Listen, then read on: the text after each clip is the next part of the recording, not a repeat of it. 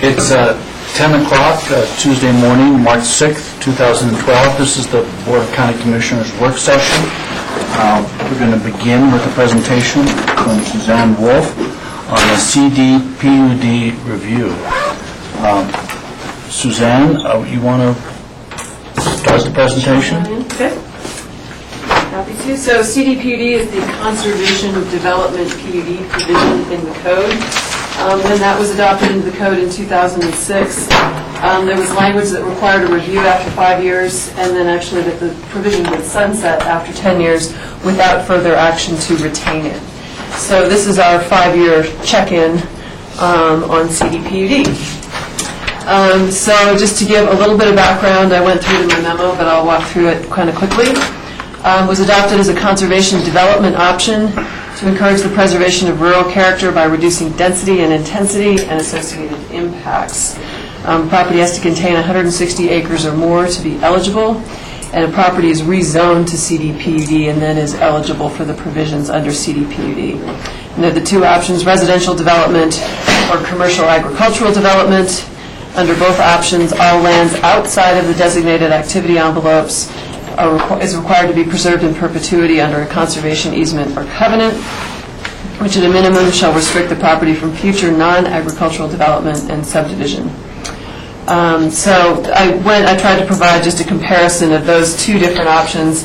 Very generally, the residential development was intended to allow slightly more square footage, but very limited agricultural square footage. The commercial ag development allows a little less residential square footage, but allows unlimited agricultural square footage. So, and also allows you to have some additional special review uses to support an agricultural use on the property. So there are sort of limited differences between the two. And they become even more limited, I guess, when you bring in the caucus floor area limits, which further reduce the one we worked on, Middle Ranch and the Emma Caucus. Total floor area was limited to 8,250 rather than 15,000 square feet.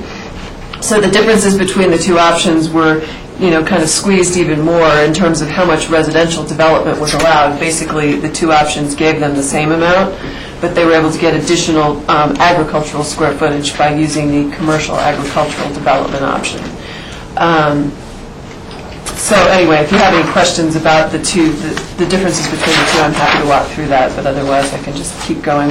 When this was first adopted, we have made a couple of changes that I think are pretty significant. One was when we brought in the caucus floor area limitations. So you weren't, just because you were in CDPUD, you weren't still allowed to have 15,000 square feet when the caucus had a lower limit than that. So Emma Caucus, Snowmass, Frying Pan, their limits are recognized in CDPUD, and they are limited by those caucus limits. There was also a pretty significant amendment that changed the maximum allowable density in CDPUD. When we first did it, we said, well, every 160 acres can have 2 houses, 2 CDUs, and everything else that comes with it. And we, I think, pretty quickly realized that that was a lot, and that wasn't really accomplishing what we intended. So we took that away and said, your parcel, whatever size that may be over 160 acres, it may only be 160, it may be 700 or 800, whatever. On that entire parcel, you are getting what comes with CDPUD, 2 houses, 2 CDUs, or 3 houses and 2 CDUs, depending on your acreage.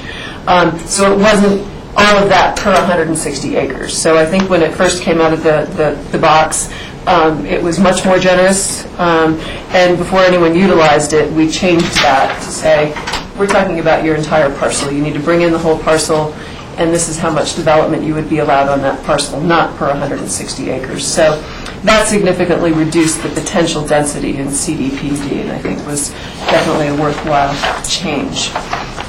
I think, as you're aware, we've only had one application, which is the Middle Ranch application off of West Soapers Creek Road. They used the commercial agricultural development option. So they were allowed 2 single-family residences with a combined maximum floor area of 8,250. No one residence may contain more than 5,750.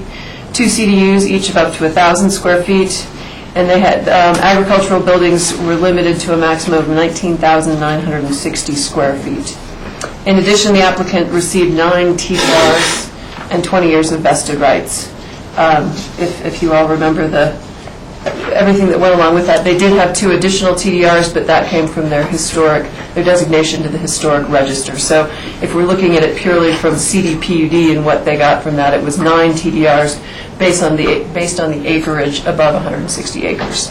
And that's a formula that's straightforward in the code in terms of how many TDRs you get if you utilize CDPUD. And I guess just to on that, specific example, prior to the rezoning to CDPUD, property was zoned RS30, which provided the potential for up to 11 lots on 344 acres, each with a maximum floor area of 8,250.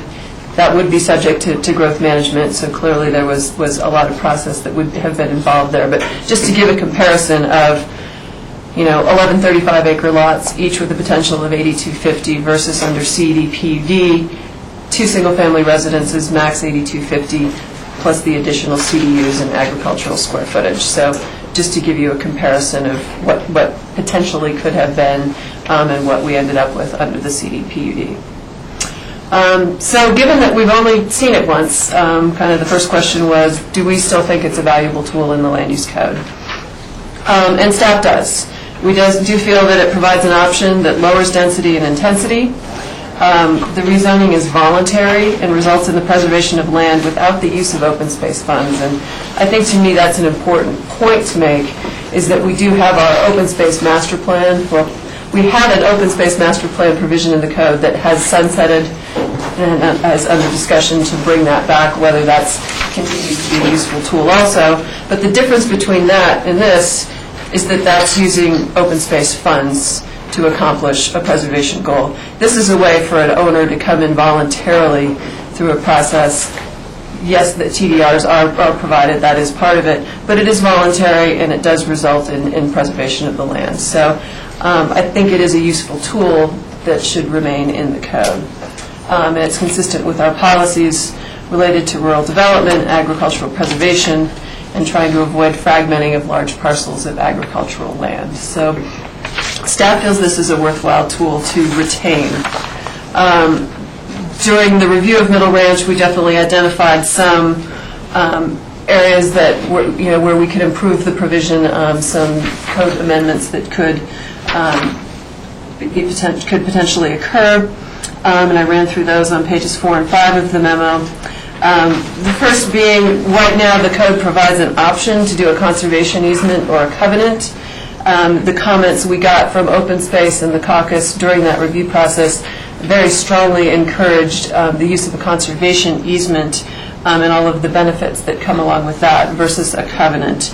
And I think I put the language from the Open Space referral in there just because I think it helps talk about the monitoring that occurs under a conservation easement annually to ensure compliance. It's a stronger tool, the conservation easement. So I think given what the discussions we had at the time, I don't know that there's any need to provide an option for a covenant. It seemed like everybody preferred that through this process someone should be required to put a conservation easement on the property and that that's the appropriate tool.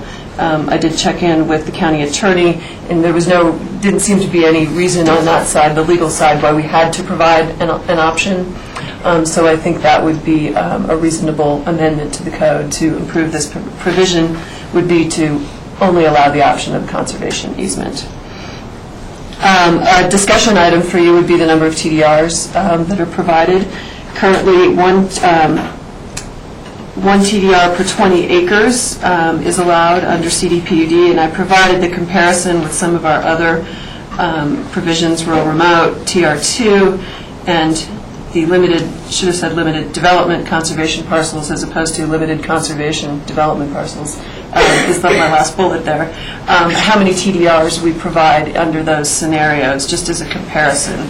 I don't necessarily have a recommendation for you on a change. I don't know if it's necessary or not, but I figured it would be a topic that you all might want to discuss to give us some feedback on if you're thinking that is an appropriate number or not. And I'll run through all these issues and then we can go back. Agricultural buildings, as I said, under the commercial agricultural development option, the code allows unlimited floor area. When this was reviewed, there were concerns expressed by the board, and there was ultimately a limit placed on agricultural buildings of 19,960 square feet. So I didn't know if that was something you wanted to discuss, if you wanted to not have it be unlimited as the code provides right now, if you wanted to somehow put in some limit on that. The unlimited square footage over 160 acres is consistent with what we also allow under the code anywhere else. It's not specific to CDPUD. But that definitely, did have some discussion at the time, and there was a limit placed on the Middle Ranch property for agricultural buildings. A more recent issue that's come up, and just to touch on it, and I think there'll be an application in front of you, so I don't think we want to get too much into that, but when we did Middle Ranch, there were the two historic buildings that were put on the register, but we didn't really address how those could be used and how their square footage counts and things like that. And we actually have another person who's looking at the CDPUD provision, similar scenario where they have a building that could probably be designated to the historic register, and kind of figuring out, okay, well, how are we addressing, given the square footages we're allowing, is all of that counting towards that? Is it separate? Is it exempt square footage? I think is a piece we need to go back and probably address under the CDPUD provision that is not currently now specifically called out. Another change that came from Middle Ranch, a recommended change, was including micro hydroelectric energy systems as a special review use for those properties. I think it came up, they were looking at different alternative energy options, and we realized that just wasn't there. And when we amended the code, it was not included into CDPUD. And then, as I mentioned, there is an expiration date on the CDPUD provision. We have another, well, not quite 5 years at this point, July 5th, 2016. So I guess we could either leave that and basically say that we will have another review similar to this prior to that date. If you want at that time to extend the provision, we could do that. Or I guess the other option would be, if you're comfortable having the provision in the code, that we could eliminate that sunset date at this point, or when we do some revisions to the code. So that's my general update. I did send this information to Open Space just so they knew that we were looking at this. I also sent it to Mitch Haas, who was the planner for Middle Ranch, just to see if he had any comments or thoughts, given what, having gone through the process. I think he agreed with basically sort of my update. He hopes that you would continue to feel that this is a worthwhile tool in the land use code, that he does think it provides a good option for a good conservation option. He advocated for maintaining the TDR, 1 per 20 acres for TDRs at this time, given that we've only seen one applicant at this point, and sort of let it play out more to see what happens before we start messing, sort of tinkering with the formula such as it exists. And the other suggestion was something about consider tying the ag building square footage to the new agricultural review process. Again, that could just include a committee review or whatever. So anyway, so he just wanted to make the point that he felt that this was a worthwhile tool for a property owner to utilize under the code. And I think that's it. Great, thanks, Suzanne. Gentlemen, any questions? George? Overall, I think it's a good tool for us to continue to keep in the code. I think it does address the Down Valley master plan in terms of preserving rural character and lessening the impacts from development, so that's great. A couple of questions on the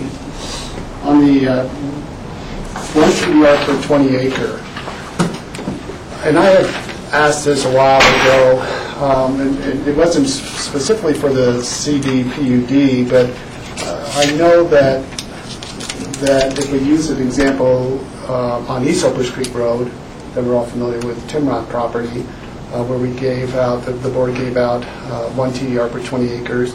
I thought that was a little generous, because a lot of that property would not have been developable anyway. So I'm just curious how you have that balance. Given the topography of a parcel, how do you account for total acres, knowing that a portion of that property could not be developed anyway, but we're still giving out TDRs over the entire property based on every 20 acres. So, yeah, I mean, that's the same sort of way we've approached it all along, starting with rural remote, that we did not, we said you're eligible for a TDR. We didn't say you're only eligible if, your 35 acres is developable. So I think that's where it started, where we said these are, whether they're fully developable or not, these are places we want to protect and preserve, and that was the tool. So I think that's carried forward through all of the provisions where we grant TDRs. I mean, yes, there's the constrained TDR, and that's kind of a different process. But short of that, all of these, the incentive, or one of the incentives to someone with this process is to get TDRs. And we haven't had any sort of limitation. We're saying, well, that's not eligible because it's not accessible or it's steep, those kinds of things. So given that, I would suggest expanding that to one TDR for 35 acres and perhaps keep that more consistent as well.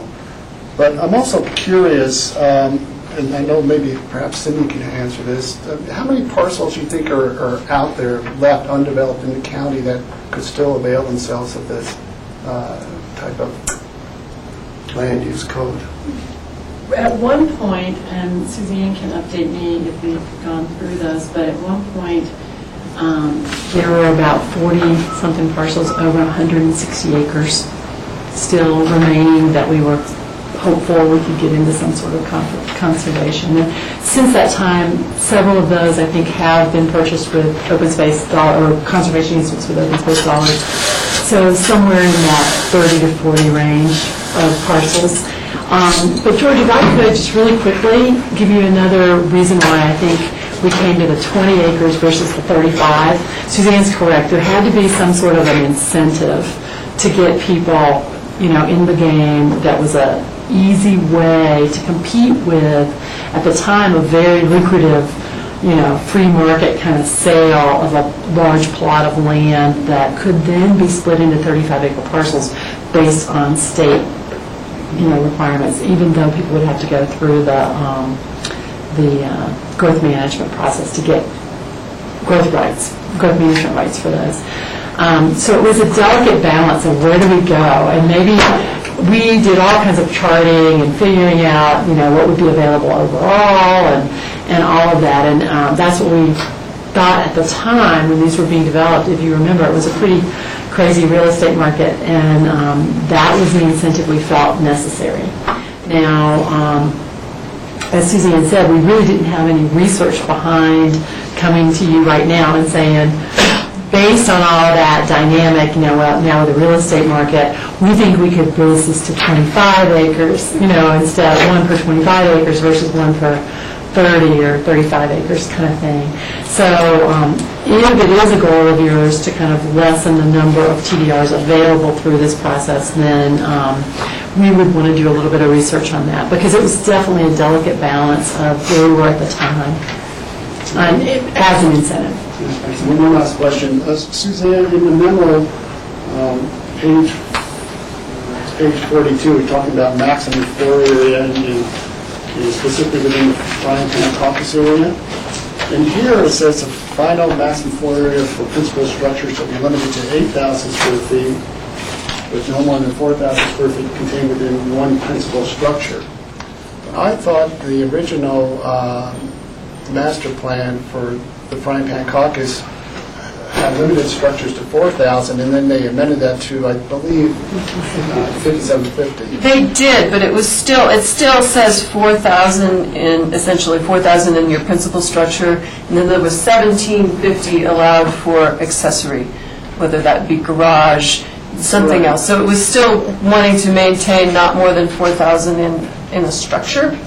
So I think, I looked at this and I thought, well, if, again, the CDPUD is allowing them 2 residences in the frying pan, and so I think still limiting those principal dwellings to 8,000 total, no more than 4,000 apiece, they are still getting the additional CDU square footage and accessory square footage. So that's why I didn't think we needed to tweak that based on that change. All right, thank you.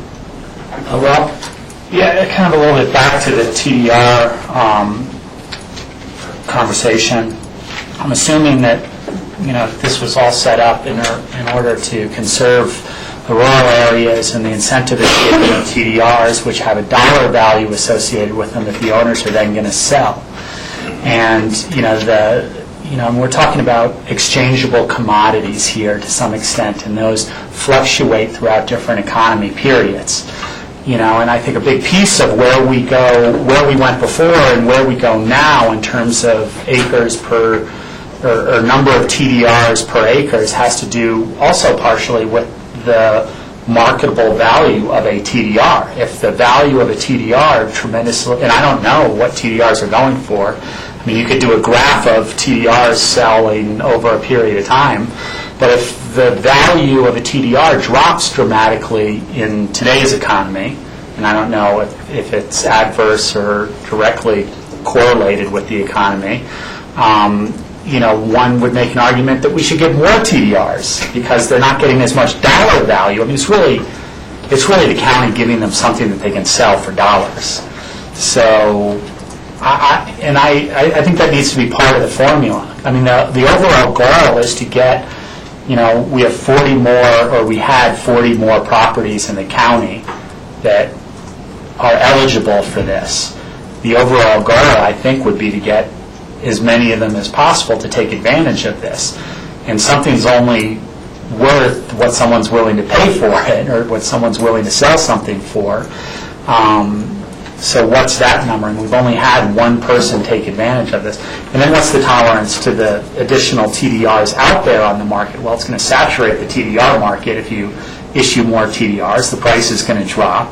And, maybe more people will buy TDRs and put those developments to use. And is that a good thing or a bad thing? So, I don't know. That economic piece needs to be part of the discussion in terms of changing that 20 acres to 1 TDR.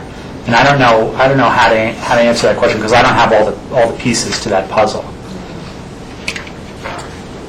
That's the first question. Cindy, it's really about where TDRs have gone and how this affects the program. But aren't you addressing George? No, I mean, George is suggesting that it's 1 for 35. You're suggesting that you're not quite sure, but 1 for 20 seems reasonable because it incentivizes it.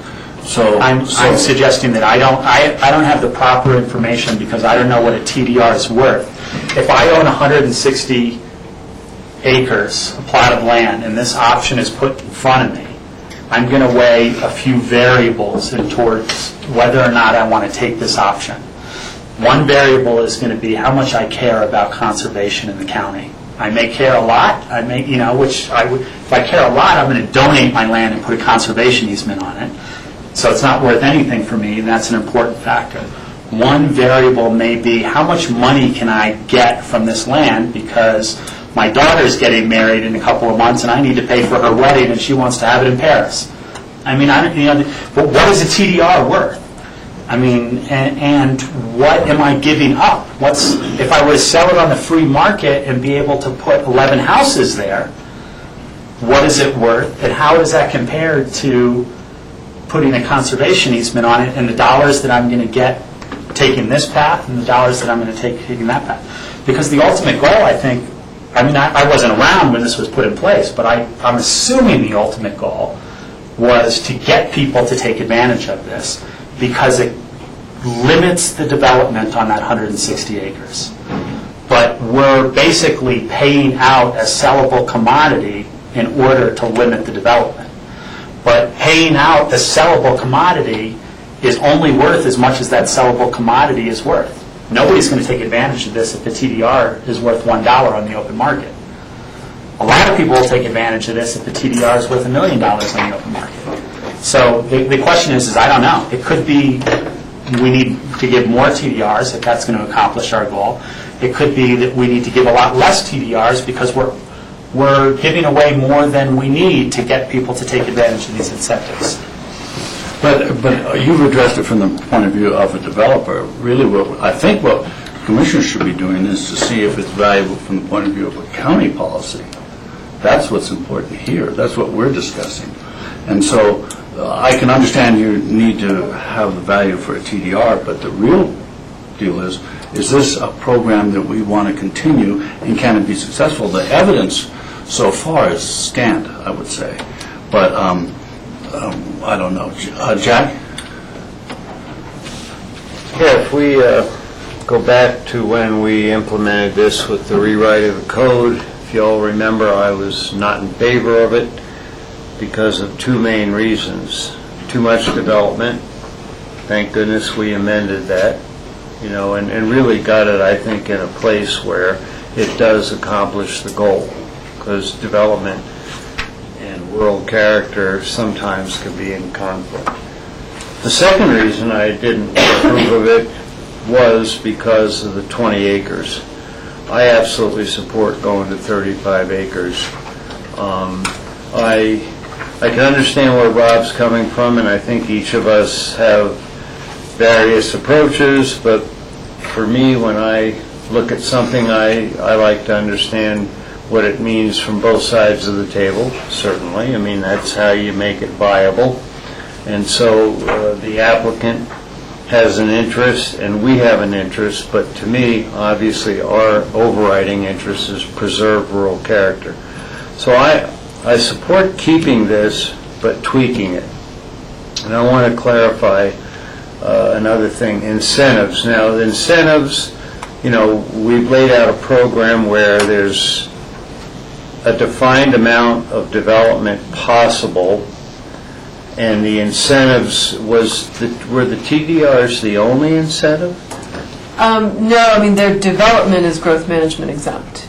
That's a big because that's a real key. Right, so and I think that's as valuable as 3 TDRs oftentimes, for the process and according to the market. We know the market might now be 140 or, thereabouts.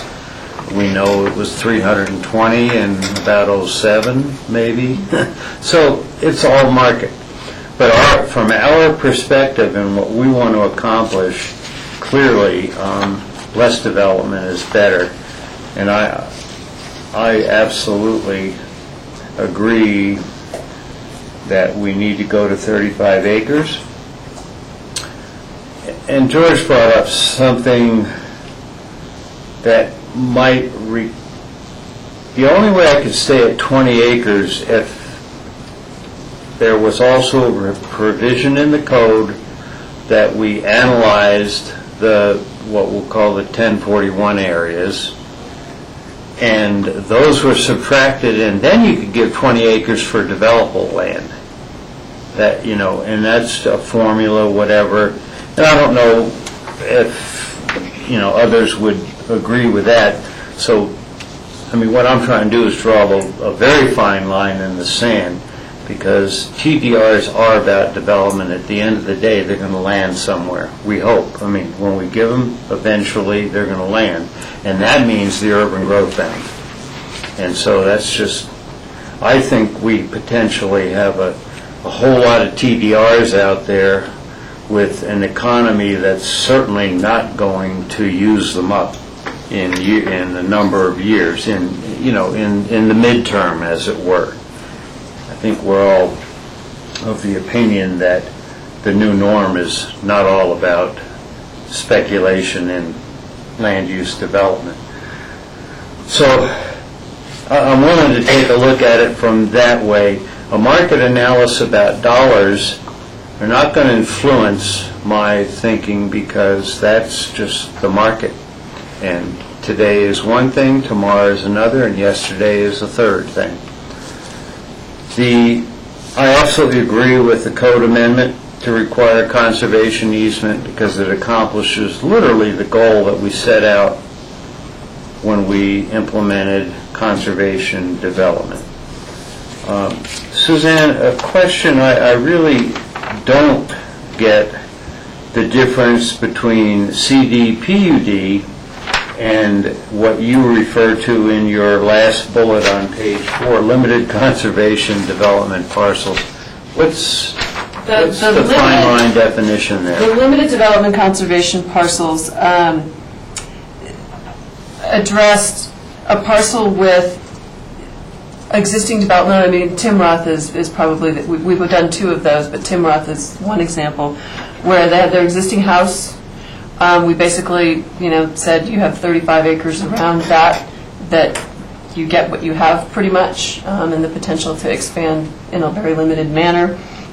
And the rest of it is conserved, and you get TDRs. And that's where at the rate. TDR... Right. That's also an option if somebody just wants to come in and get TDRs. That was the other property owner who used it. It was the other Fender parcel, actually on the East Soapers Creek side. Had no development on it, but they just wanted to take the TDRs and go. No development proposed, and so it's protected. So CD/PUD provides more development option for you than limited development conservation. With the PUD, you have more flexibility within it to manage the results. Yeah, and we're not talking about refining limited conservation development today, so, we'll leave that for the And I would future. just say, actually, I think this will generate some amendments for CD/PUD. I think, probably bringing forward a package of amendments that, again, we've done a few of those limited development conservation. The code didn't require us to go back and review it, but it's probably a time for us to go back and look at all of the provisions, the LIR provision that was used with the Drosty property through that review, that extensive review process. I think, we need to take the step back and go back and look at that process and see what changes should be made to that. So I think this could be a piece of, looking at kind of all of those options in the code and making sure that they're accomplishing what we want. That seems reasonable since this is a major tool and the goal is obvious. That's been consistent, I think, since the 70s in Pickens County about conservation and limited development through, for example, the original down zoning. Going to the last thing. Can I just interrupt? Yes, certainly. Let's get some direction here. So there seems to be a discussion about 3520. What's the appropriate TDR acreage? And let's if it's okay with you, let's direct community development to look at those 2 questions and see what the implications are, including value, incentives, and all that kind of thing. Because I think there is a gap here of why we would do it one way or the other. And so let's make sure that we have an understanding through community development of what the implications are. Can we say yes to that? Yeah, and Michael, that would include my idea of maybe taking a formula or something. They have the ability to look at any number of items within the context of this question. Yeah, and it could be any formula, but that's something Cindy mentioned, so let's get them to do that. Should we add microhydro as a special use? Let's get that out of the way. Is there any argument about that? Because it isn't mentioned as a special use in CD/PUD. No, I would agree, because we've also already amended the code to allow it under certain conditions on 1041 slope, so that would be consistent. And then there's the question of conservation versus covenant. And so it seems to me that the direction should be towards conservation, but we'll have community development look at that more closely. Is that okay? Yeah, it is, but I have a question just to clarify. Okay. Because when you said micro hydro, should we say any alternative energy sources? Because, for example, Middle Ranch, they were given up wind power. Wind power, I think, was listed there, and that's when we realized microhydro wasn't, but we could look at it, making it a little broader, so. Well, like alternative sources. Renewable sources. Renewable sources, that's what we're yeah. Within the context of the code, though, you're not saying Right, subject to change the standards, provisions. right, George? Yeah. Okay. Yeah, it would be a special use. Yeah, so, one more. Then go ahead, Jeff. I just wanted to clear those things up. Right on. Under existing structures, and apparently there's a discussion going on internally, but nothing's before us, so I'm going to give you my opinion. For me, historic buildings are a very sensitive issue, and I'm concerned that we have actually gone too far in incentives where, you know, we give a development right for historic structure, et cetera. But that is the code, and so we'll work from that base. But historic structure buildings, at least my experience, has been that they're relatively on the smaller scale.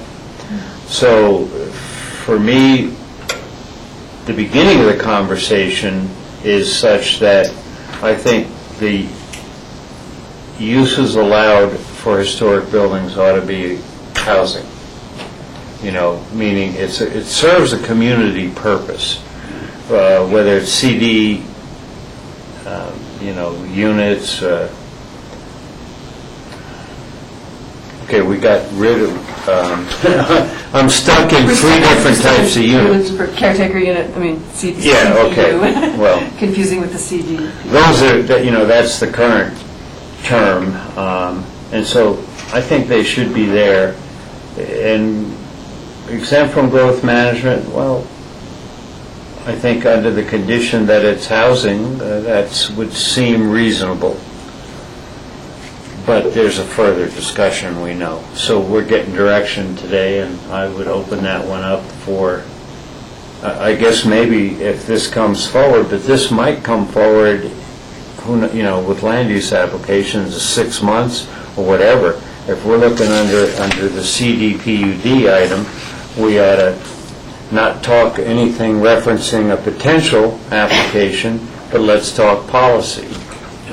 The question that Suzanne raised was whether or not that historic exemption, if it were converted to a residence, whether that square footage would be counted against the allowable square footage or not, or be exempt from it. And so that would be the question, it seems to me. What you're saying is, as long as it's, now I'm not quite sure, just if it's like a CDU, an accessory to the main residence, that would be okay with you, and it would not count against the total square footage? What are you saying? Yeah, I mean, I think that's probably reasonable because they're small units and there would be eventually, meaning public purpose with having it used as housing. Oftentimes these historic structures just sit there, and there's some structural improvements so it doesn't fall to the ground, whatever, but they're not used. So I'd rather use. Yeah, and we have seen, I'm just trying to think of other examples, some uses where somebody's, made it into an office, essentially, where, there are other accessory type uses where, I think, Susanna probably would say, the best thing is to have it be used, whether it's as a dwelling or something, but that if it's being used, it's being maintained. Chaparral and that's the best way to and preserve Circle it. R Ranch both have historic structures that are being used. So to the fine line, of course, without the next conversation is, I'm okay with exempting it from growth management and not counting its square footage if it's housing. If it's an office and becomes something else, I'm not so sure. So, I'm trying to draw lines here. Right. Let's just get some agreement on that, or direction or something. So what do you think, guys? Do we exempt it, or George? Yeah, I'm not sure. This is a little difficult because we will have an application coming before us. It's on our future agendas to this point. But the intent of the CDU in terms of the provisions is to allow 2 development rights and 2 CDUs. And so if you have a property that has several historic buildings, if they're not exempt, then you're going from the 2 CDUs, you can go up to 3, 4, 5, or 6 CDUs. How do you determine how many are actually then become growth exempt, because they all will then add to the impact to that property, because you may have additional people living there, traveling back and forth. I mean, this is in a rural area where infrastructure is very limited to begin with, and we want to encourage increasing that infrastructure just to allow more, in essence, more CDUs on a property. So I'm really not sold on having that exempt from growth management. I could see that it could substitute for existing rights, but I'm not sure I'm there in terms of exempting it. But, I mean, my point of view is that there aren't actually multiple historic residences on the property. There's one principal one, maybe another one. There's not a huge proliferation. In other words, we don't have historic subdivision. And so there's typically, I mean, this is just typical, it's not true, but it's typical that there's a main residence or a former residence or a former ranch house and historic agricultural structures associated with that, which is, like, can be a potato cellar or barn or whatever. And so I would see non-conversion of those formerly agricultural structures. They cannot be converted into a residence, but a historic residence could continue its former function. I don't think you're going to have a proliferation of it. I don't know. Yeah, just my initial thought is, can there be a middle ground? For instance, half of the square footage is exempt. And then if it became a CDU, 100% of the square footage be exempt. And that way, at least, you limit the full exemption if they're just using it as an office or that sort of stuff.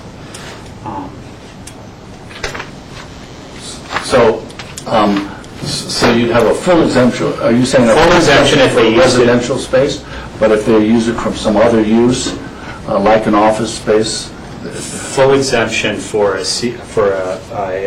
CDU or something. Mm-hmm. So it wouldn't include towards, because like as you said, I don't think they're properties that have multiple historic units in terms of, the example that George, and maybe there are, and if there are, I would say bring us that information.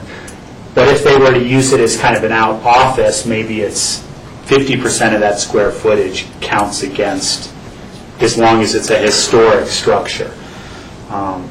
So it does take up some of their development rights for additional structures to the property, but not to its full extent. So that's an interesting idea too. So would we throw that back to community development and have them look at it? We only have 3 or 4 ideas here. Well, I mean, this is a review, and so they're actually begging that question of what are the parts of this that work and what are the parts that we have questions about, and so that's why we're here, really. So, and community development is anxious to do this kind of work, I'm sure. Well, it is, again, we've said it's a little awkward because there is an application coming in before you, so... But we're not going to apply it to any... Yeah, no, I mean, I understand, but... This is a theoretical investigation. I think, obviously, any direction we can get beyond that, knowing that right now this issue isn't addressed, so in the code, so we'd like to address it. So then, would we consider limiting the square footage in terms of what would be growth exempt? A small little cabin may only be 500, but an old historic ranch house could be 1,500 square feet. I mean, I think that's going to define the square footage. I don't think you want to, say, unless you just want to say you only get some portion of it, or, that kind of thing. Well, I guess what I'm asking, or the point is that if we do a growth exempt for a historic building, does size matter? If it's going to be used for housing. And for me, the size would matter, because that would determine the use and, again, the number of people and et cetera. We could look at it with maybe percentages. Yeah. So because if you only have one historic building on a ranch, and it's small, it's an old cabin, which most would be, that's one thing. But if you have a property that may have multiple historic buildings, and some may be larger than others, and there's a few that I can think of, so that's something else.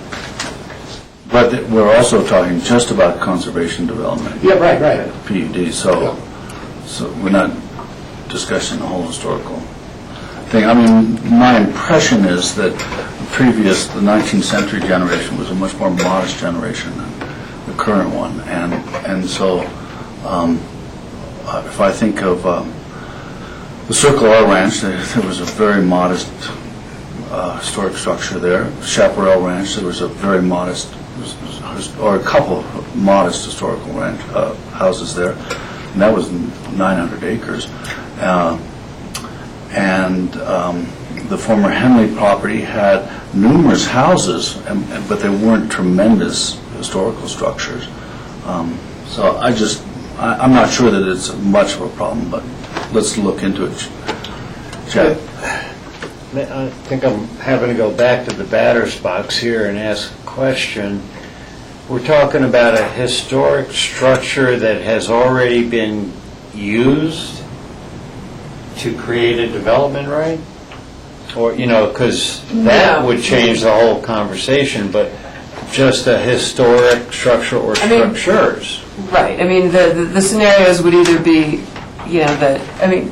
if we had something in the code ahead of time when somebody comes in for CDPUD, we would be dealing with it all comprehensively. So then the question is, if CDPUD is providing you, 2 new houses, 2 CDUs, all of those things, how are we accounting for whatever historic structures may be there? Is that additional square footage on top of what we're allowing over here? Is it potentially additional dwellings on top of this? Or is it coming out of what you are getting from your CDPUD? Or is it, some additional incentive because of this being historic? You're getting all these things from CDPUD. What's the incentive you're getting for some sort of for a designation on the historic?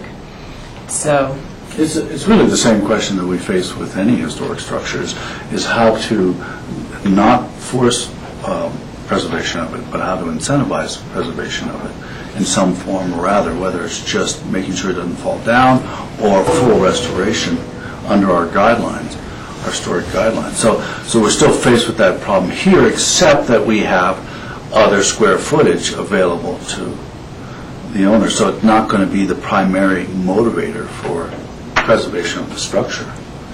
I mean, unless we incentivize it, they could leave those structures there to rot back into the ground. So that's the question, I think, that we pose to community development. How do we incentivize it? How do we not get too much square footage? If that could be, that's George's concern. Yeah. And to some respect, we do incentivize it through the TDRs that we grant them to help provide funds to actually stabilize and restore those structures.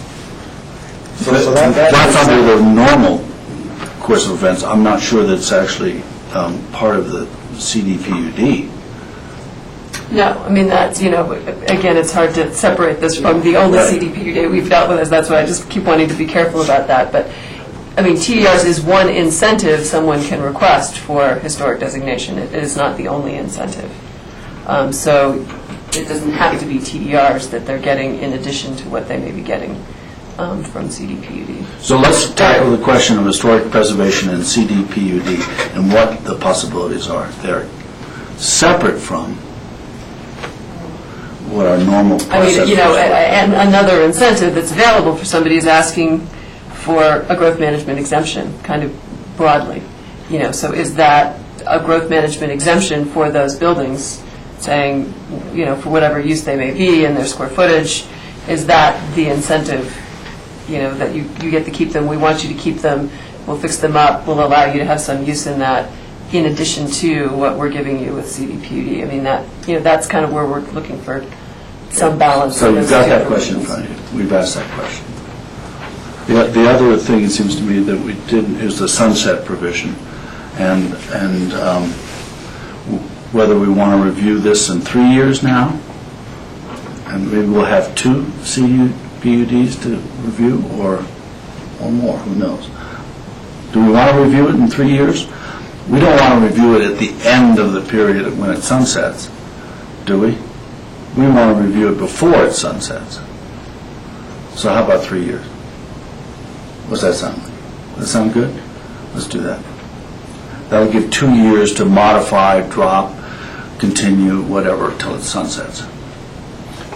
Yes, Jack? I mean, if we feel this is a valuable tool and we work out some, we'll call them idiosyncrasies within the program, I would eliminate the expiration date. You know, it's just an artificial date. I mean, we chose a date because we were concerned. But if we now, with this review, decide that we're going to keep it and it's valuable and we're going to tweak it or whatever, redefine it, I mean, that's part of the discussion coming up.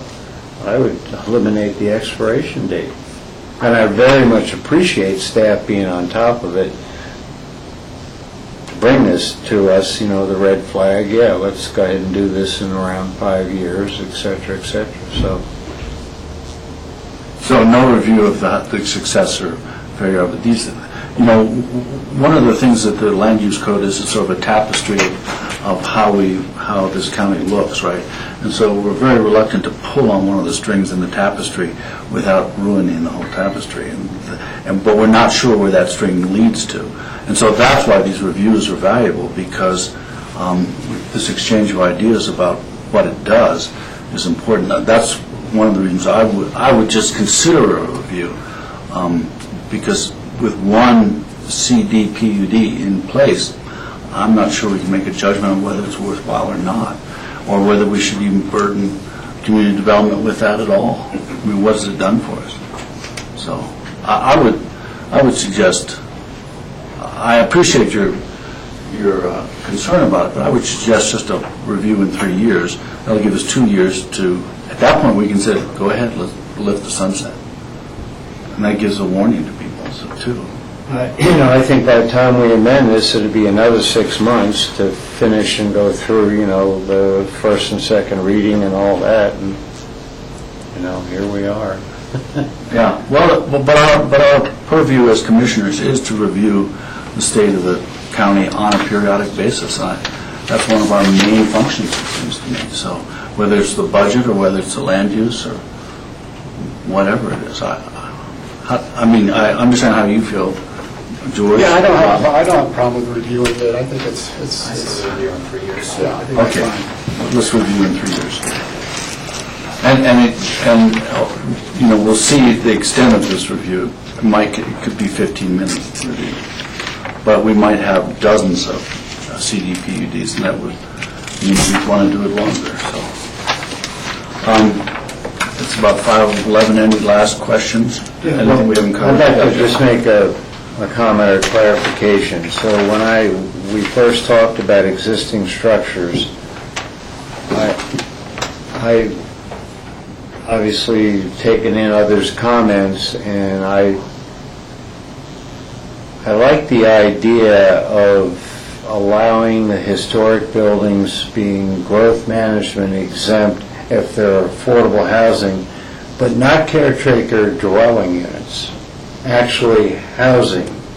You know, it would be controlled by the ranch for the use of, you know, here we're talking 160 acres, and if we're talking about preserving some element of ag, or if rural character only means open space, that's another question. But if there's any kind of an operation, haying or whatever, these small units, I would agree to being very flexible about their exemption if in fact they were almost, I guess it would be a deed restriction for housing. So we know that its use would be a community benefit. I mean, if it benefits the ranch as housing, it's a community benefit. So that's different than a caretaker. They had to define that line also. Caretaker dwelling units are just guest houses oftentimes. and that's okay, because it's part of the code, but an actual affordable housing unit or a working man's, working family's dwelling unit, that's what I'm after, an actual use for the ranch. Right. We did that on the McCabe Ranch, where the housing, the extra housing had to be associated with the function of the ranch. If it wasn't, then it went into deed restriction. I think that's what happened. It went into deed restriction. So let's examine that possibility. Yes, Rob? Yeah, Jack just threw out this number, and I just wanted to verify it for my mental reference. In 2007, a TDR was worth $320,000, and today it's worth $140 on the going market. Those are about pretty accurate. Those are pretty accurate. Based on the report from December. And it could have been 6, but, I think we topped out at, 310, 320, somewhere in there. So it is market-driven. Okay. You were totally right in your speculation about it. Yes, Yeah, Cindy? just really quickly, I just feel like I need to say, because when we developed all of that, we knew that it was, one of the beauties of the TDR program was it was total free market. And sometimes this would work, and sometimes it wouldn't. Sometimes this would be a really valuable tool, and sometimes it wouldn't be based on that.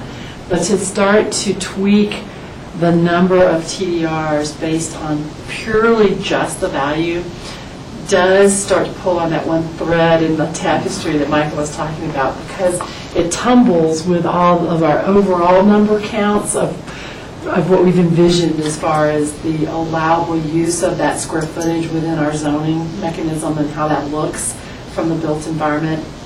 If you're taking, something to a 15,000 square foot house, it was maybe going to be the 5750 exemption.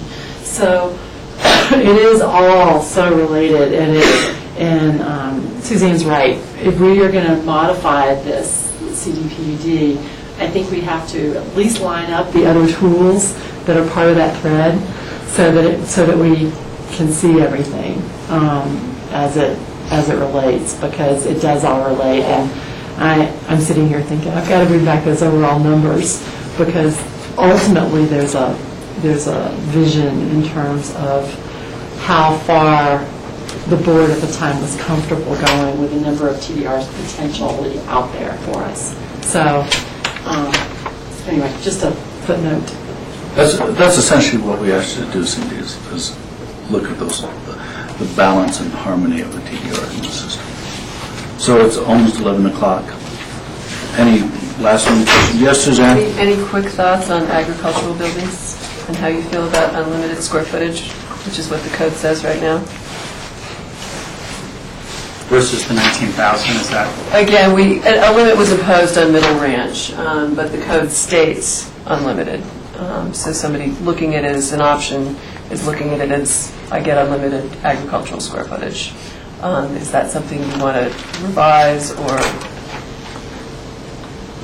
say it's subject to some, part of the review, or unlimited by review, or? We've only got a minute or two. I know, it was like Thank you for bringing that up. 2 cents for each. It was the only one you missed. Board? Yes, Jack? Yeah, real quick, because of incentives are necessary, I'm okay with that if it's defined clearly as an ag building, not an arena, or, 19,000 square feet, for example, seems so huge. Can't imagine how that's going to work within a Picken County ag operation, but, that's multiple buildings, I'm sure. But, I think that might be one of the clearly the incentives that are necessary. Yes, Troy?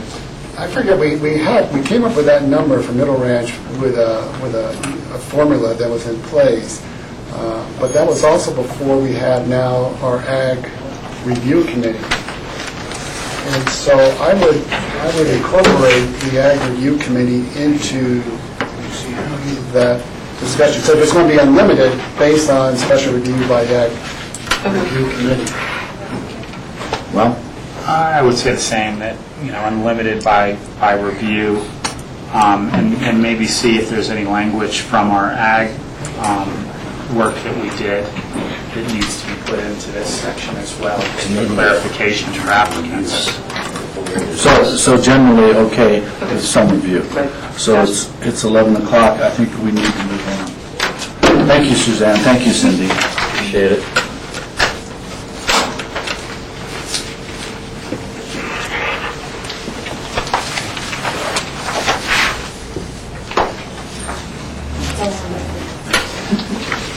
So at this point, we have an agenda item labeled AABC Road Plan, and G.R. Fielding, our county engineer, is here to present it. Is that correct, G.R.? That's correct, Michael. And it'll just take us a moment to get set up for a PowerPoint presentation. Excellent. Michael, would you mind hitting the switch for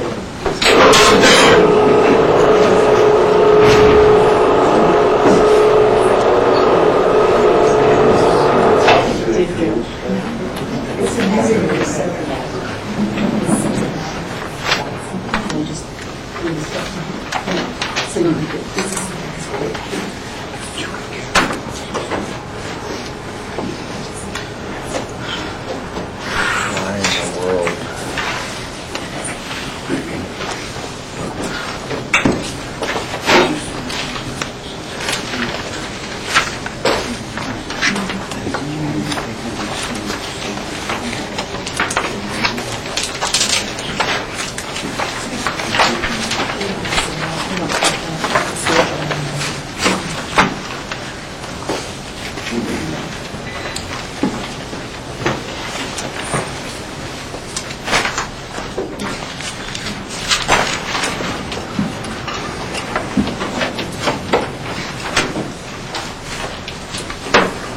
All right. Again, thank you.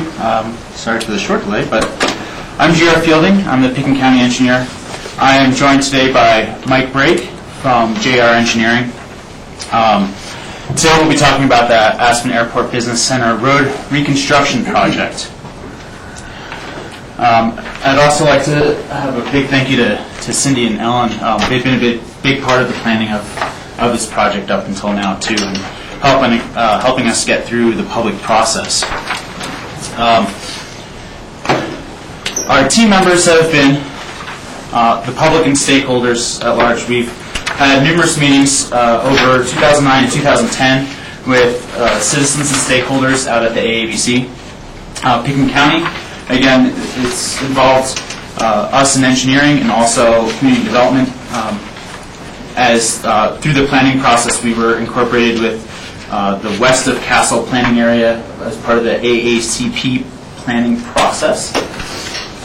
JR Engineering, Michael here, has been the lead for the project, and they've also had some sub-consultants, Kimley Horn and Associates, do some traffic analysis, and Land West do the landscape architecture for the project up until this point.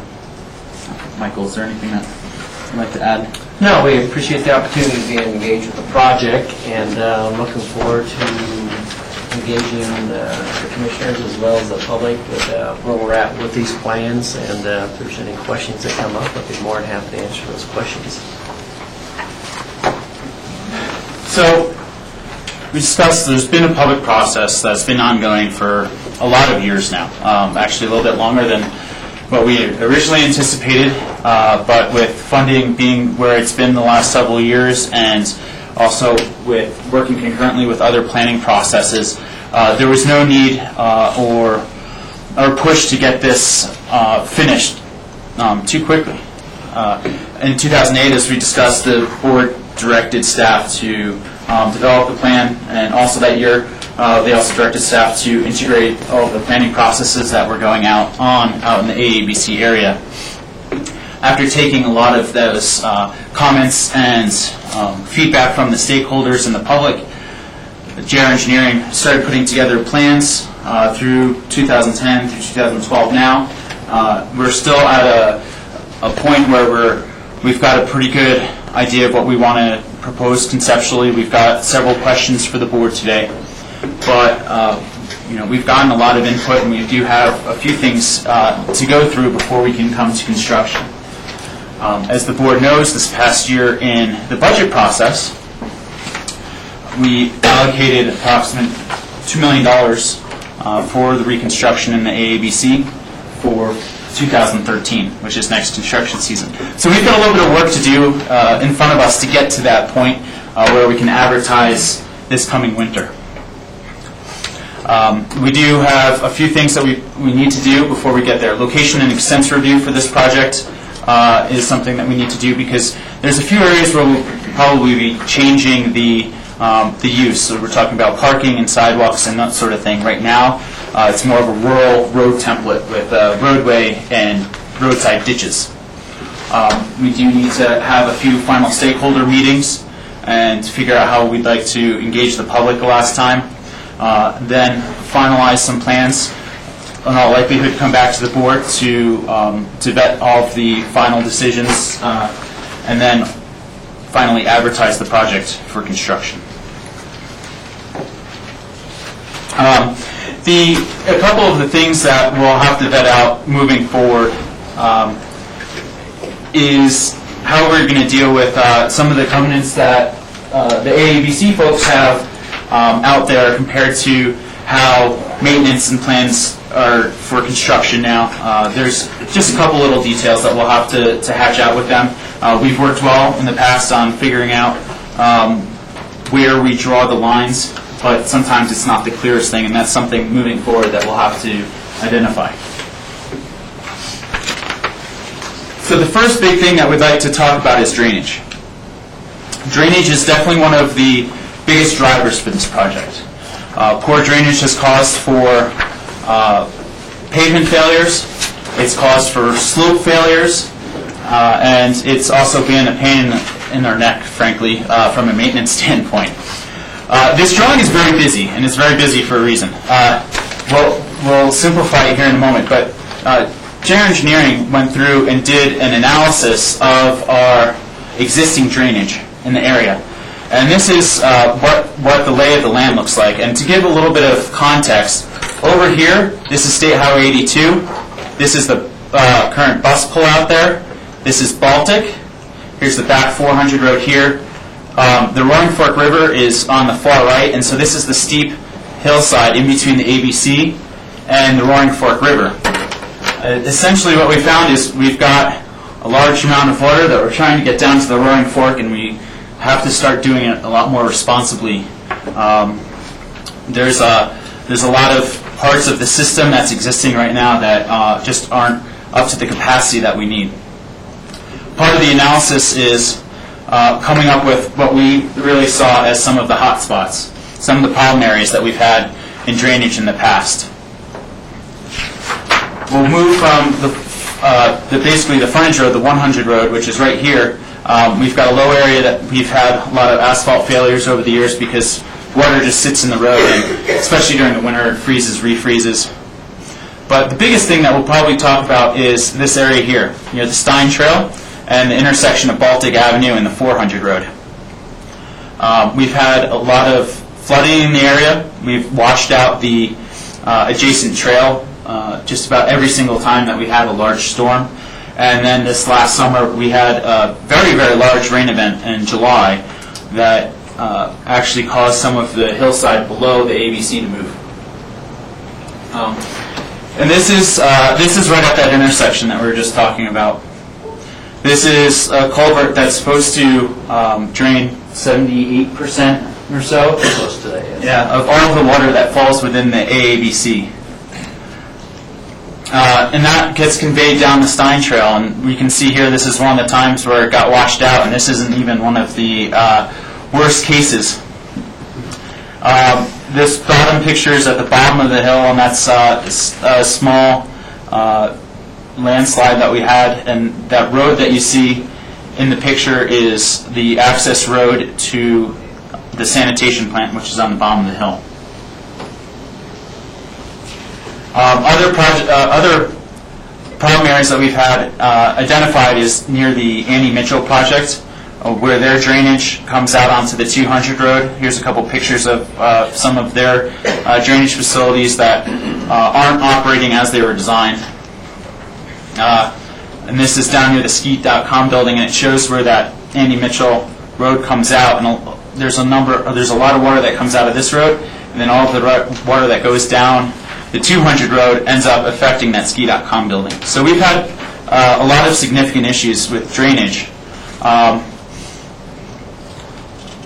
throughout the ABC that drives a lot of need for new infrastructure in the area.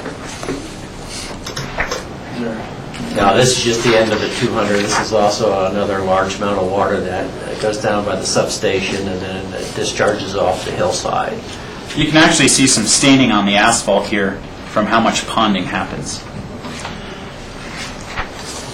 And this is showing that area that goes through that natural trail easement that we have that goes by that substation and would daylight out near the Stein Trail. So, with that, I'll hand it over to Mike a little bit to talk about where that analysis and the identification of these hotspots got us. So collectively, we tried to get everything, how it's moving through the site, and with a lot of the internal improvements, either through curb and gutter or changing the cross-section of trying to help capture the water and redirect it into controlled situations, with two of the areas being off the end of the 200 road as well as off the northeast side by the Stein Trail there. And so getting it through the site in a controlled manner, then getting to these collection points, and what we propose for a fix is to pipe it down into a concentrated area down where it currently goes to naturally down the hillside using a large storm sewer via concrete type line pipe. It's a steep hillside, so we have to protect what we're capturing in there. The pipe size we're talking is about a 48-inch size pipe. We're proposing to capture both of those off the 200 road and get it into the same pipe that would end up finishing down by the treatment plant.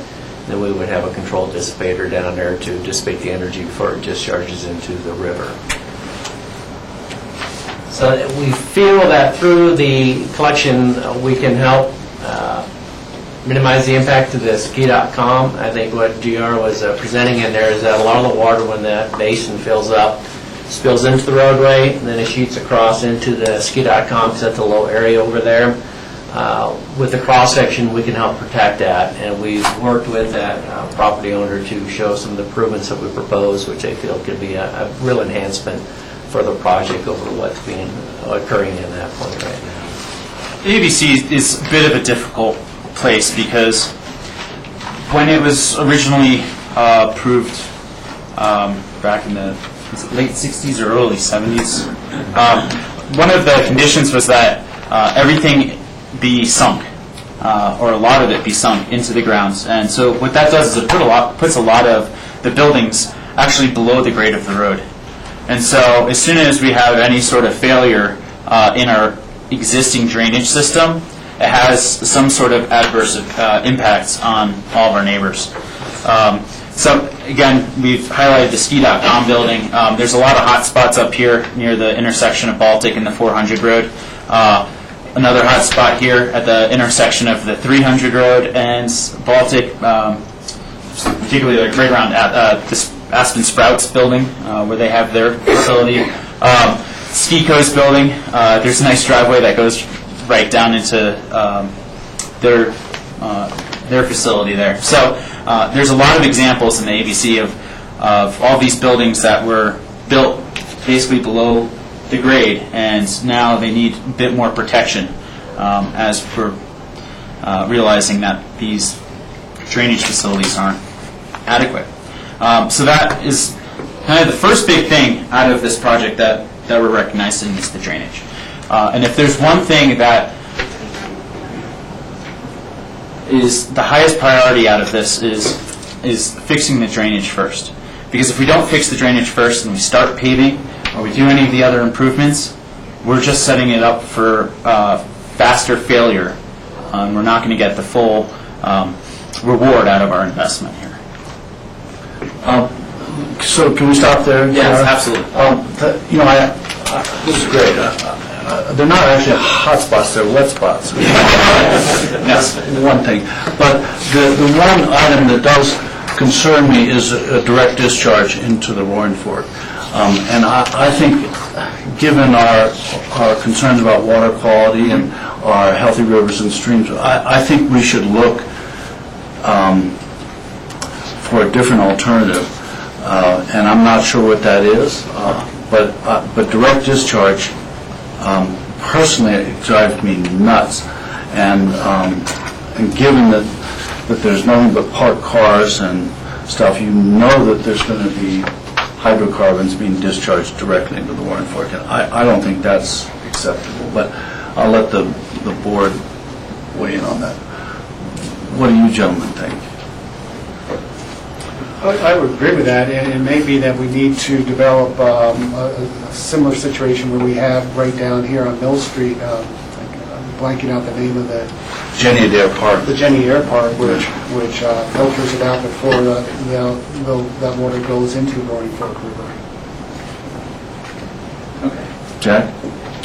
Yeah, it seems appropriate, at least as an intellectual solution, to have a settling pond, but because of the discharge, I think a major discharge is up in the right-hand corner, the upper corner there where you have your little island, as it were. Excuse me for not being prepared. Are you, Jack, are you talking in this area right here? Yeah, right here. That appears to be a very steep slope, so is there a place we could actually put a settling pond? There is a bit of room at the bottom of the hill in between, Before the edge of that road? Yes, but we'd have to do some property research and that sort of thing to look at, how much space we need, who we need to either acquire it from or get an easement from. Luckily, we do have some open space in that area, so there's a few issues that we'd have to look at. We have talked about it in the past. It's not something that we haven't looked into yet for this, but it's good to get the direction that we'd like to move forward on something that's a bit more environmentally conscious than just what's required. Michael, a quick clarification. Is that intended, no, currently, is that the only discharge to the river? I mean, I know from design, I don't mean from physical, grade and all of that, but is that, and at the end of the day, when this is done, will that be the discharge to the river? Yes. Majority of the site, that's correct. Yeah. Basically, what we have is we have a large area right here, which will discharge through here and actually tie in to the rest of it. So, yeah, we're talking about a vast majority of that water going through that corridor. So we looked at trying to, where it comes off the roadway system, of trying to capture and trying to do some water quality up there, but the volume we're talking about and the space that we have is very limited, so you can't really get the contact time to try to clean out impurities. You're talking about the carbons and that stuff. We would have to look at a larger area down below, which it helps because we could dissipate the energy as it comes out of the baffle system and allow it to flow into some kind of wetland. I think Jenny Adair is a great example of something you could do with that. If we can get the space and the property down there and make a nice project before it goes in, because we can get rid of the energy, it has the time to settle out, and then slowly discharge into the river. So there's John and then Rob. Mine was addressed. So. Okay, Rob? I think we should totally investigate those options. Okay. Absolutely. So what's the next hurdle that we have to go through? All right. Next hurdle. We're going to start talking about safety and traffic, some of our favorite topics here. Part of the public process we heard was that people would like a lot more pedestrian amenities, which really talks about the safety of the streets in the AMC, and talking about the traffic patterns. One of the things that we do have proposed is to potentially one-way the 300 road. The direction would be one-way is going down valley, so going in between the 400 road and Baltic Avenue. So it would come out at the four-way stop at Aspen Sprouts across the street from the car wash, to give some reference. What that does is it allows for parking on street, and what we have proposed today is angled parking on the right side with a adjacent sidewalk, parallel parking along the left side, which leaves that one lane for through traffic going towards the north.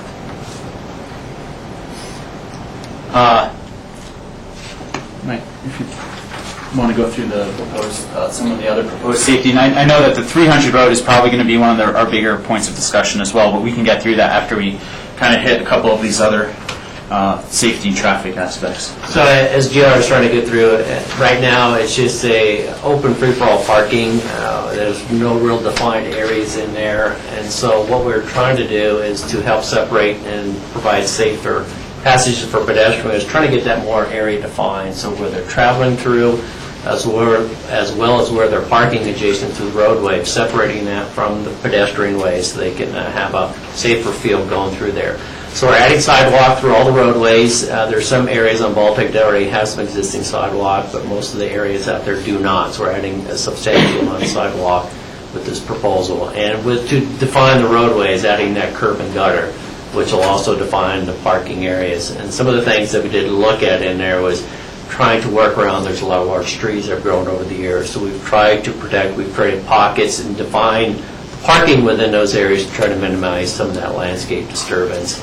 The intersections, again, will be defined on the turning radiuses. There's areas that we can improve upon the site triangles, which we have. There's some areas in there that have a lot of vegetation that we may not want to disturb, but they don't have a lot of high-speed type interaction situations in those. So we want to look close at weighing, does it better take down the trees, or is it really accomplishing that much by enhancing the safety on those site triangles. And then the other thing is a crossing down some of those main corridors where you got a lot of vehicular traffic is having those enhanced pedestrian crossings, so we can have those identified for the vehicles to see the pedestrians when they're crossing those areas.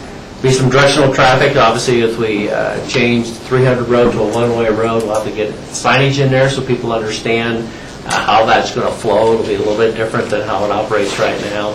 And then there'll be a lot of new street signage in there so people can get around through there a little bit easier. So one of the reasons that we got to recommending this is because of the parking situation out in the AABC as it exists right now. We do have some designated parking for a lot of the residential units, but on the majority of the space within the AABC, parking is technically illegal on the road, but as most of us know, that's not exactly how it's practiced out there.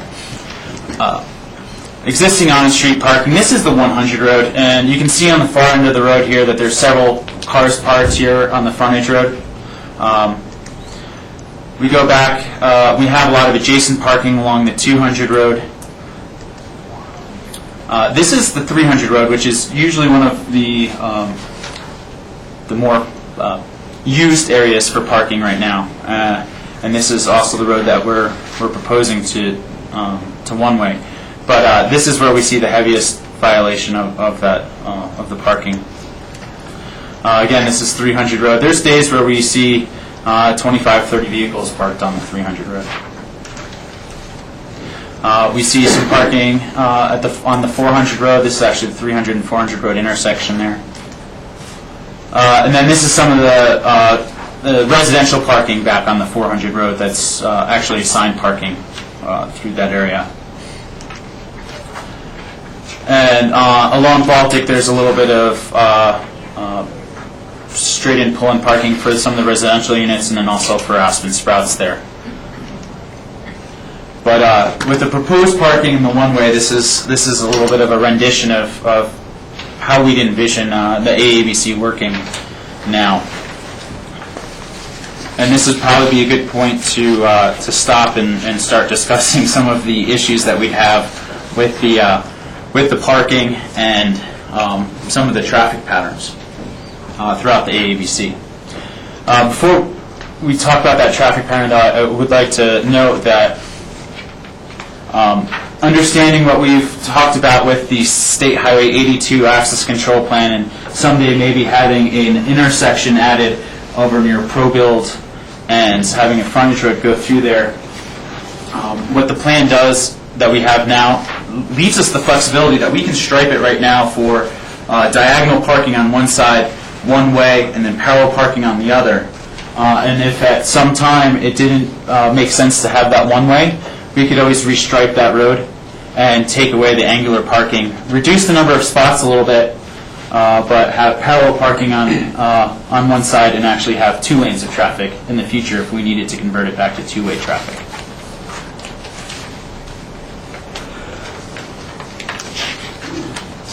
George and then Ron.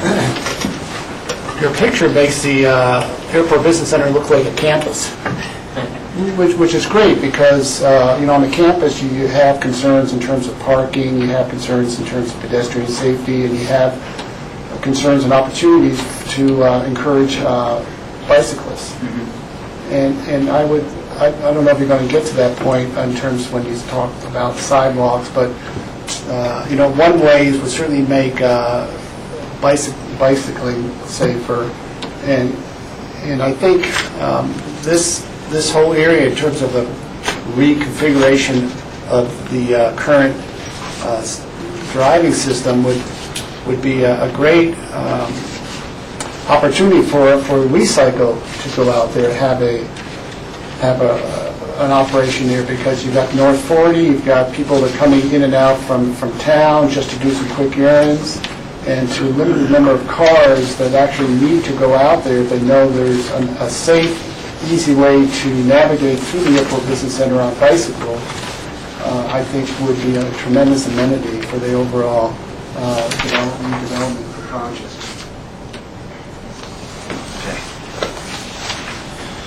So that would imply, it seems to me, some structures for bike storage. And I don't know who supplies that, but the problem, of course, is that everybody wants to ride bikes, and then you have to tie your bike to a tree. Well, But I'm just... No, what I'm saying is a Recycle, I mean... Yeah, I know, but I think also people are going to own their own bikes. If part of this, the implications, what you're saying is, this could be a bike-friendly campus, whether Recycle does it or whether your bikes. And part of having a bike culture is someplace to store your bike so it doesn't get wet, snowed on, and it's not stolen. Correct. And that you don't have to tie it to a tree on some corner, and that's considered bike culture. That's not considered, for me, it's not bike culture. So that's, I think that's maybe something we should look at as a bike-friendly North AABC here. So, yes, Rob? Yeah, I'm trying to get my arms around and backing up here a little bit about, where we are today and where the need is for parking. I've been out there and I know, I see a chiropractor out there, I go to CrossFit out there, I, go to the ski code building and see all the stuff that's going on with the parking. So there's a need, but we also need to address the enforcement issue and what the guidelines are for enforcing the parking out there. We also have to address what the problems are. Are people, parking and crossing the street to the airport and flying out for a week? Are the businesses not providing adequate parking on their property in terms of planning and development when we're doing stuff? And regarding that, have we looked into options about going beyond the right-of-way and partnering with private property to create this parking, as opposed to making these one-way streets, providing more parking within the right-of-way and creating maybe a more congested area, especially if we're not enforcing it. I know that a lot of the development that's happened out there has got a cluster of parking off the streets as well, and it may be an opportunity to clean that up. I mean, you can't pull into a doctor's office out there without 10-point turning into a parking space that's allocated for that doctor's office or whatever it may be out there. Looking into opportunities to partner with the property owners out there in terms of doing a better job in cleaning up. And I worry whether or not we're just going to encourage, I kind of echo what George is saying, whether or not we're encouraging more people driving out there as opposed to biking or taking the new, bus system, which will be more convenient and that sort of stuff as we do the improvements to that.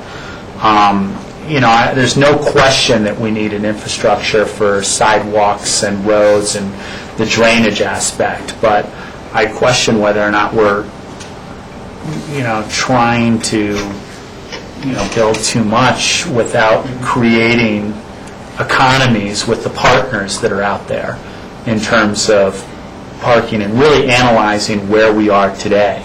Who's parking on the street, and why aren't we enforcing it today? And, what's the demographic of those people, and how do we, create a better situation starting from there and really analyzing what we've got. I don't know, it's not really a direct question, but kind of a comment that, I think we may be overbuilding a little bit here without really analyzing where we are today. Jack, did you have a question? Go ahead, Jack. Well, I guess the first thing and it kind of gets to where others are coming from, are we developing parking because we can create X number of spaces, or do we have, through this planning process and the AACP work and all that, in addition to the specific AABC work, do we know what we need out there? That gets to what Rob's saying. It looks like we're just gonna, and I have no problem with one-way streets and any of that, but there's a finite amount of space, but what is the need versus, we just do everything we can to make more parking? Have we analyzed that? There's some great questions, and I'll try to get to a few of them. One, we know enforcement is always going to be an issue whenever we designate parking. We've seen that in a few other places, and I don't have an answer for the enforcement question right now. But as far as business parking and getting towards what our demand is out there, and going to questions that you've all had, there was a point where the county did take a look at what parking needs for each business that went into the AABC, but with a smaller amount of turnover in the businesses out there recently, I haven't seen one in the last 4 years. It's just something that we haven't been doing anymore, and I don't know if there's anything that was ever codified or not. But that being said, just doing a lot of observation out there, I do think that there is a need for some more parking, and actually by delineating the parking, we probably actually lose several spaces because we take away people's creativity in how they park. There's a lot of times on the 300 road where, behind this Skico building and enhancing construction, it's just, from that corner all the way back, probably a couple 100 feet, there's cars parallel parked on both sides of the road, straddling the ditch or parked in the ditch, and all over the place there. Do we have some issues with enforcement now, or people that are parking there to go out and fly out for a week? Yeah, I'd say that we definitely have a few of those people, but I don't think that's a majority or a very big percentage of our use. Yesterday I did get to go and walk around again with with Ron and look at some of the parking issues that we had out there. And what became apparent is, there's a couple businesses out there that don't utilize their parking very well. They'll have a dozen empty spaces because they have assigned spaces for their employees, and so if one of their employees isn't assigned a space, they don't park in their parking lot and they park out on the road. So there's a couple management things that we can do to probably reduce the issue that we have with parking out there, but will it fully solve it? I don't think so. I think there is some need for additional parking.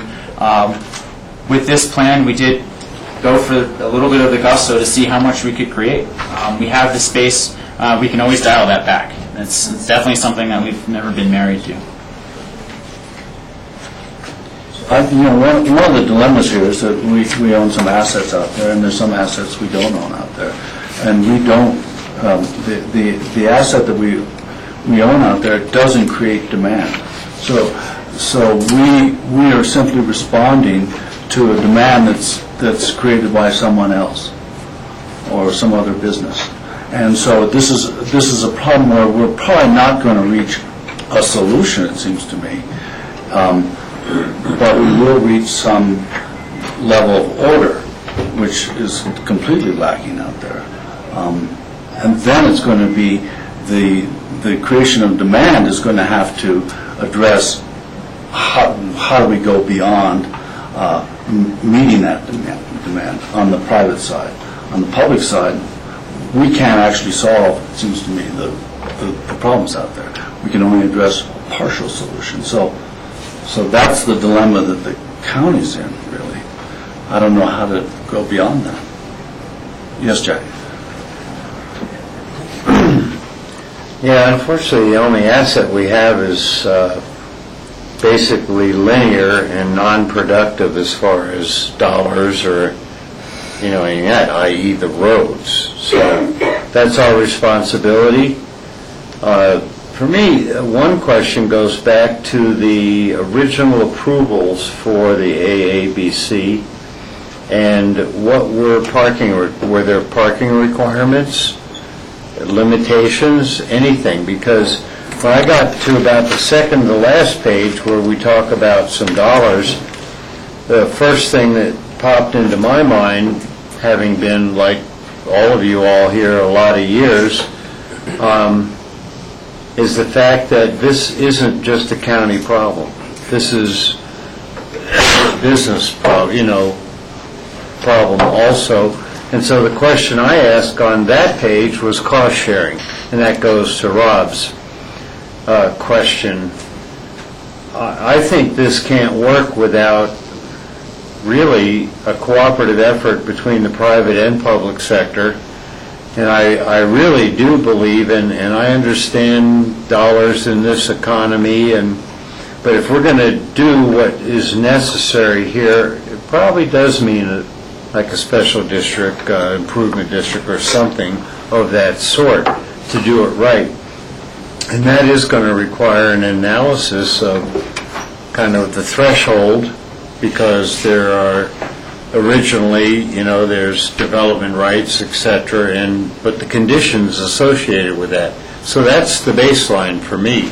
And then anything else we do has got to be a cooperative effort between the private and the public sector. So having said that, and I know there'll be a piece about that later, going back to what we've reviewed thus far, I certainly support the work necessary for drainage. I mean, that's obviously the threshold need out there. Parking is convenience and safety, as it were. But then going to the page with summary of planned safety improvements, I support all of them except the sidewalks. I'm not a sidewalk guy in this environment. I mean, people...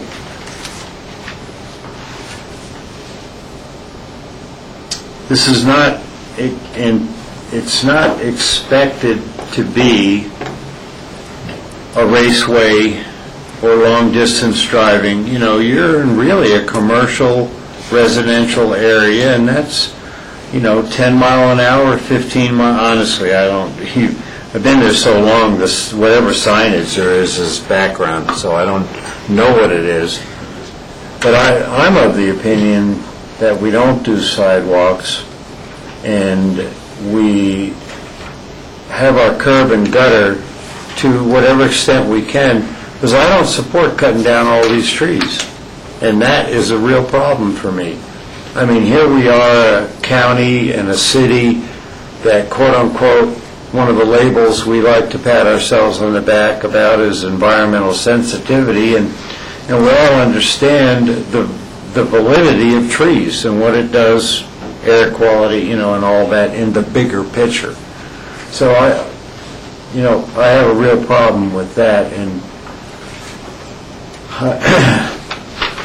what I guess from the question I'd ask from an engineering standpoint is, can we make this, the roadway surface and the parking surfaces, to the extent that the edges of the trees, and is where, that defines the line, and, during construction and fencing and, all that necessary stuff.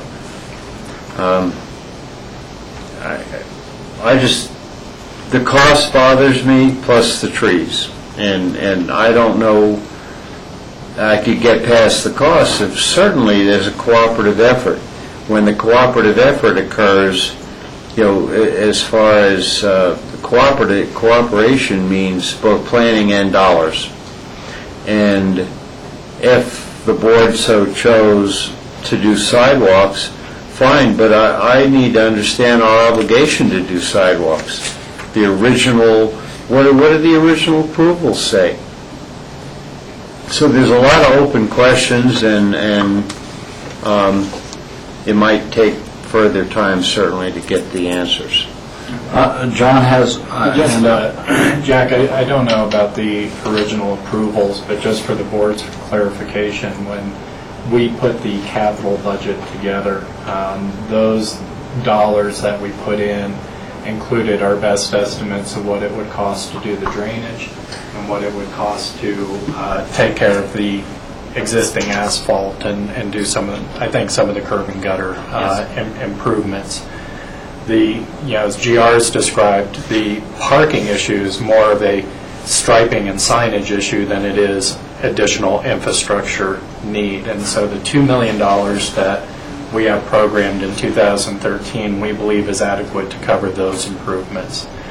We, as you know, had a difficult time putting together a capital plan to address the many needs that we're seeing in the county, and so we did not include what would be additional infrastructure kind of improvements, sidewalks. But in terms of the plan, from a staff perspective, we felt it was appropriate to approve it in the plan, or try and plan for that type of pedestrian infrastructure, and then figure out what types of partnerships or financing mechanisms may make sense to implement those in the future. So that's just for the board's clarification. John McBride, you have an interest out at the AABC, and so I'll let you speak because we're addressing that right now. I can tell you a little bit about the original approvals about 41 years ago. The original idea that the then county commissioners endorsed was to create an area that was low, Pueblo-like, that landscaping dominated. The roads were rural, and that the early businesses were more like lumberyard, trucking terminal, and that sort of thing. But that is what's sort of caused some of the problems, is that all the buildings are sunken down. The front of the buildings could be no higher than 14 feet stepping up and so forth. So it was a Pueblo-like, low environment. That's what they wanted, and they even made the covenants part of the zoning at that time. I happen to think that, and then we built a lot of roads, that was 40 years ago, and turned them over to the county. But the county required that we had the landscape up to the pavement. So every property owner or lessee had the landscape to the pavement. And that, of course, is causing some of the problems, because some of those trees now that were 4 feet are, 2 foot in diameter now, and quite huge and quite magnificent, so I agree with you, Jack. But I think that through time, it's definitely become more pedestrian. And especially that middle road, the 300 road, is like a pedestrian spine. And I think the plan that he's got for some angle parking and one-way and pedestrian is a huge improvement. Hopefully it can avoid some of the really big trees. But that would be compatible with the changing character of the area. I don't think, frankly, you have to do anything with the front road except restrict any parking there. The back road is pretty much all automotive. So I think if the main emphasis was on that middle spine, would work well for bikes and pedestrians, and I don't think any business is going to suffer by the one-way, personally. Another thing would help make it more pedestrian if Burlingame would build the bikeway path that they promised to build the business center, so people didn't have to drive all the way around. But I think it's a great improvement. We all worry that if that high-priced parking structure is built across the way, it would cost $35 to park there. An awful lot of people are going to go to the tunnel and park in ABC, but that's another issue. But I think it's a great plan he's got. It would be an improvement that's compatible with the character we have. And I know there's this drainage problem, and I think you're handling it the right way. I wonder if there's any way you could build a lateral ditch on that bank that maybe has gated pipe or something that distributes water over the hillside instead of puddling or pooling. There is a settling pond at Rafta, but seems like there could be ways beneath the houses in North 40. Incidentally, all the sidewalks are there now are the result, they were a requirement of the North 40. We had to build those.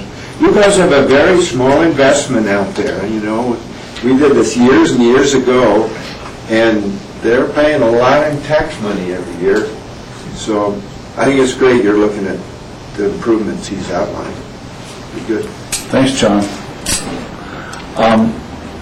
Joe, what else do we have here? Well, since we've talked a bit about the parking,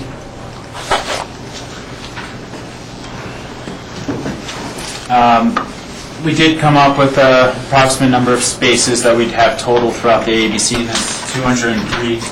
We can dial in that number a little bit more as we move forward and look at some economies in different areas of the ABC and what's needed and what might be excess. Rob, did you have a question? Yeah, let me just clarify what you said here, because you said this is actually less than what illegally is going on out there because of the creative parking. I think I heard you said that. Yeah, if we were to tally up the amount of cars that could potentially park in AABC right now illegally, that number would be more than 203, just because people can get creative now. But this is an addition of 203 legal spots. This would be, we're looking really at the addition of probably about 150 new spaces, because a lot of the ones there's a number on the 400 and 500 road that are existing legal spaces. But everything on the 100, 200, and 300 would all be new, and some on the 4 and 500. Well, they'd be created as legal parking. Exactly. Whether or not they're new is a different It might be, question. yeah. Yes, Jack. I'm trying to define exactly what I see up here. This does not count the private parking, right? This is only on the roadways? Yes, this is only on the roadways. The future involvement of the county right-of-way, I guess. This is within the right-of-way, exactly. Now, we talk a little bit dollars and cents. If we were to add up everything that we've proposed today, we're looking at a total project cost somewhere in $2.8 million range. What this does not include also is something that we'll be looking more at once we get to the EOTC with our pedestrian underpass. Through all of the public processes that we've had, we've heard connectivity is one of the major issues that people have in the AABC area. We're trying to coordinate this plan with that undercrossing plan, which is a little bit premature until our next EOTC meeting. But there's other adjacent amenities that will be proposed at that time. But for this project, what we've seen today, we're looking at $2.8 million. The estimate that we have for the sidewalk construction, concrete only, is somewhere around $225,000. The real cost of the sidewalk is a bit more, because you have things like the removal of trees that we've touched on, and then also any sort of mitigation that we'd want to do because of that taking of trees, etc. The one thing that we're looking at now as very early estimate, we might be a little bit over that $2 million and closer to $2.4 million right now. But as we take a harder look into these plans, there are some areas that we can find some economies. But also, since we're going to be looking at some of the alternatives for discharge, that's going to be an increased cost there. So we're going to have to find some balances with these dollars and cents moving forward. So these are meant to be pretty rough numbers at this point. But that begs the question of where we want to land within that funding scenario and how we'd like to proceed. And if we'd like to find that extra money and where we'd like to find it. Board, George? I think everyone agrees that drainage is the number one issue to tackle first. And after that, or in coordination with that, parking, which should not be a major expense, and sidewalks thereafter. So this all can be phased in. I guess that's my question. Is it more effective to be able to phase it in, or since you're already going to be doing some digging up of existing roadways for the drainages, is it then more efficient to coordinate with any, at least for those locations, if there's sidewalk needs, to put those sidewalks in at that point, since you've already got some disruption going on? You're right, George. It's always more economical. I can't say always, but 90% of the time, 95% of the time, it's more economical to do a project in whole, because you're only paying for the contractor to mobilize in once. You have all of that excavation equipment there, and you gain a lot of efficiencies and economies of scale when you're doing a larger project. But you could just address, let's say, the sidewalk needs, as John McBride talked about, or just with the locations that are going to be adjacent to the drainage issues. Because the drainage issues are not, they're sort of pinpoint there, and the sidewalk needs may be prioritized in terms of the needs as well. Right, and we're engineers. You give us a challenge in phasing, and we'll love to work on it.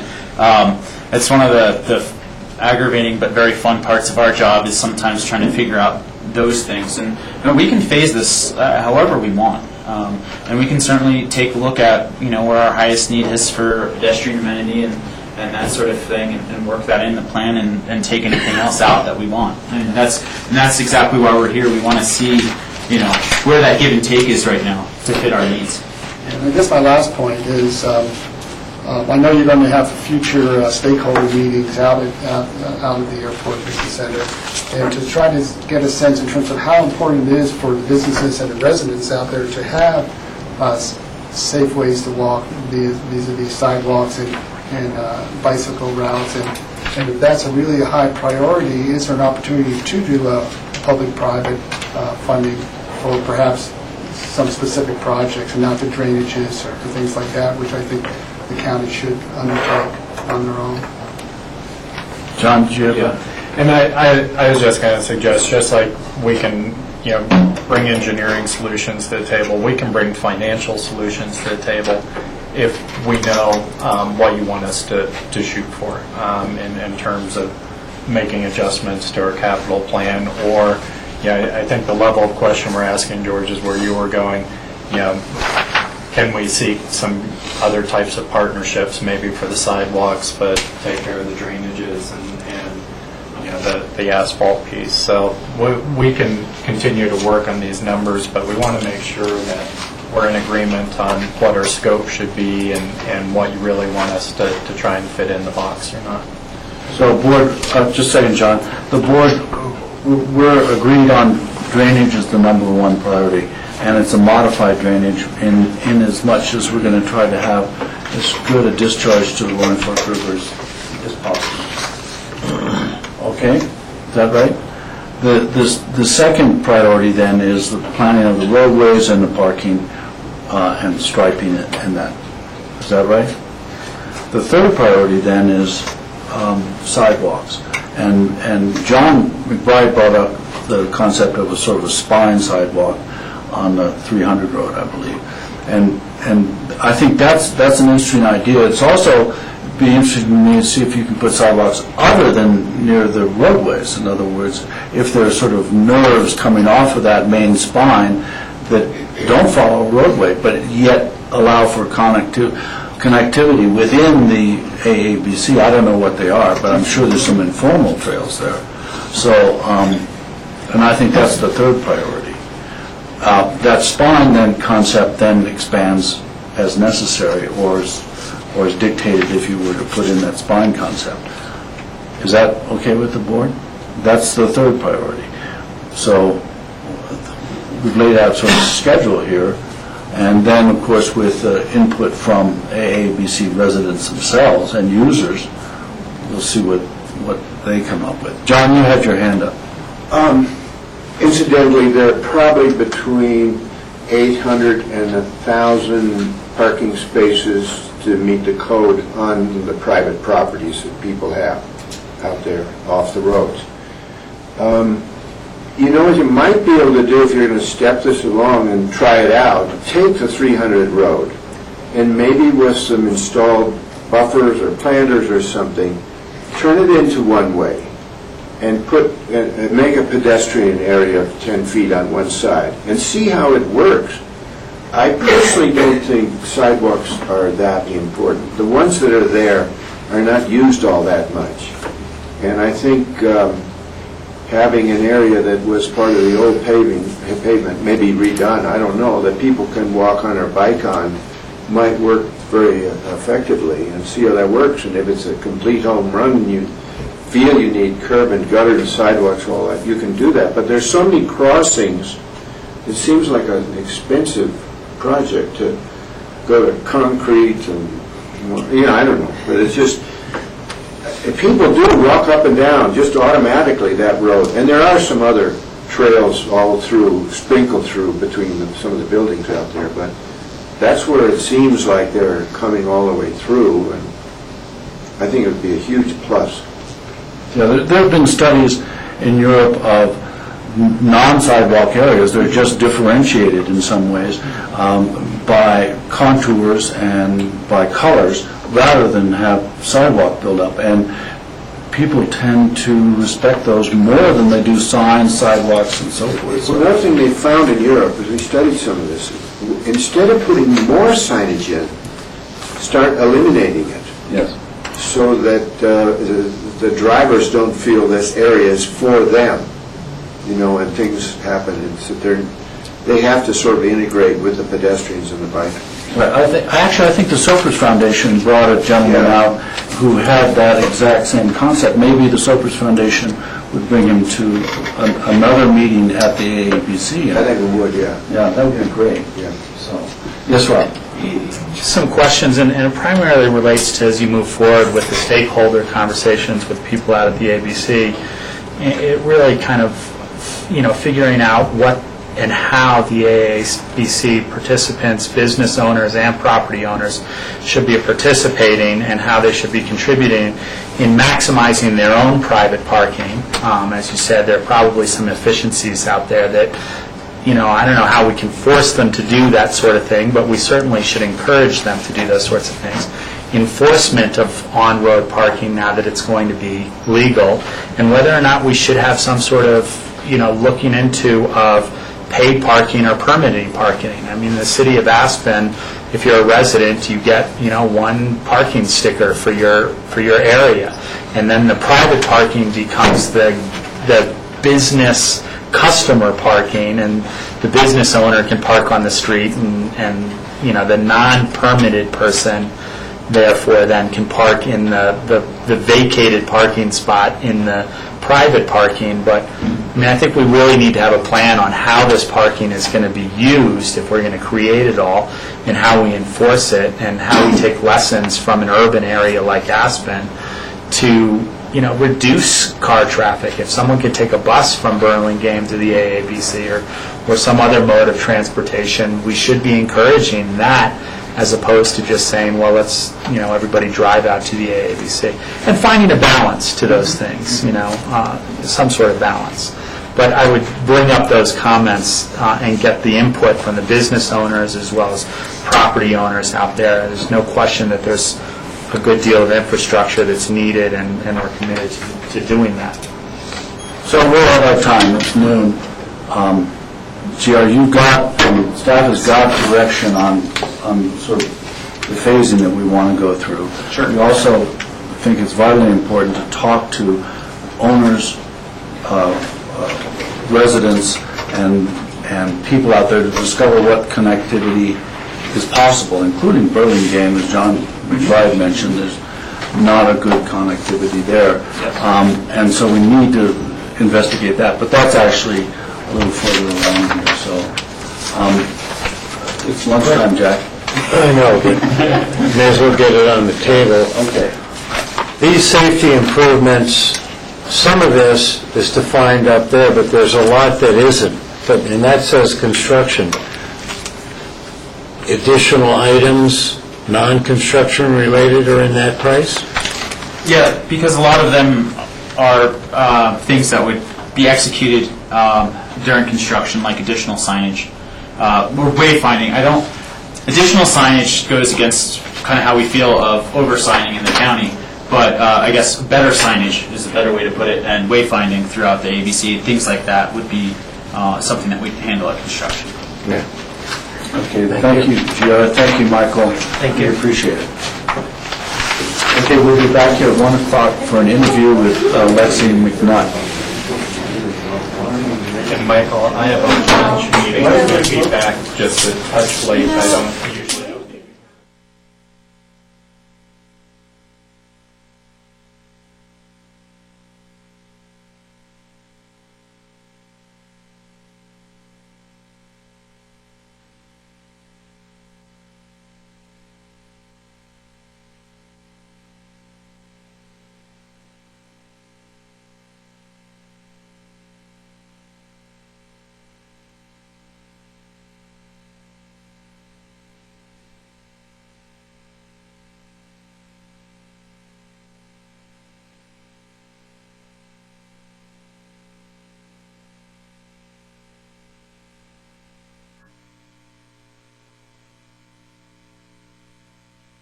He was just going to run upstairs for something. Welcome back. It's about 1 o'clock. It's Tuesday, March 6th. This is the BOCC work session. On our agenda next is an interview with Lexi McNutt for a position on the Agricultural Buildings Review Committee. Lexi, could you come forward and sit in this desk right here? Hello. Hi. Thanks for being here. We appreciate it. What we do is just pose a series of questions, and they're simple questions, and so we get a feel of why you want to be on the board. Okay. So, board, who wants to lead off? Rob? Your questions might be simple. Just kidding. I'm trying to reassure Rob. Not getting nervous. I didn't prepare for a grill. We just went through a whole bunch of zoning for this agricultural building and put new code into effect, and some, it's untested. Some might say we went too far, and some might say we didn't go far enough. Do you have any indication of areas where we may have gone too far and allowing too much, or?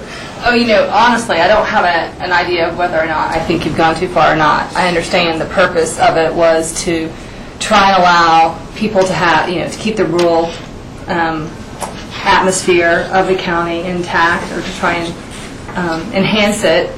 I know that you allowed for bigger buildings, taller buildings, and that you are allowing for it to be exempted from FAR purposes to allow that, as long as it's an actual agricultural use. So I understand the purpose of it. I couldn't tell you, not knowing exactly sort of how it was going to look, whether or not you've gone too far or not far enough. I do like the concept of it. I do think that it's a rural community. That's one of the reasons why I like Aspen, is that it's not built up on the highway. It's not, it's just one of the things I like about it. So it's important to me to keep that rural character, and I think that what I understand from reading the rules, I agree that the height limitation being expanded was a good idea to allow for the aesthetics of the barns. So, I like what you've done, and I think it's important to make sure that people don't take advantage of the increased square footage and the increased height. Is that it, Rob? That's it. George? Hi, thank you for applying. Sure. A couple quick questions. You live in Aspen? I live in Aspen. You live in Aspen, and have you been involved in any other community volunteer boards in the past? Boards, not necessarily. I was the executive director for Tomorrow's Voices. I don't know if you guys know Willard Clapper. He started Tomorrow's Voices with A.O. Forbes about 12, 13 years ago, and it was designed to provide civics education to youth in the Roaring Fork Valley. I served as the executive director. It was a paid position, but I didn't do it because I got paid. I did it because I wanted to participate. And as much time as I spent, I mean, it was a significant part-time job in terms of the hours, so that's why they compensated me. I've done work for the Alpine Legal Services and provided legal services for people through that organization. And the other board that I've been on was my homeowners board, not necessarily community-oriented, but are community-oriented. So, I mean, it's important to me. That's really why I'm looking for a board now, is because I'm not with Tomorrow's Voices anymore. They've merged in with ACES. Quite frankly, the volunteer legal work didn't really give me as much of a sense of community as I would like to participate in. And so, after spending some time thinking about it, talking to some other people, I sort of thought that this might be a good opportunity for me to be more involved in the community through my work. So. And then, do you have any agricultural or ranching background at all? I don't have any agricultural or ranching background, unless you count my community garden experience, which I love. I can grow kale, but that's the extent of it. Okay, thank you. Jack, you have a question? Yeah, thanks for applying. Since George stole my thunder, what ag background do you have? And you answered that, straight up. The only other question I would have is, what can you bring to this board? Yeah, especially since I don't have the ag background. And I didn't realize that was a requirement on the board. It's not. Okay. I think... I mean, a written requirement. Okay. I think that, I think I'm thoughtful. I think I'm usually well-prepared. I think I'm fair-minded. So I think that I bring those aspects to a community board. I think that with my legal background and my ability to, I read codes and have read codes frequently. I feel like I would be comfortable in reading the code and sort of analyzing the information provided to us. So I think I can provide that as an asset to the board. I'll ask another question. Sure. What do you hope to get out of being a volunteer on this board? I think it's important to have the community spirit as part of it. I mean, I do want to be involved in the community and sort of feel that relationship. I want to give back, and so I think by giving back, I do get something back. I'm helping my community achieve something that I think is important. So in that sense, I think it's good. And I mean, this could be, we'll see. If I'm on this board and I enjoy it, then there may be other boards in the future that I can provide some guidance to as well. So, Lexi, I don't think we've decided on a meeting schedule, have we, Suzanne? No, not yet. What are we looking at, as a per application kind of schedule? Yeah, I think we sort of set it up in the bylaws that it would meet at least once a month, but as needed. If we don't have any applications, obviously no need to meetings. So, but we were waiting to form the full board before we actually figured out a schedule. So if there's a huge demand for agricultural buildings, it could be once a month, it looks like. So are you prepared to? Yeah, that's a time commitment that I was comfortable with and making, at this point. So you could attend, if you could attend 10 meetings a year? Easily, yeah. No problem. Definitely. Okay. Board, any other questions? Yes. Well, actually, it's probably going to be for John, it's not for, I'll wait. Okay, we're finished with Lexi on the grill here. Okay.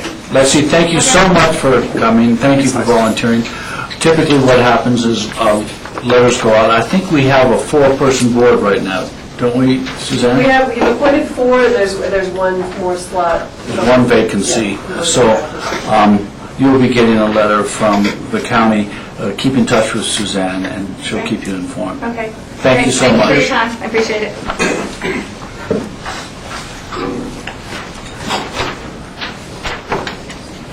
So the next item on the agenda is the tree farm. What is known in this, there's a number of names for this. It's the tree farm property intersection, but I think it's the intersection at Elgerbell, and that we all are familiar with. But that begins at 1:15, so we'll take a 5-minute break since that interview went rapidly, and we'll return at 1:15. Thank you. Brian?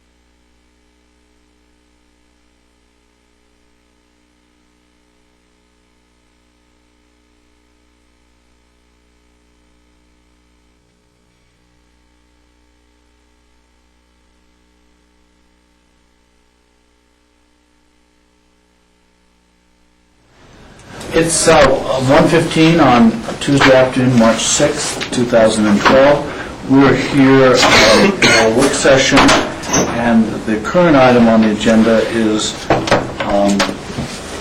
the Tree Farm property intersection, which I think everybody knows as the Algerbel intersection. So Brian Pettit is here with some compatriots. And Brian, will you take it away, please? Yeah, thank you. I'm Brian Pettit. I'm the Director of Public Works for Pickens County. I'm here with Eva Wilson, the Eagle County engineer, and Matt Brown with Stofus, who has been helping with the design and pushing this through the public process. But I guess the purpose of today is really to talk about the redesign of the Algerbel Tree Farm intersection down in the Mid-Valley. And while this is in Eagle County, Pickens County does have an interest because we just recently signed an agreement with Eagle County giving us the ability to potentially build 5,900 square feet of a facility in this area. So with that, what Eva's going to do and Matt are going to go through the explanation of why this is needed, this redesign, and go through the public process that they've embarked on over the last several months, and then also talk about the next steps. Thanks, Brian. Thanks, Commissioners, for your time. So today, as Brian said, I am the Eagle County engineer, and I have Matt Brown, our consultant that helped us do the traffic analysis for the intersection. So today I'd like to briefly hit the background and what's the impetus behind this traffic analysis.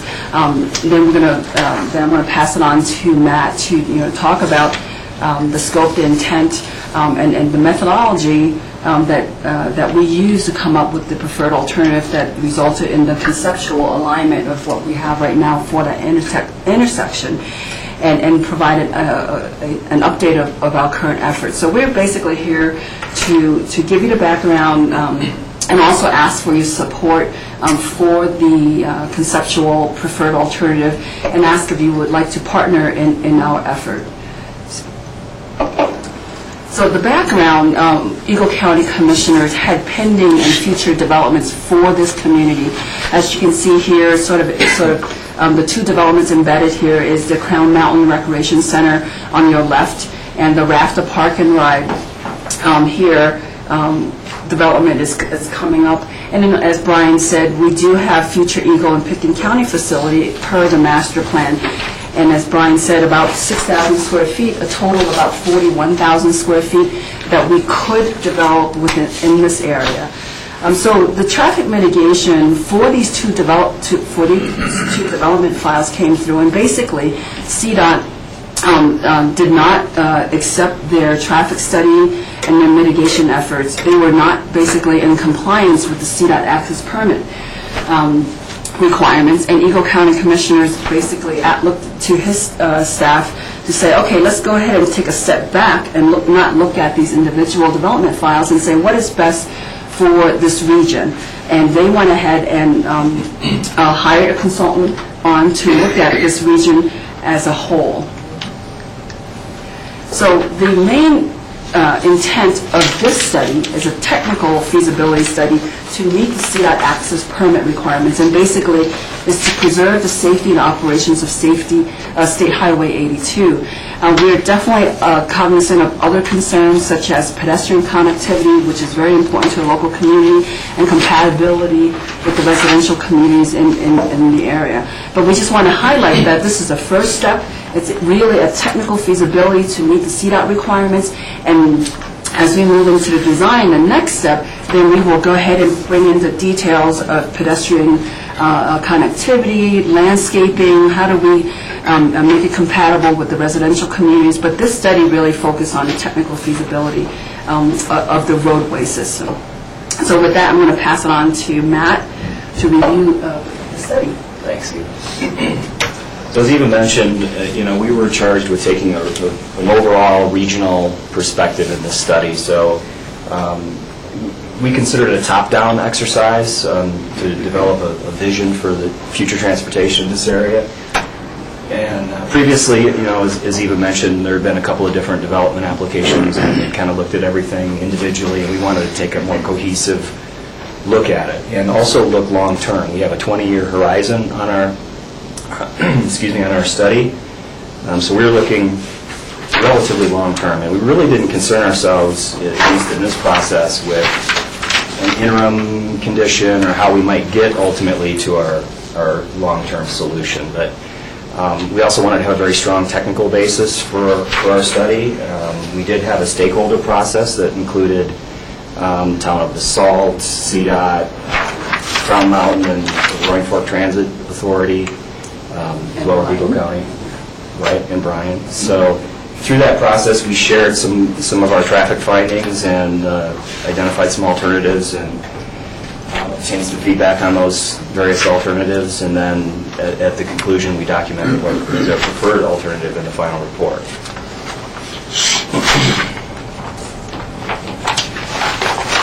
Really, one of the key findings that we had from our traffic study is that State Highway 82 and Elgibel Road really is influencing what we do at these intersections immediately to the south. We know that there really aren't any plans or any funding available to make any significant improvements to State Highway 82 in the vicinity of Elgibel Road. So we're kind of stuck with what we have, even long-term, although we did consider some relatively low-cost improvements that we feel are reasonable to assume to occur over the next 20 years. And those include traffic signal timing improvements at the intersection of State Highway 82 and Elgibel Road, coordination of signals. Currently, the signals, for example, at Elgibel Road and State Highway 82 and Willits and State Highway 82 operate independently of one another, so we think it's reasonable to assume that those will be coordinated in the future, which will improve operations along State Highway 82. We also assumed some improvements that were identified in CDOT's intersection priority study. They identified some, again, relatively low-cost improvements that were identified for what they were calling the short term, I believe.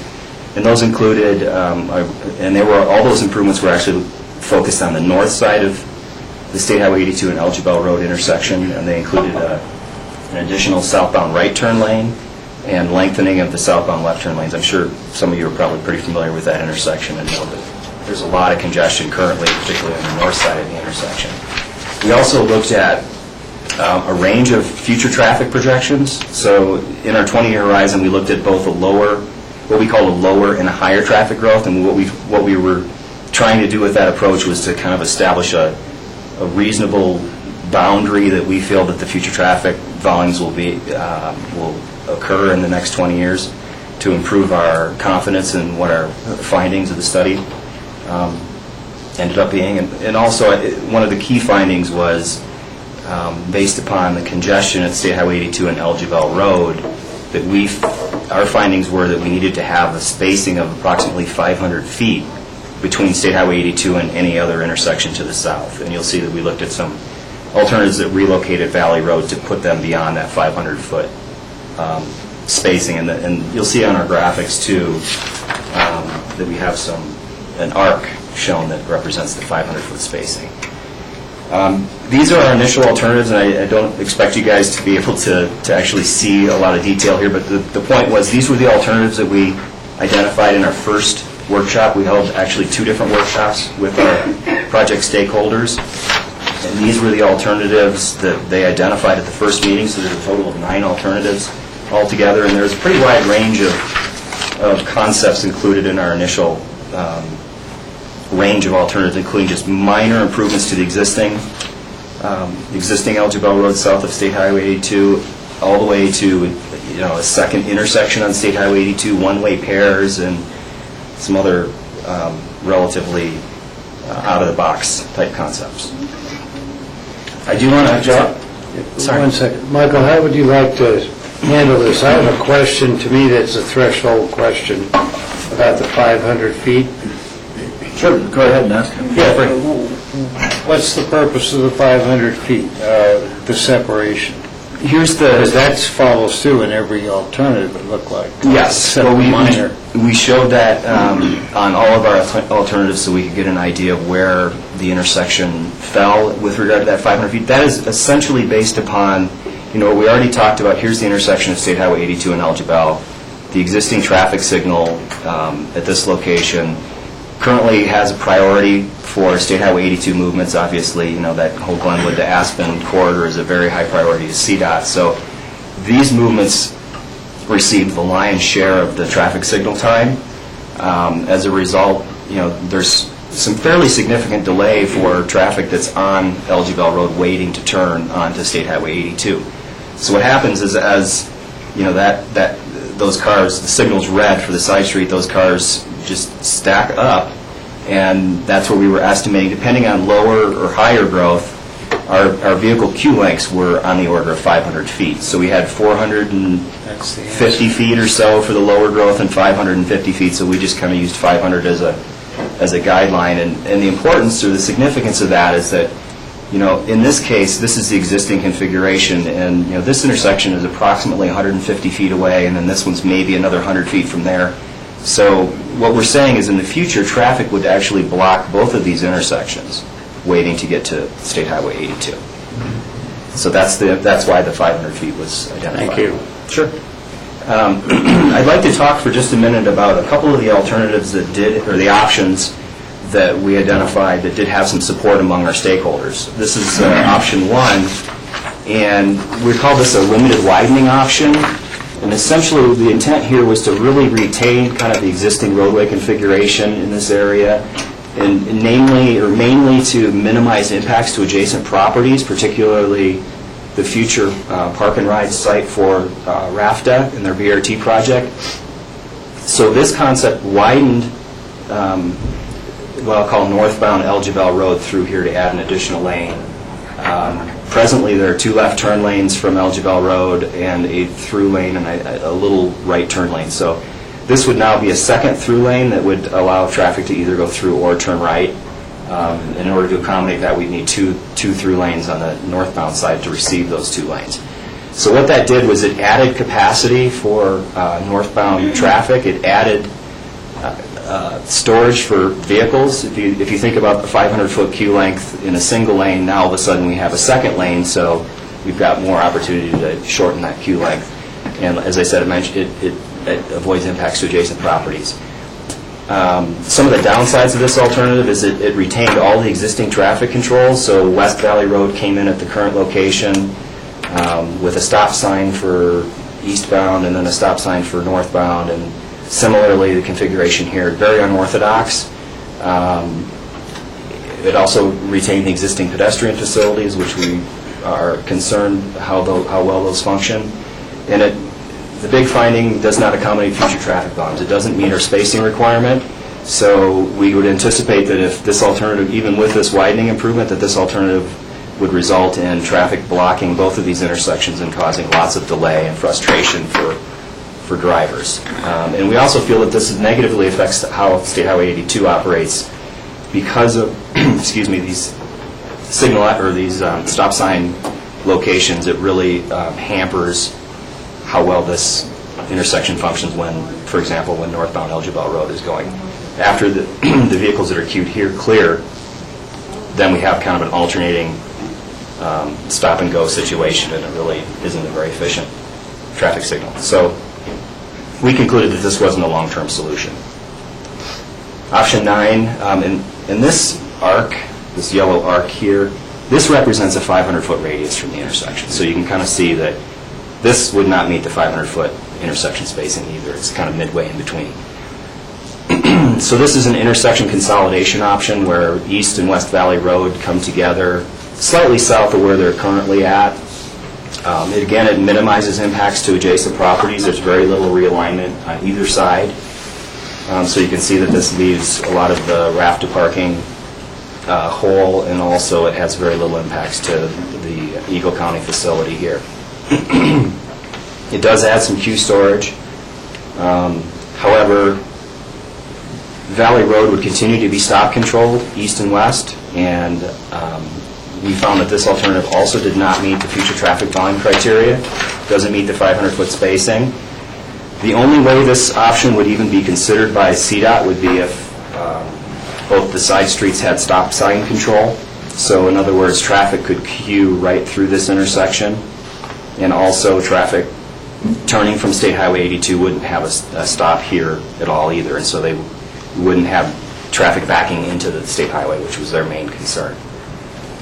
The only way to address the poor level of service that would occur from the Crown Mountain traffic on this leg would be to have an all-way stop or a roundabout. And again, because of the proximity to State Highway 82, we couldn't support, support that option. Excuse me. This is what we concluded was our preferred alternative. We called option 4B in the report. There were actually two different variations of this option. This one also consolidates East and West Valley Road, but it does move the intersection beyond. Faintly see this, thank you, this arc right here, that's the 500-foot. So our intersection is right at about 500 feet away. So it accommodates the 500-foot spacing, traffic queues. It adds capacity for vehicles at this intersection. And really, this was the only option that met all of the criteria that we had established.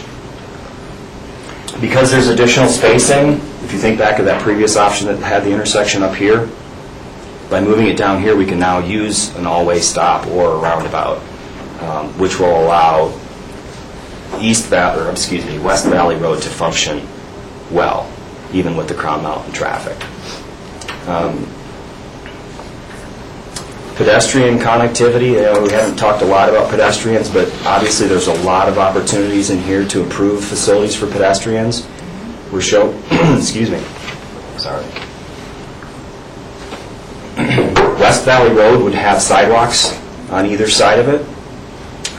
This would be what we recommended, an all-way stop rather than a roundabout here, and for the reason that roundabout would require a lot more space and right-of-way and cost. So we felt that an all-way stop would be a less expensive but equally attractive option. Because it's an all-way stop, we can have marked crosswalks on all four legs of this intersection. We would continue the existing sidewalk that's on the north side of Valley Road around and bring it down to this intersection, providing access across Elgibel Road. I understand there's also a trail system in here. This would be connected to cross on the east side of Elgibel Road and up to the existing box culvert, the undercrossing that exists. And then we also felt that a couple of other options that are feasible. One would be to have a crosswalk at the intersection. Currently there are no crosswalks here, but one scenario might be to mark a crosswalk here to provide an additional opportunity to cross Elgibel Road.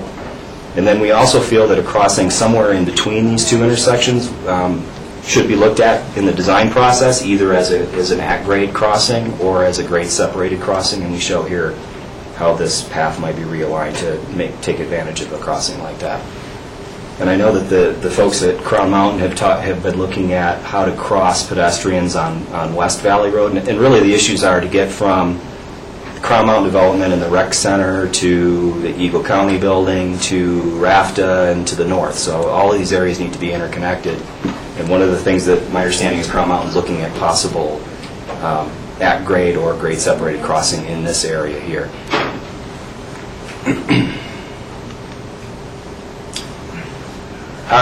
This option is just meant to show how these projects might be how the project is broken out into these four different areas. Again, I discussed essentially what we are envisioning here. What I guess I haven't touched on yet is this area D. We would include a second northbound through lane up there. So segment C actually has, similar to that first option that we looked at, it has two left turn lanes from Elgibel Road and then two through lanes. And those two through lanes would carry up to this intersection, and then the one would drop as a right turn lane.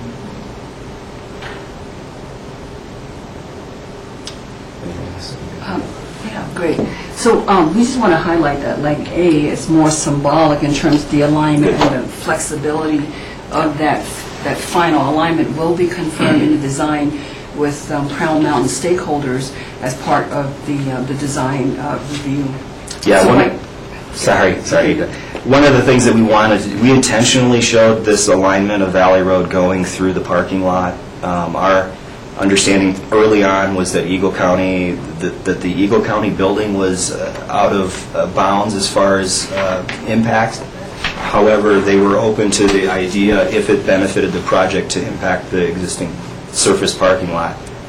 Currently, it sounds like that this would most likely end up being on the south edge of this to retain this existing parking lot. But that will all be, as Eva mentioned, finalized through the design process. George, you have a question? I got a couple of questions. Where is the existing Eagle County building? It's right here. So this actually goes behind the building, so it actually encumbers upon open space of the rec center right now.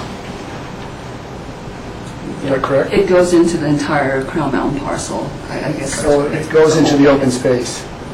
Well, this is, and again, as this is shown, this is parking, so that I wouldn't consider that open space. Down here, yes, there would be some additional open space that would be impacted. Here, really no impact into that undeveloped area at this point. And then by the intersection, where is the little park for Soper's Village? That's this triangle right here. And as I mentioned, we did look at two different, at least two options of how to connect Algebel Road into this Soper's Village area. One would actually bring the roadway more straight and connect it in here to, I believe it's Arapahoe. We felt that this was actually a better alignment because it has fewer impacts to this HOA park. We are showing a little corner of this park being clipped, but we've retained the existing, there's a well and other things in that park that we've managed to avoid with this alignment. Yeah, I mean, that's a fairly small park to begin with for that neighborhood, so you're actually not only impacting the park, but you're also bringing the traffic much closer to the park with this scenario, the way I see it. Well, and one of the things that we didn't investigate at this feasibility study level is how this area might be shielded, how traffic might be shielded from the park, and I'm sure that's something that the design project will look at. Exactly. We would take a look once we start getting topos and utilities. We have open houses to get their feedback, and perhaps we can redesign the park, allow for signage to make sure people know it's a public, it's a residential community and not to turn off of there, and have landscaping to sort of protect the residential area. So all that would be part of design in terms of landscaping, providing sufficient monuments. The last question I have is the change in the road over Valley Road going over to Crown Mountain. How much is this being driven by an assumption or pre-assumption that Crown Mountain Rec District will actually be approved and be built? The assumption is it's fully that these development will go in. If not, then nothing happens. So basically, we're looking at if it does happen, what is required. So it seems to me it's a little like the tail wagging the dog on this deal. That when you're putting a lot of effort into a scenario based on the assumption that the voters will approve a 60,000 square foot rec center. You're absolutely right. There is some of that. It's almost a chicken or the egg for the commissioners to vote. They want to know if traffic can be handled with the roadway system. So you're right. You got to sort of make some assumptions so that they have enough information to make their decisions. If traffic can't be mitigated, if the going-in position, their original traffic study from RAFTA and Crown Mountain was CDOT would not accept their traffic mitigation. The commissioners were not comfortable with making a decision based on CDOT's feedback, and our scope is, can it work if they do go in? Excuse me, I meant to clarify early on and neglected to, but the difference between our lower and higher growth options, each of those scenarios actually include full development of Crown Mountain. including the rec center and the auxiliary development, full development of the RAFTA Park and Ride, and build-out of the Willits Town Center. All of those are included in our higher growth scenario. So we were, like I said, our objective was to design for the future, considering kind of the regional influences that are occurring. And excuse me, I think that based upon the background traffic growth, the analysis suggests that the existing configuration will not work in the long term. So eventually something needs to be done to improve how these intersections interrelate with State Highway 82. And I'm sorry, one last question or point. And what you're saying is, given the actual constraints for that intersection or that area, a roundabout would not work, even though it seems like the new roundabout off of the other Willits exit of 82 seems to be working very well, and without a lot of space that's been taken up. Well, my understanding is that intersection is approximately 500 feet from State Highway 82, so it's comparable to what we're proposing. We did look at, I should clarify, Crown Mountain development looked at a roundabout in that relocated intersection on the north side of the county building, and the concerns with that were primarily from CDOT related to what happens when that 500-foot vehicle queue enters the roundabout and it just locks it up. And then we have issues with traffic turning from State Highway 82 that gets stuck in the roundabout, and eventually we spill back onto the state highway, and that's what CDOT was not willing to accept the risk associated with that. Brian? I was just going to say, well, this is not a formal access control plan. Ostensibly, that's what this is. It doesn't have access control plan law behind it, but it's putting the needs of infrastructure in front of the development so that planning could be made appropriately. And that's why this effort's being undertaken. And Commissioner Newman hit a really good point. There is underlying problems with this intersection currently already, and the intersection at Valley Road. And that's why at the Intermountain TPR at the last meeting, we actually, this intersection was fourth out of, I think, 29 intersections that were submitted throughout the 5 counties as problem intersections, and this ranked fourth. And Eagle County Commissioner... Fourth in its undesirability. Need for operations. Right. Operations. I mean, I'm trying to get, fourth, it wasn't the fourth best, it was the fourth highest priority for improvements. Yeah. Right, it's the fourth worst, right. Yeah. And the CLC intersection was voted the worst, and they got the faster safety funding this go around. So now this moves it to the third highest. So there is underlying issues with this intersection, as well as how the county roads are laid out that feeds into the system, and as we mentioned, that this long-term solution would fix all the movements going into State Highway 82 intersection. Jeff? Yeah, I'd like to know how this potential alignment affects the future RAFTA parking lot. I don't know, Eva, do you want to address that? I mean, I know that's one of the things that we're going to be talking about. Jump in, because RAFTA is a very important stakeholder. Well, but all I'm looking for is, does it impact the footprint? It will, and the next slide I will show you an update. So basically, the current layout it's within this area, and their access is off of Valley Road. There's a crosswalk right now across this very busy East Valley Road to the underpass to the other side of the bus stop. So the future plan is all this right-of-way would be given to RAFTA, so that once you come in and park, entering at this intersection, you will not have to cross back and forth between the 2 bus stops. You would park, go through the underpass if you want to go westbound, or stay on this side. We would basically take away this crossing. So we actually feel this is a better layout. Yeah, but, so my point is net square footage, if you do parking lots on square footage, there's no net loss because of trade, and what this road surface takes here, you'd gain here? We feel in the long run it would be a balance. No, I'm asking a specific question. Net gain, because parking is, of course, hugely important to the BT We didn't cite, I don't know if Sharon can jump in and help join us. Yes, Sherry? Thank you, Michael. Could you come forward, Sherry? Oh, sure. And for the record, my name's Sherry Sansom with Blue Green and representing RAFTA here today.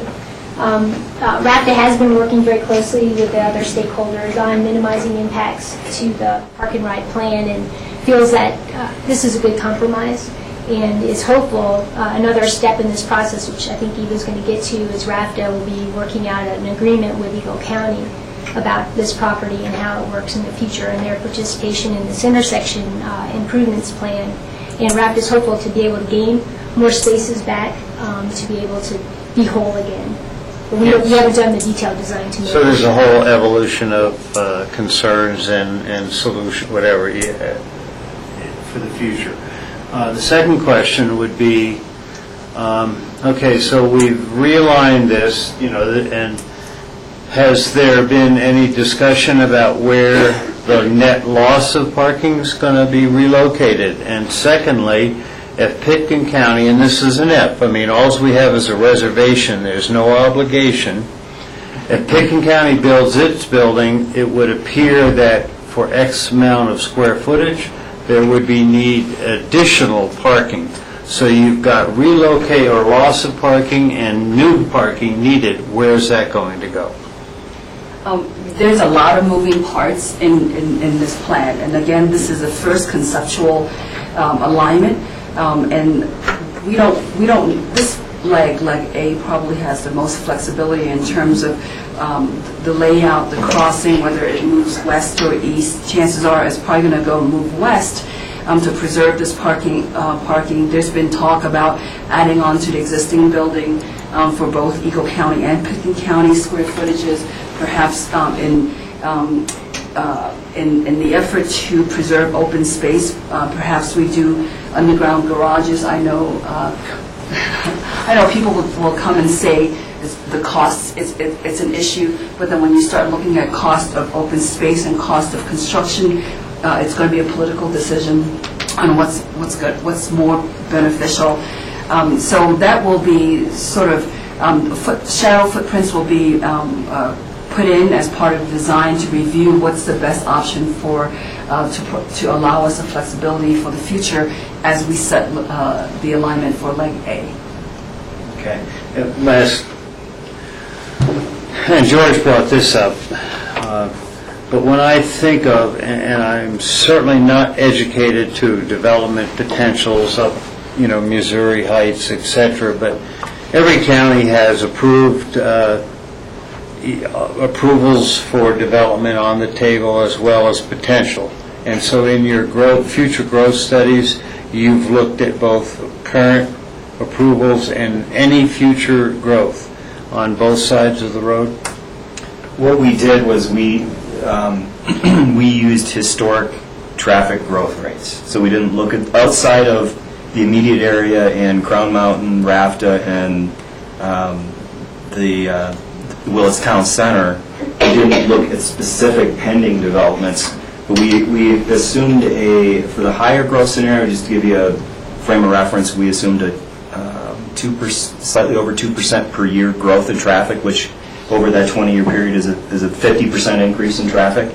Then we added on top of that the other development traffic that we knew about. So that was in our opinion, is a pretty conservative future traffic forecast.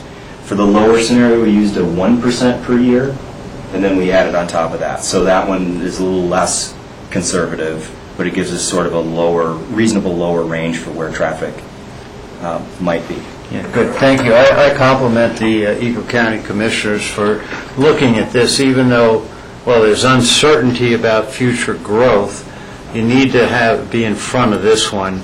And also, it will be very educational for the potential voters for this Crown Mountain District to find out all of the expenses, road as well as rec center. This is a huge project.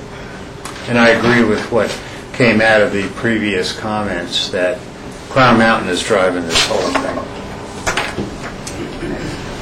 Let me ask a question. There's an intersection just at the bottom D there that you access into Wendy's and And that's fine in terms of an entry intersection, but in terms of an exit, so if you were to exit at Wendy's, that intersection, and go to the light, that's a problematical thing too. Are there any plans for dealing with that intersection? Well, what, not specifically, the intersection priority study that CDOT conducted, which resulted in this being the fourth, you even mentioned the fourth highest priority in the area. That study recommended that there be access management improvements. So they feel that study felt that ultimately that intersection, that's Favre Lane, I believe, where the Wendy's is there, would be a right in, right out intersection. Yeah. Just because with traffic queuing and other issues that, it effectively would operate that way either way. It would be nearly impossible to take a left turn out of that side street. Even the right turn out is a limited distance. I mean, you're talking about 500 feet distances to allow things. That's problematical too. There's another intersection further down that you could circulate around and back out again. But okay, well, we have about 10 more minutes. Okay, we'll continue moving on. So just give you an update of the positions of all the participating stakeholders. CDOT likes this preferred alternative, and it meets their access requirements, so they're all on board. They have written a support letter for this mitigation. Crown Mountain Rec District supports this preferred alternative. And let me just clarify, the preferred alternative is the last one we just saw. Right. Okay. Exactly. They are concerned with the phasing of the project to allow their project to proceed. And as everybody knows, they're trying to go to a vote this fall. They have committed to designing and constructing the West Valley Road Leg A that we talked about. And that's where we're talking about perhaps they would build an underpass or at-grade crossing depending on what the analysis shows. RAFTA supports the preferred alternative, as Sherry just mentioned. They are concerned with the timeline, and we're working with them to make sure they comply with their FTA grant schedule. They have committed to preserving right-of-way for the future improvement. Preserving this right-of-way so that we can realign East Valley Road to this intersection. And they will be contributing $40,000 towards the design. And I think I passed over the $50,000 contribution from Crown Mountain towards the design effort. Town of Basalt, they're very concerned with the pedestrian connectivity. We met with them last week, and we will continue to meet with the town council and work with them on design and make sure all their concerns are addressed. Pickens County, we appreciate Brian's time. We'll update the narrative to include the current square footage agreement and also his concerns with making sure the future alignment is consistent with the future growth of the master plan. So here, the current update is we're doing our public outreach. As I mentioned, we met with the Salt Town Council last week. We're here to seek your support. We have our first open house scheduled for today at the Eagle County building, and we're going to have another one Saturday morning. Eagle County commissioners have told us to initiate design, and we're now coordinating with all the stakeholders to get an agreement for the preferred alternative or / alignment. And again, here, these are the 5 stakeholders we're working with. So possible funding partners, as we mentioned before, Crown Mountain has committed to building Leg A. RAFT is committed to the right-of-way and design effort. Eagle County commissioners see their primary responsibility for Leg C and other funding partners that we can bring on. We envision us to continue to pursue the CDOT faster safety money and perhaps hazard elimination grant money, because this is on CDOT's radar, and it would be great to have them as funding partners also. So today we're seeking your support for the preferred alignment. The current effort is design costs estimated at $200,000. We're seeking support from the town of Basalt commissioners, and we have other commitments from RAFTA and Crown Mountain, and Eagle County commissioners are committed to the balance of the funding. I have a question. Yes, George. Is Crown Mountain committed, regardless if the rec center gets approved or not approved, or if the rec center does not get approved, does that $50,000 go away and that whole scenario goes away? My understanding, they have no more money in their coffers based on their first vote, so this would, I would assume, we didn't ask them directly, but I would assume they would not have this money. So this money would be actually generated from an increase in the mill levy that they would impose on the voters? I can double check that. Yes. Any other questions from the board? Yes, Jack. It won't be a question, but a statement. At this point, speaking only as an individual commissioner, I'm certainly not ready to contribute any money for design because we, most importantly, have not had any follow-through with moving towards exercising our ability to build that 6,000 square feet, and that's a very pivotal question in this whole issue for our involvement.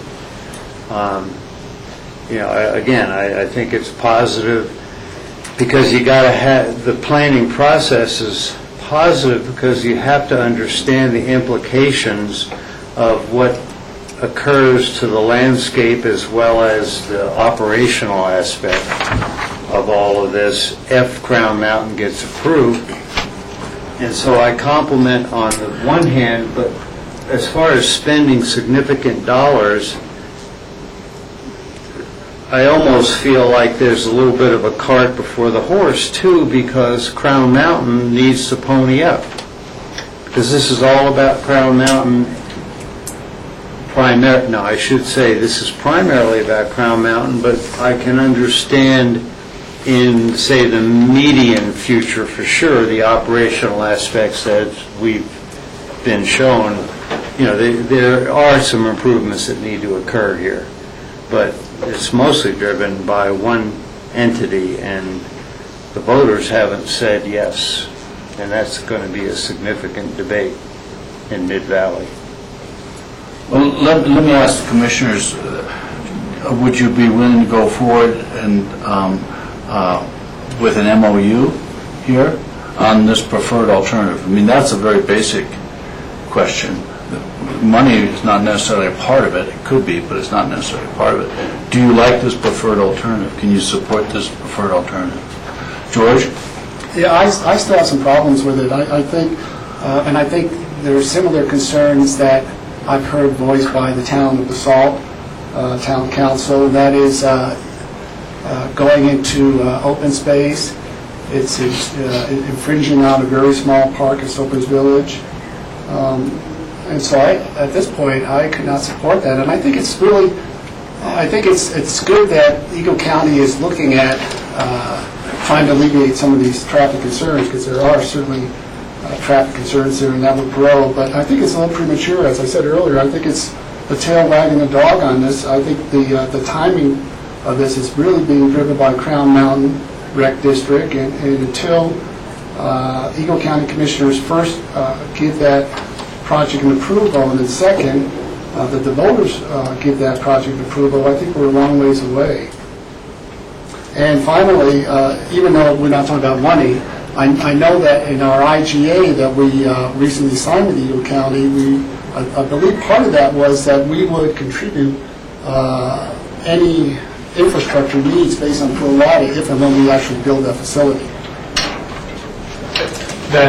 That is correct, and that may be something that you want to put back on the table, that should whatever proportion is going for option or for Lake C in the future, maybe that's something that when we develop in the future we could make a contribution back in proportion to that use. That may be an option that the board wants to consider, and it's consistent with the agreement that we put in place, and it's likely that the questions about Crown Mountain and such would have been answered by that time. So we have about a minute left. Rob? Yeah, I agree with George. I think, really the contribution should come after we make the decisions on what we're going to do with the Picken County square footage.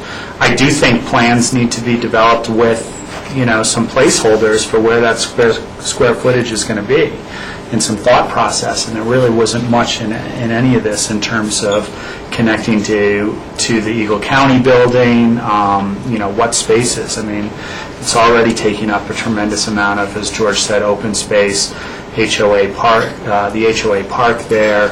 I wonder where there's going to be room left for a Picken County building after all's said and done. But I do think, back to our IGA, it should be a pro rata investment when and if we move forward with the development. And we have to discuss what the needs are for Picken County for the development of that sort of square footage in that area. There are some needs that have been identified, but have they been vetted and verified that we're going to move forward in any time in the near future? So, from my point of view, I have to applaud Eagle County for really taking a major step here in the design of this, because this intersection resembles a medieval kind of intersection in all ways. It's not rational. It's evolutionary, and it is a hazard to people, to life and safety, quite frankly, in all ways. So I don't object to some contribution towards the planning effort, because I think we need to work with Eagle County on when they step forward and offer decent alternatives to what is an indecent situation. So I'm less concerned, and I don't think Eagle County is asking us for a $50,000 contribution. I think they're asking for much less. So, or at least not even asking, they're just suggesting. So, and although Crown Mountain is a driver for this, I think generally, if you look at my experiences, that the traffic is going to double, no matter if Crown Mountain is there or not. Certainly, Elgibel was sort of an ink spot when I first got here, and it is now a major point of, and I don't even know what to call it in a nice way, but food court.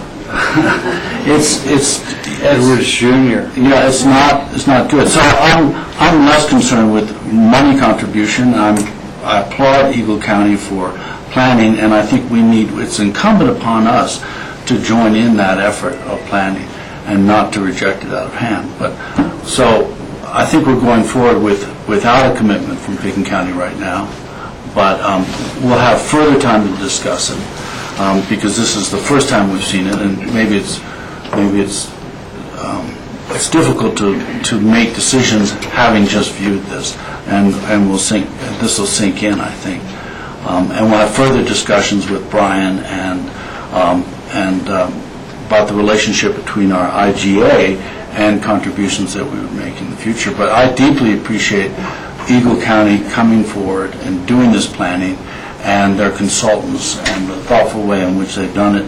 And as always, when you have multiple partners, it makes it even more complicated. So, thank you very much. I'm sure I'll talk to Peter about this at CCI.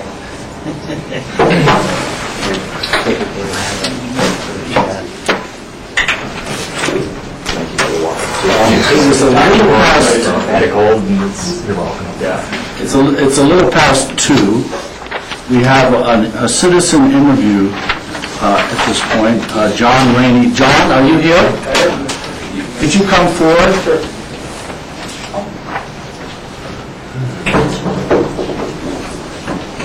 Where would you like to sit? Yeah, at this front desk, where all the heat was going before.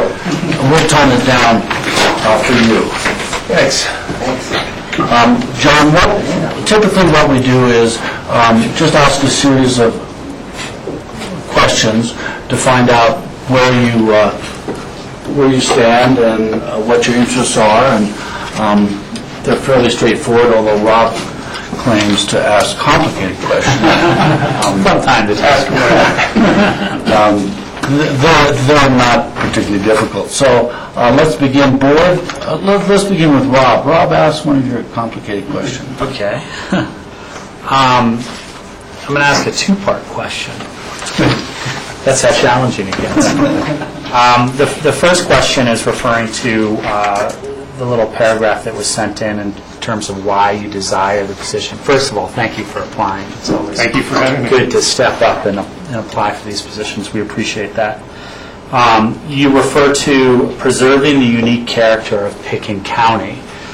So the first part of the question is define what that means, and the second part of the question is how do you feel that there should be a diverse balance on a board like P&Z to better the discussion and decision-making process on that board?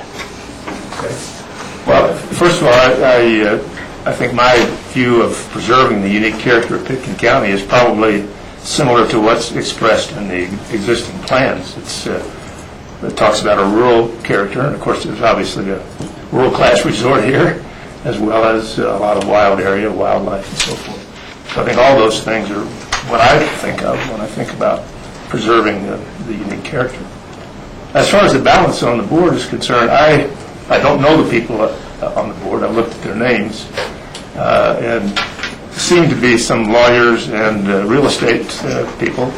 I've got a much different background probably than any of those people, and I think perhaps having a little bit of diversity, having a newcomer, I am new to the area, and I would expect that most of the people that are on the board have been here for longer than I have, and I think perhaps I can bring a little bit different, unique perspective. Thank you. Board? George? John, thank you for applying. Picken County's land use code has been applauded by many who live here and not so much by those who actually have to work their way through their processes. It's fairly complicated. And being a new resident here, why do you feel that you'll be able to participate on those approvals of those applications that come before you? I acknowledge I would have a pretty steep learning curve to learn about the existing regulations and so forth. All I've done so far is read a couple of the plans. But I guess one thing I do have in my 40 years of experience is I've learned a lot about how to think analytically and objectively and strategically. And I've had a lot of experience in planning type of roles. So once I get up that learning curve, I think I could make a fairly significant contribution to that process. Thank you. Let me ask a question. John, are you planning to stay in Picken County for the indefinite future? You've moved around a lot. So. Well, I'm not working anymore, so that I don't need to move around anymore. And I'd like to stay here. I guess as long as I can ski and shovel snow, I'd like to stay. And I think I can do that for the foreseeable future. Okay. Jack, do you have any questions? Yeah, thank you for applying. When I look at your application, it's certainly backgrounded by an extensive history of work in the oil and gas industry. That's all I've done. How could that benefit Picken County and our citizens? Well, again, I don't think that the specific experience that I have in the oil and gas industry really adds anything to this process. For me, it would be something new. And as I said, it's a matter of whether you want the diversity and the sort of person with the sort of background that I have on the board.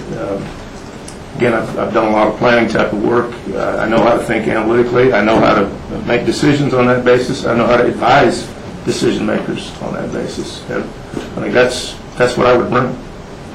Yeah, I find, may I, Michael? Yeah. Continue. You know, your comment about bringing diversity, and Rob alluded to that in his second half of the first question, I believe.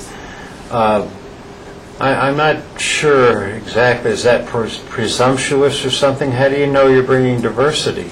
Have you been these are some really dynamic people that we have on the board. And have you been able to analyze what their backgrounds are, all of them, in order to be able to make that statement? Well, no, I mean, maybe that is a little presumptuous to say. I'm guessing that the people that are on the board probably don't have a background in oil and gas. They may not be newcomers, and they may not have the same sort of experience that I've had in the planning sorts of activities. I don't think there's, if I remember, there's not women on the board, or maybe one. So perhaps if you were seeking diversity, you'd rather have a woman. No, I don't think I they remain don't bring that on gender. So, are you aware that we are in the process, along the road, not defining what that means, about coming up with our own oil and gas regulations? Well, I've read a little bit about that, and I've seen some reference to that in the plans, and clearly there's a lot of opposition to development in an area like this. Yeah, I think it'd be, if that's something that is ongoing, then perhaps I could bring something to the table of that background. Yeah, I mean, and again, my last comment, speaking only for myself, because you never speak for anyone else here, but as far as oil and gas, I want to be very clear that I'd be interested in, of course, staying within the context of the law and limiting everything we can, though. And that's a tough situation because the state preempts most things, so local control is a very big issue for us. Sure. Maybe we could benefit from some of your experience. Thank you. Yes, Rob. I'll ask another tough question that Jack kind of started on there. I would define Pickens County policy as oil and gas has no place in Pickens County. We are going to try to write some new regulations to regulate a portion of what we can, as Jack alluded to in the law. As someone who worked extensively in the oil and gas industry, how do you feel about a county taking a position such as oil and gas has no place in Pickens County? And with in mind what I first asked you, which is the unique character of Pickens County being the wildlife, the nature, the rural characteristics, and all of that, because I think that's really what stuck out to me with your resume here. Well, I'm probably like most other people here. I'd rather not have oil and gas or mining development in my neighborhood either, especially in such a neighborhood as we have here. But probably everyone in the world feels that way. And so I think, to me, I guess I don't have an inherent opposition to development in this. I don't need a lot of resources here that are that significant. But if there were, and if a private landowner or a government landowner wanted to lease out some development rights, I wouldn't inherently have any opposition to that. But I would certainly hope that it would be done in a responsible manner. Perfect. Thank you.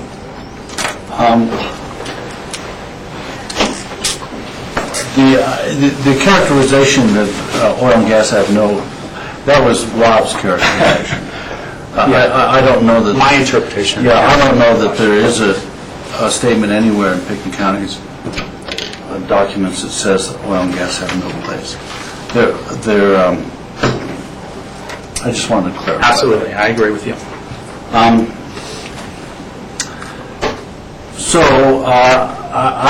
don't have any further questions, and does the board have any further questions? John, thank you very much for coming forward, and we deeply appreciate it. Typically, we go through an application process. If you keep in touch with Lance Clark, who's our representative for P&Z, he'll keep you updated. He's right behind you, and he can provide you with any documents or anything you'd like to have about the P&Z. And then eventually you'll get a letter and letting you know our decision. Okay. Thank you, John. Thank you very much for the invitation. Appreciate it. So it is just about 2:15, and we're scheduled for an interview with Jessica Robeson. Jessica, will you come forward? Yep. Jessica, you look vaguely familiar. I wonder why. I don't know. Jessica was an applicant for the Basalt Library Board, and so both George and I interviewed her for that position. And I'm glad to see you here interviewing for the Translator Board. It's the same format that you just saw, slightly different questions, and probably no questions about oil and gas. So. I'm glad about that. So, Board, do you have any questions to lead off with? I'll ask you, Jessica, you were raised up in Meredith, is that right? Yes. And so you have an interest in a good translator system. Yes. Does the translator reach up into Meredith? Can you get radio signals and TV signals? Yeah, I'm working on trying to get TV signals at my house. We don't have line of vision to the translator, but we're figuring out what we need to get the over-the-air TV. Recently, there was an initiative passed, an addition to the legislation enabling the Translator Board to look into wireless and broadband as a use for our translator system. Would you support that kind of thing? Yes, it's really expensive and not efficient to get internet where I live. You have to get satellite internet, and it's ages behind broadband. So I would definitely support wireless, any sort of better internet services. Do you currently have internet service? At my house, no. I live on a ranch that I grew up on. My husband and I bought a house on 13 acres in the middle of my grandparents' and my parents' house, and they're there almost year-round. My parents are there year-round, my grandparents leave in the winter, but they both have TV and internet, so we've opted not to get it at our house because we're hardly ever home anyways. And you can always visit your parents or your grandparents. Exactly. Right. Okay. Any questions, Board, for Jessica? None? Yeah, I'll ask a question. Okay. What do you hope to get out of serving on this board? Basically, more board experience. Serving my community is really what I'm looking for. I obviously have a vested interest in the services that Pitkin County provides in the really rural locations of the county. But coming out of Roaring Fork Leadership last year and being on the Leadership Connect, that was our civic project.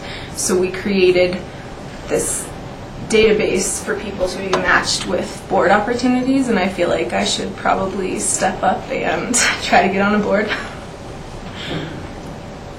Board? Jack? Yeah, thanks for applying, appreciate it. Have you talked to our staff about the requirements of the board position and how frequent they meet and all that good stuff? All I've seen is what's online, every other month, even months. Okay. So Rob asked what you would get out. I'd like to ask what you would contribute to being on this board. Absolutely. I was on my homeowner's board in Snowmass Village when I lived in employee housing before we bought our house up the frying pan. And so I have quite a bit of experience being on a board. And I think that the biggest thing that I bring is that I'm young, and I hear all the time in Pitkin County that we're trying to get more young people involved in our government and fresh vision, new blood, I don't know. Thank you. Just I have more of a question for Phyllis. I guess you're here as a liaison. It's interesting, we have people on the board from as far away as Redstone, Meredith, all over the county. Where do they generally meet? We've been meeting at the Eagle County Community Building in Algebel that you were just talking about. So we do meet Mid-Valley. Does that work for you, Jessica? Yes. Is that convenient? Yeah. Or more or less convenient considering you live in Maryland? Yeah, I mean, I live in Meredith and work in Aspen, so. Right, so you doesn't really matter. I wouldn't want to go to Glenwood, but that's not Picken County, so. Right. Well, neither is the Eagle I County. guess not. It's right over the line. So, any further questions for Jessica, Board? Seeing none, Jessica, thank you so much, and I really appreciate your stick-to-itiveness. You're going to get on a board, I assure you, if you keep this up. I hope so. So what will happen is, if you have any questions about the translator board, Phyllis Matisse can answer them for you. Okay. And typically we do interviews and then we send out letters, and you can keep in touch with Phyllis and she'll let you know. Okay, great. But thank you so much for applying. No problem. Thanks for having me. Appreciate it.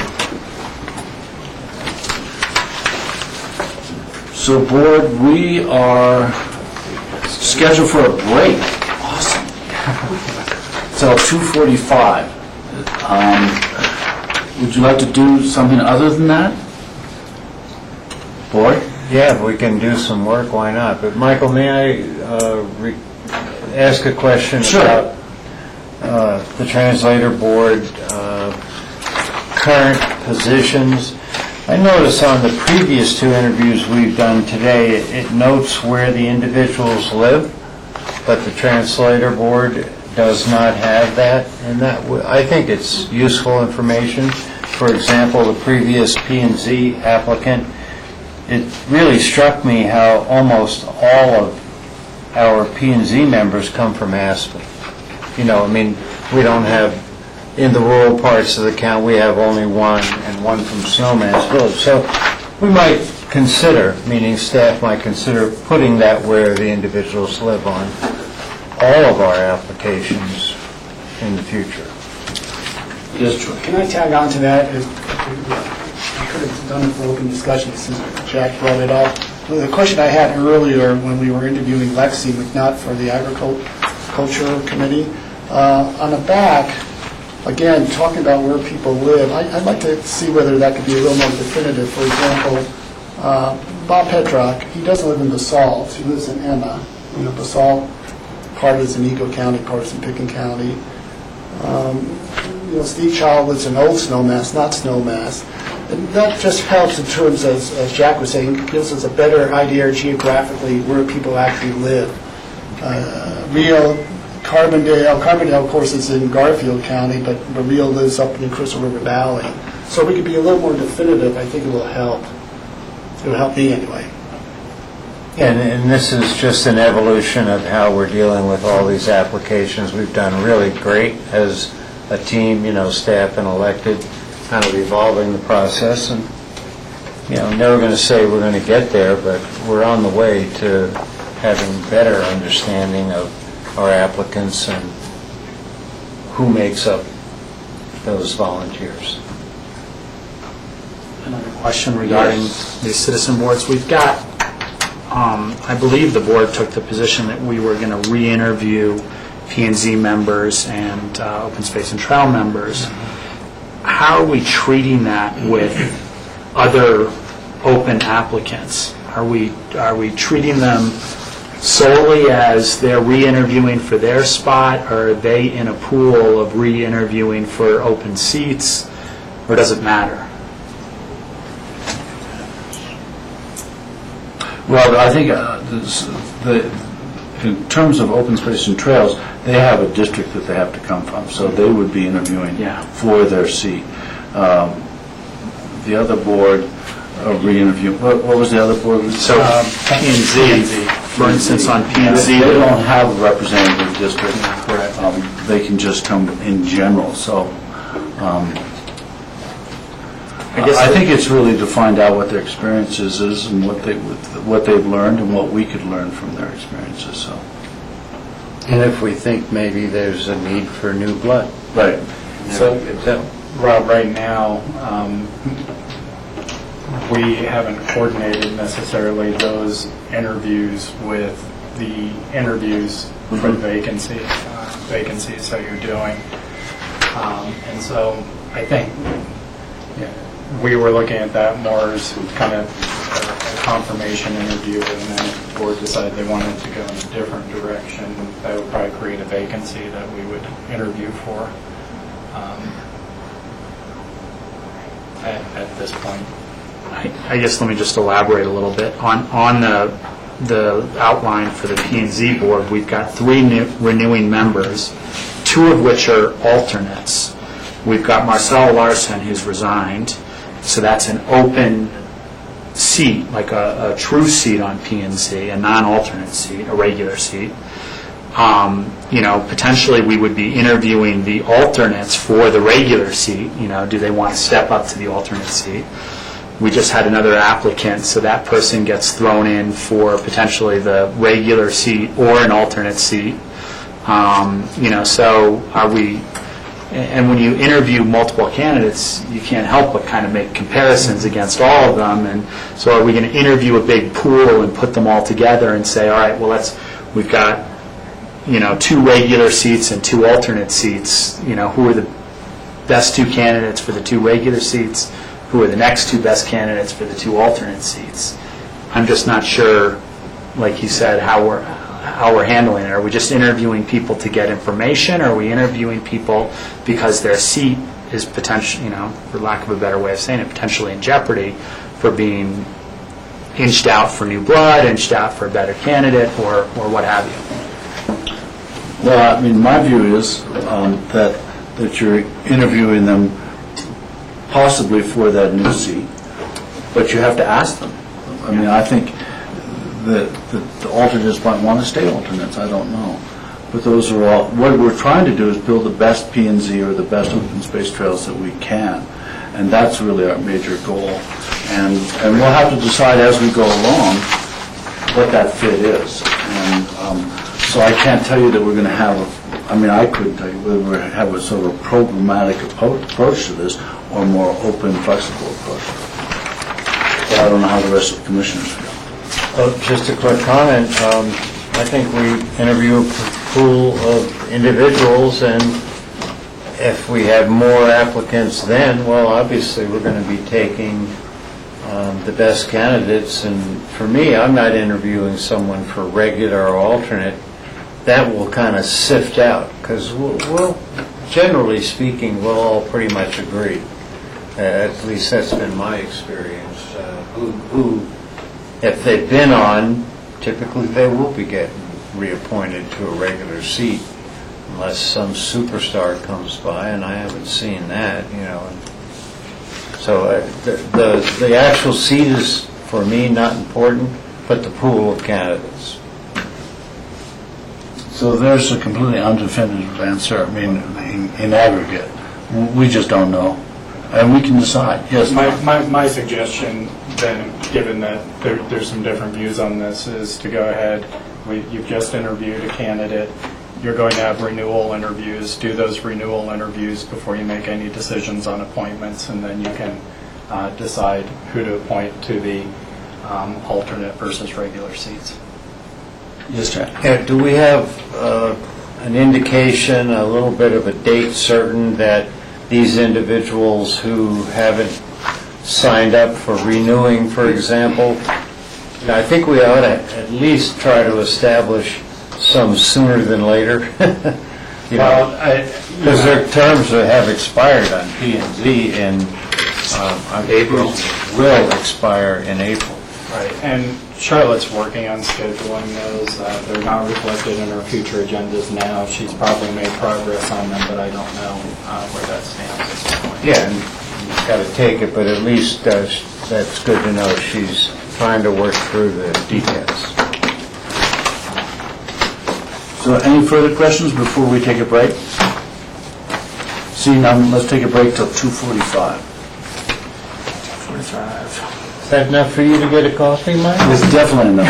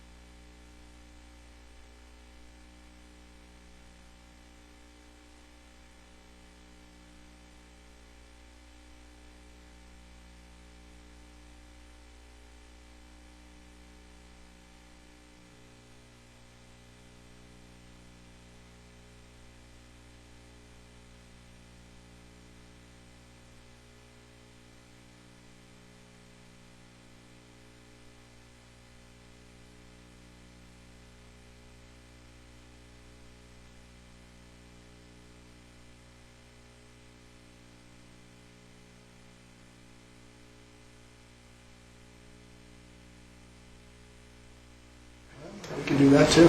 It's at 2:45 on Tuesday afternoon, March 6, 2012. This is a work session of the Board of County Commissioners. We have in front of us memos of interest. John, do you want to handle the memos of interest? Sure. Well, the first one I'll ask Kathy Chandler to come up to the hot seat. It's a Pickens County Library update. These are probably the semi-annual updates that we do for all of the sections. They're organized by our major core focus areas in the strategic plan, and I guess we could open up if you have reviewed this and have any items that you want us to explore further. We have the expert at the table. Thank you for being here, Kathy. My pleasure. Board, do you have any questions? Just a comment. I was really impressed with this memo, and for the public to learn that Pickens County Library has been designated a star library, which is quite an honor by Library Journal, although I'm not a recipient of the Library Journal. I'm sure it's the Premier. But anyway, based on being a star library, Pickens County Library performances places it in the top 3.5% of all libraries in the country. There's over 7,500 libraries in the country, so that includes major urban libraries as well as little dinky rural libraries. So that's quite an accomplishment, so great job. Yes, Rob. I was going to ask a question on the same line. Do you have some details as to the matrix of that ranking and rating? Well, it's based on the number of books we circulate per capita and the program attendance, the hits on our webpage, the use of our internet computers and wireless. So it's basically just how much service you're providing to the public for having a public library in town. And, one kind of interesting statistic is that there's more public libraries in the country than there are McDonald's franchises, which I think is sort of impressive when you consider how many McDonald's there are. And we also, our library, they started doing this 4 years ago, and our library has achieved the star status every year for the 4 years that they've been doing it. And there are, I think this year, maybe 8 other libraries in the state of Colorado that made star status. And it's ranked, they divide it into the size of the community and the budget that is available. So if you're, a little teeny library out in Arkansas in some small rural community, you still have a shot at being recognized in your income bracket. I always try to get a loan of a hamburger from McDonald's, and they never do it for me, so that's possibly the explanation why there are more libraries. Yes, Jack? Yeah, talking about hamburgers, when I go to Wendy's in Elgin, I'm not going to be able to make a left turn out. Gee, I might not go. But anyway, seriously, on page 4, under responsibly maintain and enhance county assets, second paragraph from the bottom, you talk about cooperatively working with the city on a utility upgrade. What is that about, and how is Pickens County connected to it, and therefore that would explain why we would cost share? Well, this is work that the city Parks Department has been undertaking, as well as their work on redoing the top of the parking garage. A lot of settling has taken place in the alley because of the leaks around the parking garage. So what they're planning for this summer of 2012 is to go in and redo that alley that comes across from the Galena Street corner with Mill Street. It then twists around. By the Sheriff's Department. Exactly. So where the sheriff's cars are parked, and Jody Smith and John and Phyllis have been meeting with these folks that are working on this as well to talk about what kinds of upgrades will have to take place with the utilities. So there's a possibility if there needs to be like a bigger sewer pipe or something, that there may need to be some logical cost sharing in that if when they've ripped up that whole alley, it makes sense for us to improve anything that's going to service our buildings, at which point we would think that it would be fair for us to pay our fair share of that excavation cost. And then their plan is to just replace that alley surface with a pretty rudimentary covering, because it's going to get torn up more when they have to come in to take everything off the roof of the parking garage to fix the leak. So that is all in the works, I would say, and we've asked Jody Smith if she would help represent the county and the library's interests so that things are fairly allocated there. And they're working with like the IT department to find out whether they need more space, because they basically, while it's all opened up, it makes sense to fix things up as in a way that will serve the future, foreseeable future for that area. Yes. So there's an ongoing discussion about cost allocation, and that will be determined by future growth, maybe? Nothing's been determined just yet on what that partnership would look like, but Kathy's right that if we anticipate future needs, whether it be sewer, whether it be running more fiber optic, either conduit or cable to the facilities that have bigger information technology pipes, the cost for us to do that when the ground's already torn up to replace, it just makes sense to maybe accelerate some of those projects and get them done. And so facilities right now is evaluating, we're coming up on probable replacement, for example, in the old courthouse, looking at those sewer lines and making sure that it doesn't make sense while it's torn up to go ahead and maybe get new sewer lines in, looking at is there going to be additional capacity needed with the potential development either on sewer lines or information technology. Let's go ahead and get that in while it's torn up, and it brings down the cost for everyone. Yeah, it makes absolute sense, having served on snowmass, water, and sand. Take advantage of every hole going, because the cost of doing it again, even after something was redone, is extreme. And then you do it alone, so right on. Kathy, is there also going to be a regrading of that alley so it's less hazardous? Yeah, there is. So hopefully people will be able to get up and down that side of Mill Street without risking broken hips during the winter. There wasn't much in here at all about the library expansion.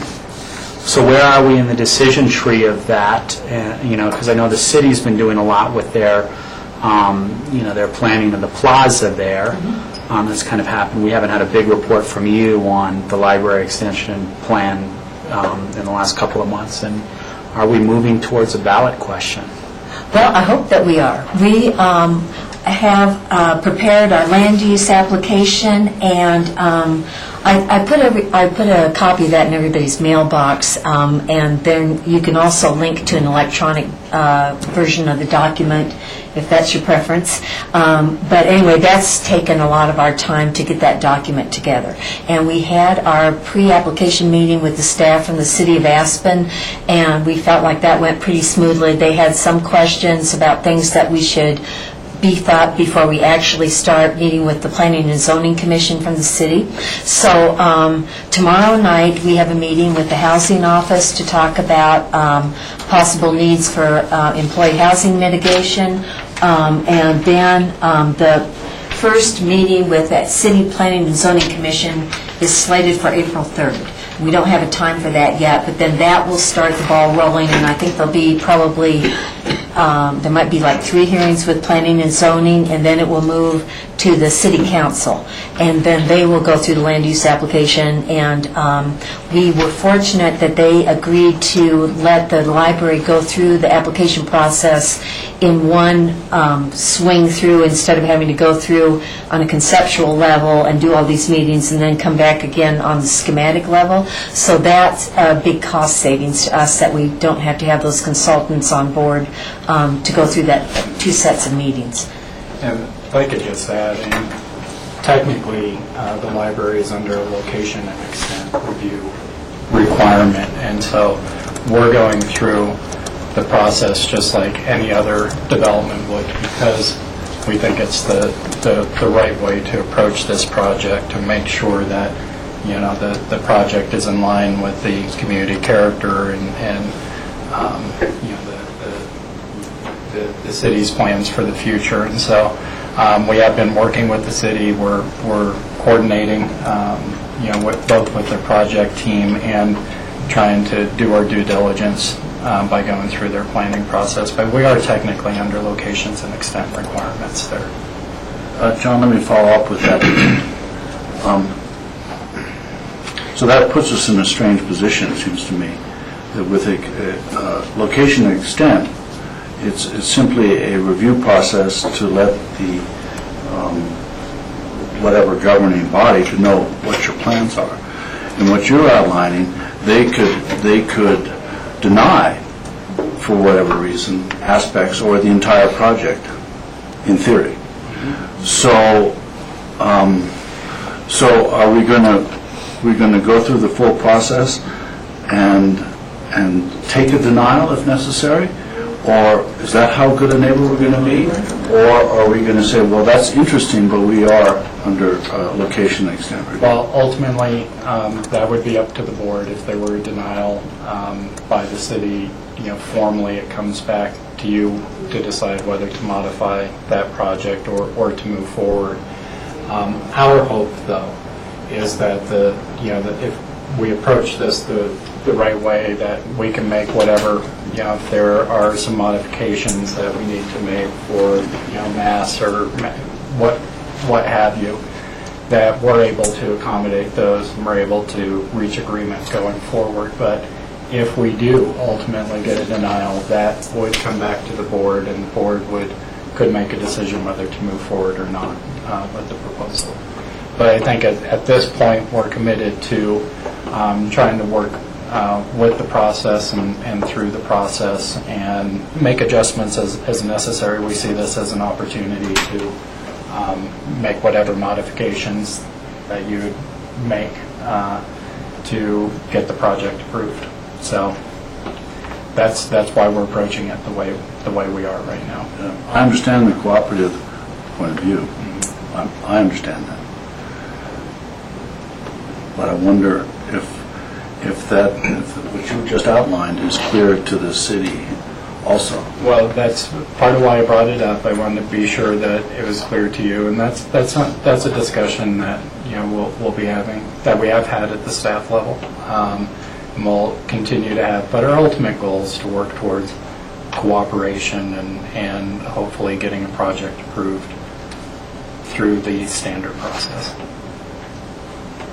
Okay, with reservations, I guess. Yes, Jack. Can I clarify on that? My understanding of P&Z now, county, and I would assume municipal P&Zs only make recommendations on location and extent. Is that correct? I mean, I know there's a process, and the process can shape the product, but at the end of the day, they only make a recommendation. They determine compliance with the master plan. We're voluntarily going the extra step, though, to go through the standard review process and adjust our project as necessary. Okay. See, that I didn't get. If we're going through the standard process, but the requirements of the law are only location and extent. So we're trying to reach out cooperatively, as it were. So. And that's where it goes to what Michael said. What if we, you know, get to the end and we have a denial? Well, that will come back to you then. Again, we don't foresee that happening. I just wanted to be clear that as we're talking about the process that we are going through, it is different than the locations and extent which we're required to follow. Just a quick follow-up. So it will go before P&Z, but then does P&Z then make a recommendation to council?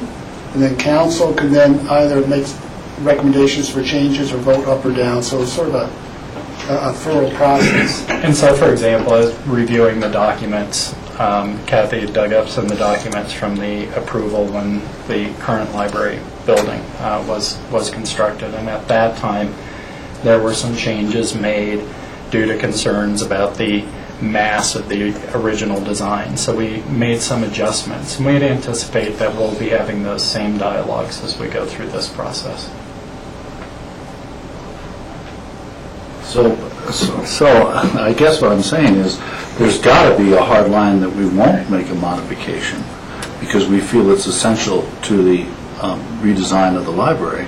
And at that point, things become more complicated.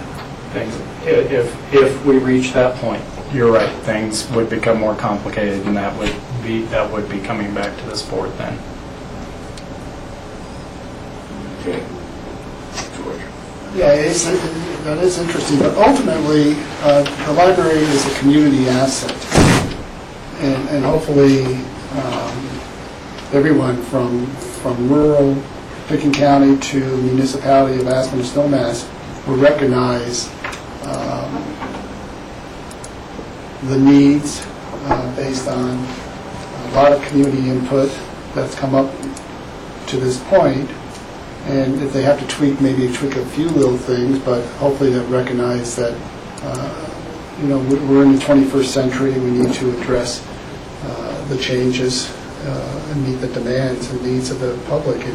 And city, P&Z and the city will recognize that, support that, because in the end, we need the community to support this if it goes to the ballot. So it's got to go through this thorough process. I mean, we'll need everyone's support along the way. And this has been a cooperative process, and if I implied anything differently, I certainly didn't mean to. This has been a good cooperative process. I just wanted the board to understand that we are technically under locations and extent, and we are going the extra mile, I think, George, for the reasons that you laid out. And back to your question, Rob, our architects have also had meetings with the parking garage people from the city. Initially, we had thought that to hold that extra weight of the library, there would have to be pillars put in the parking garage, and which, had the parking garage people rightfully very worried about that. But with the plan that the architects have come up with to hang that weight off and then come down where the wall is, they're just going to be able to wrap some of the columns that are already there along that wall with carbon steel fibers and pump some extra concrete down in the footings and basically, maybe have a couple of parking spaces shut down here and there, but we don't have to close down the garage, don't have to put pillars for me to try to dodge, and they seem to, pretty pleased with the solution that our engineers had come up with. So, there's so much coordination that has to happen because of our building easement being on top of that city parking garage that we have been trying to be as cooperative as we can. So, any further questions for Kathy? Yes, Jack. Well, a comment and then a question. Engineers get paid for what they do, but boy, I don't like the idea of add-on columns versus new columns. And I've worked on 20-story buildings in my time, but certainly there'll have to be all that good sign-off stuff, et cetera, because this is to last a whole nother half a decade, century or whatever. I'd like to clarify, and I think this might be for John. At the end of the day, though there's talk about going to the ballot and certainly the library board has forwarded, appears to be wanting to forward that request for this year's ballot. The Board of County Commissioners makes that decision, right? You certify the questions for the ballot. Please, I'm doing this off the top of my head now, but I believe we need to, in June, there's a key date in June where the library board would need to notify us of their intent to possibly put a ballot question on. Certification of ballot language would have to happen, I think it's the first or second week of September.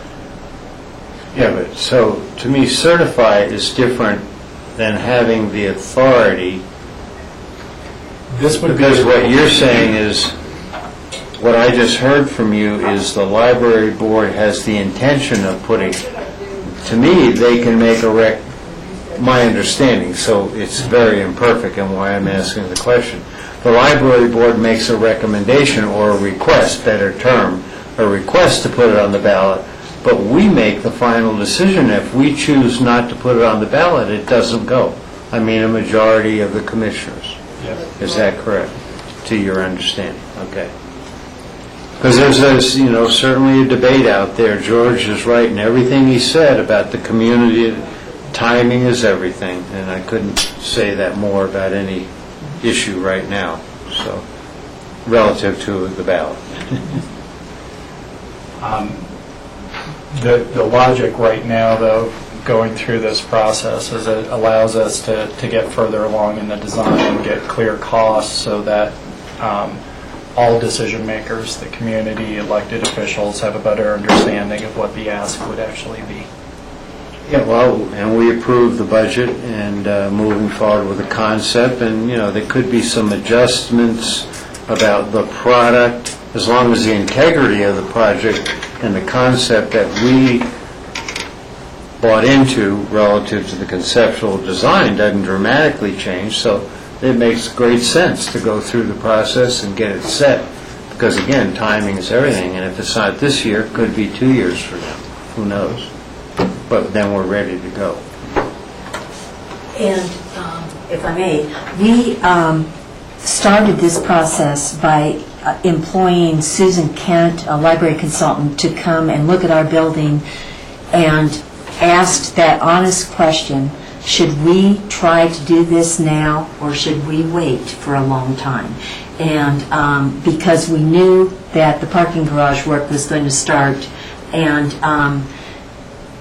she had no vested interest, and she said, you guys need to go ahead and get this done now. There are a lot of things that could be so much better if you fixed the problems that are existent with your library, with the fact that it's 20 years old and things have changed so much in the way people use libraries. So we've been trying to make this happen this year so that we're ready to do our work when they start re-waterproofing the roof of the parking garage, because there would be savings for the city if they don't have to re-waterproof that pretty good-sized section and then landscape it and then have us come in about 4 or 5 years and take that all apart, which the city has said, if we do that, we would need to pay to put things back after we do our construction, which, we said, well, that makes sense. But anyway, we're trying to keep on that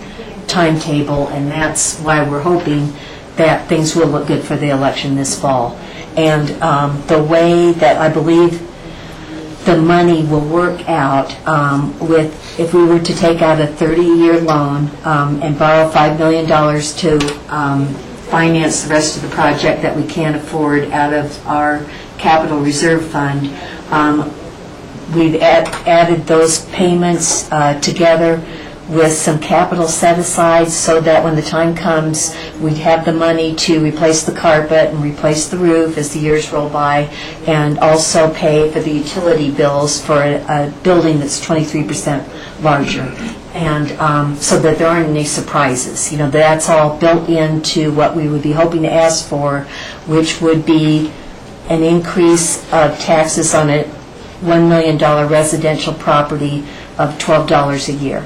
So it's not a huge increase, but it would be, requesting a small increase in people's taxes, so. Any further questions for Kathy? Thank you for that paid political announcement. I thought I'd slip that. I'm being facetious. No, I was really smooth. I like it. Thanks, Jeff. So we have to have a little humor here, too. Okay, well, it's good to see y'all. Thank you. I appreciate it. It's a great report. The next, Yeah, so the next memo, I think Lance is behind the pillar there. Oh, thanks, Lance. The board had requested an update on where we stood on the code amendments that had been identified for implementation, and so we've provided this list of what items have been completed and where we have those assigned, and we have Lance here to answer questions. Yes, if there are any questions, apparently it came up at the retreat as to how we were doing with our land use code amendment process. As you remember, from the moment we adopted the new land use code in 2006, we have been doing amendments constantly and consistently. And at one point, we, a couple years ago, put together a list of first priority code amendments and second priority code amendments that I've attached. And as you can see, under the first priority code amendments, we've accomplished a lot of them. And what you don't see is I have 3.5 more pages of unprioritized code amendments that have come up through our work with you, with the Planning and Zoning Commission, with caucuses, with applicants. Things just keep showing up that we realize we could have written better and should have written better and would like to have clearer language. I think one of the best examples that you will remember immediately was just in the last few weeks where we've been dealing with the 95% of irrigated lands, and there was clearly some lack of clarity in that language, and that language has been in the code since the 1994 code. We didn't even change it in 2006. We just moved it forward, but it caused consternation for the applicant and for us, for staff and for the board, and there's another thing to add to the list. But we have been doing quite a bit. We've done 8 land use code amendments in the last 2 years. In 2010 and 2011, we did 8 amendments. Some of those were pretty big. The solar amendment, the snow dumping amendment, those took a lot of time, a lot of effort. The agricultural structures amendment, those all took a lot of work with caucuses, with neighborhoods, with individuals, and with the Planning and Zoning Commission and with you. And just to show how it's difficult to keep a priority list going, of those 8 amendments, 5 were not even on the priority list. They were things that just emerged, like the snow dump ordinance. We were doing a special review for the snow dump at Elam, and some neighbors came forward and said, we have some really big concerns about water quality as a result of snow dumps, and your code doesn't deal with it. So immediately we went off and wrote some standards. So that's kind of what happens. Priorities can get set at one time, but they're constantly changing. But we intend to keep cranking them out and bringing them before you in the order that we think it's most important, and that's based on the critical nature of the need. If we see something that's really wrong or bad in the code, or something isn't being adequately covered, we want to get it taken care of as quickly as possible. And there are other kinds of amendments that we would like to make, but they clearly don't come to the front very often, and so they kind of fall off the immediate list. But we're going to keep at it, and we keep this list in our forefront. And if you have any specific things that you recall that you would like us to prioritize, we certainly will. In addition to what's here? In addition to what's here. So that was a request from Lance. I have a question regarding that, which is, you said there's an additional list of things. I'd like to see that list as well, because it seems to me every land use hearing, there's always a comment that says, well, that could be better worded, or, that should be changed to this, and some sort of follow-up that direction from the board is being written down somewhere and followed up with, I think is crucial. I know it's a lot of work, and I know, but we're going to come up to these problems again and again. Yeah, and the reason I have it here in my hand, there's 3.5 pages, and it's not neatly prioritized like these others, just we have on one of our computer drives, we just keep adding to it. Whenever something comes up, we add it, and I can send it to you all so you can see what else is on that.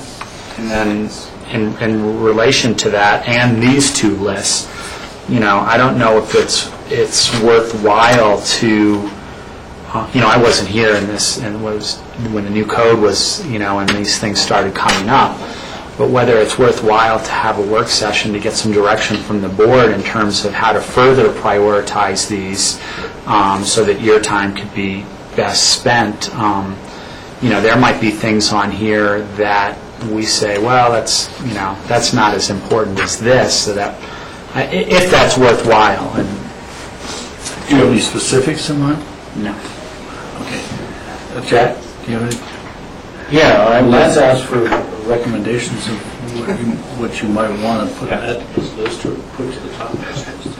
That'll teach you. Okay, go ahead. Yeah, honestly, I wouldn't even try to rack my brain about things that have come forward, and I'm sure you have a very compelling and lengthy, as you said, 3 pages list. But there are, I guess I look at things as on 2 different levels. The priorities are the priorities, and those are the big things. For example, oil and gas, 1041 powers, and medical marijuana. Those things have to get in front of us, like real soon, and some before others because of state timelines, etc. But also, when even just reviewing this list, and staff's done a tremendous job, about almost half of these have been done. So, compliments, of course, to everyone involved. But there are also some of these are so minor in nature, it seemed like you could take a bunch of these and this is impossible, but I'll use my terminology, knock them out. Things like that Joanna has a grade issue here, number 23 and number 32. Those seem pretty straightforward about, clarifying what we mean or what we've learned in 20 years since, 94, so 18 years since we enacted the code and with the 4-foot limit, et cetera, et cetera. So there's the push for the really priorities have to come, but a lot, there's a whole bunch of other small things that can be just kind of ticked off, like language corrections, and there's some of those, and I'm sure your list has that. So just some feedback how to move forward, and again, compliments the staff because it accomplished a whole lot too. So, Rich, do you have any? I would just leave it up to staff in terms of priorities and knowing what else is on your plate. I don't really think we need a work session to go through all these and for us to try to prioritize them. That's staff's job, and I think you guys are doing a good job. And as you said, sometimes those priorities get way late because of an immediate issue that hasn't been addressed yet. And I think we've been very effective and efficient in terms of addressing those as they come up. So, good job. Lance, I have a question, and it's not really a code amendment, but you brought up snow dumping. When we discussed snow dumping, we noted that the city has a snow dump near the animal shelter, and although they don't receive a permit from us, we were hoping that in the spirit of cooperation, the kind of cooperation we talked about earlier with the library, that the city would cooperate and try to meet our standards that we have for other snow dumps. Has any progress been made on that? We did request that they do the same type of testing that we have asked our snow dumps, the ones in Pitkin County, to do, and we didn't get a response. We'll ask again. Okay, I think, in the spirit of cooperation, that would be a worthwhile endeavor, and maybe John could help you approach the city and make not just a request from community development and environmental health, but from our county manager. Okay. Any further questions for Lance? Lance, thank you very much.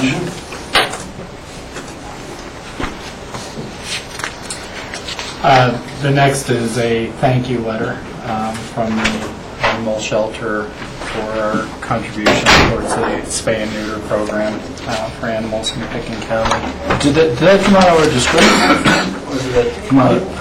I believe that's actually a contribution that we make as part of our shared funding of the program. I was just asking myself the same question, embarrassed I hadn't tracked it down before coming in here, Michael, so I do not believe that came out of the discretionary. Okay, so then I'd like to know what fund it came out of. Absolutely. Yeah, because isn't there general support, out of the general fund, there's shared support. Yes. Yeah, there's shared support. So this is separate, and that's a really good question. I didn't remember 1,000 out of discretionary. No, I don't think this came out of discretionary. I think this is part of our partnership on that. And their use of the word grant, was there a grant process, or is this just something that we budget every year? So I guess I'll just say, I don't know, but I'll find out. Yeah, healthy community fund would be quote-unquote grant. Yeah. Right. So now a hot topic? I appreciate the segue. Unfortunately, it does not look like Chris has made it in, but this is an update on the fires that we had at the landfill, and basically we were piling wood chips and grass clippings, and this is kind of feeder material for our composting, the windrows and our compost, and obviously they themselves were composting.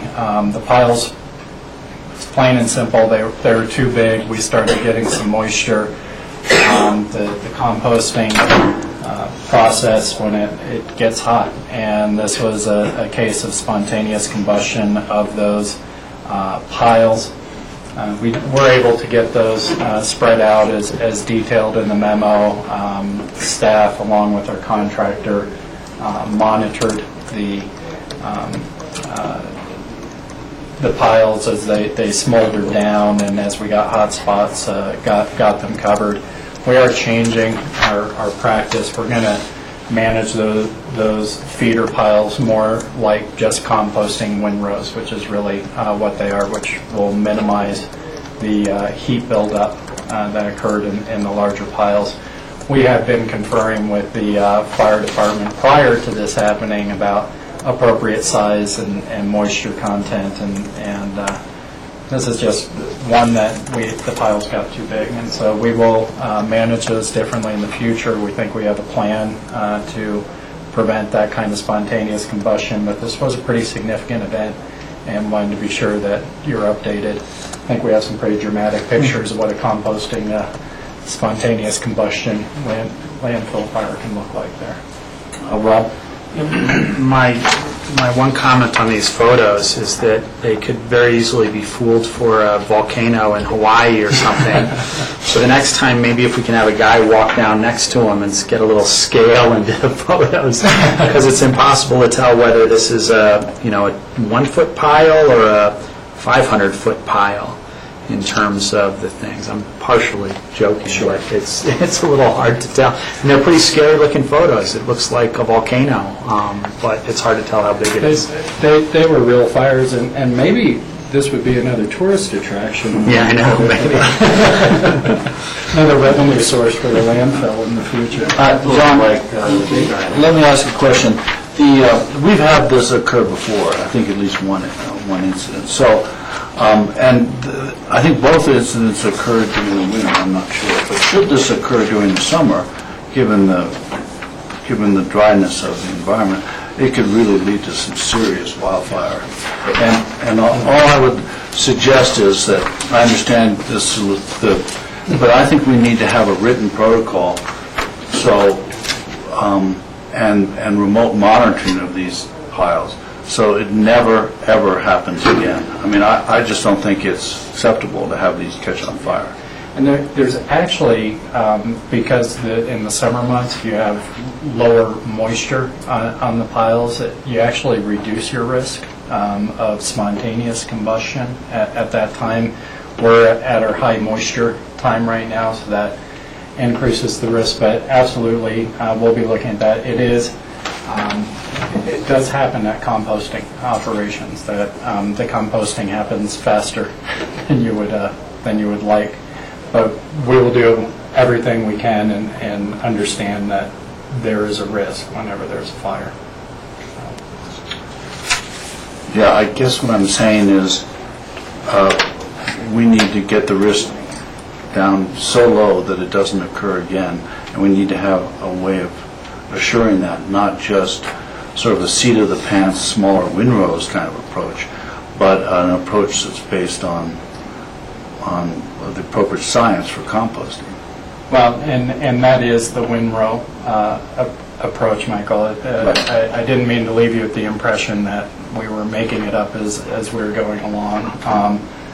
But it is a fine balance with the composting to get the rate of composting where you need it to be in that internal temperature. And it is true that we did not manage these feeder piles in the same way, so we are managing them as really composting and monitoring those, so the risk should be reduced. You can never say it's zero, but it should be greatly reduced. The feeder piles were not being managed the same way as the compost. Right. And so I guess... So now we are. So I'm suggesting that there's a manual on composting that any person at the landfill can follow that reduces the risk to almost zero. So, I'm not being clear. We are managing the feeder piles according to the composting procedures that have been established to minimize that risk. Okay. And it's not reliant on one person's knowledge. It's based in procedures that are written within the landfill management process. Yes. Okay. I'm just trying to get to that point. That's all. And yeah, what happened here is we were not managing those feeder piles according to that. And that's why we got the fire during the high moisture times. Right. Okay. Yes, Jack.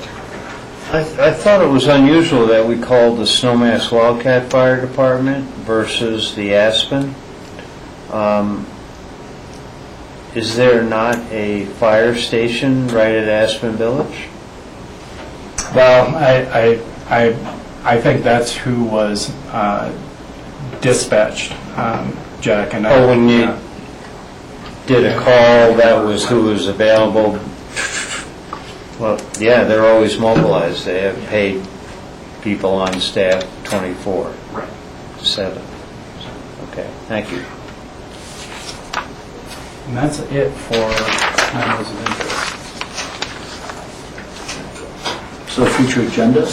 Yeah, moving on to future agendas, would just note that next week on the 13th, we do have another candidate for the Translator Advisory Board that will be interviewing, and at that time, we can probably, I think that's our last application at this time. We do have an applicant for the Elections Commission scheduled that day. We had a resignation that's since been rescinded, is my understanding, so we do not have a vacancy at this time. So there would be a question as to whether the board would like to move ahead. I think we'd have the opportunity if you wanted somebody as an alternate, or we typically haven't done that with the Election Commission, but you have the ability to if you want to move forward with that interview, or if you'd like us to cancel. Yes, George. I would say cancel. Basically, there's not a seat open. Yeah. Yes. I would, when you correspond to Joe, you may say, well, here are some other opportunities, so if you're interested in participating and helping the county out, we have such and such open and available. Okay. We will do that.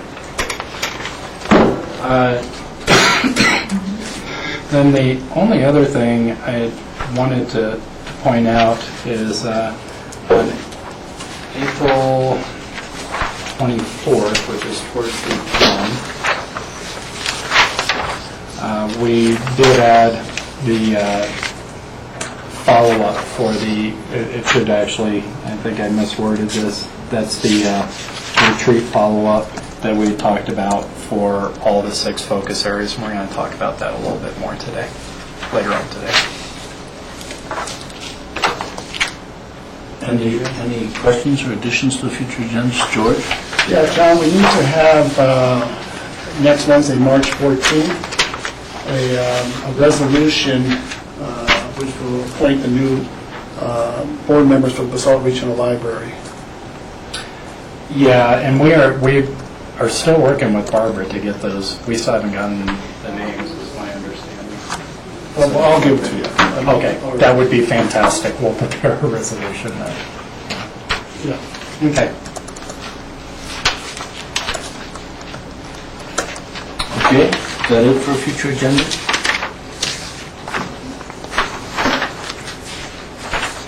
Okay. Board membership reports?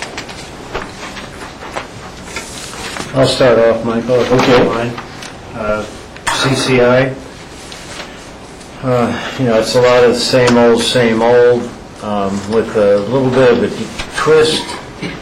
About oil and gas, the governor has appointed a task force to deal with the tension, controversy about local land use control and what is allowed locally relative to oil and gas, because the Colorado Oil and Gas Commission really has established almost all the rules. Well, they have established all the rules, but there is a controversy going on in the state legislature between, of course, the Dems and the Republicans. On the Republican side, there has been legislation, a couple bills submitted, completely denying local government's land use authority relative to oil and gas.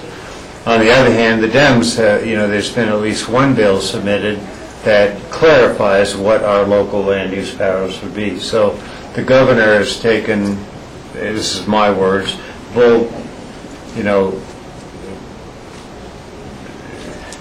taken the challenge of trying to figure out how to navigate exactly what local communities, local political jurisdictions, both county and municipal, what their powers would be without impacting the powers of the Oil and Gas Commission. So, that's really one of the hottest topics. Of course, Health and Human Services, there is always a plethora of bills that are going through, and nothing significant to my knowledge that really impacts Pickens County's ability to provide services or have, at this point, unfunded mandates laid on us by the state.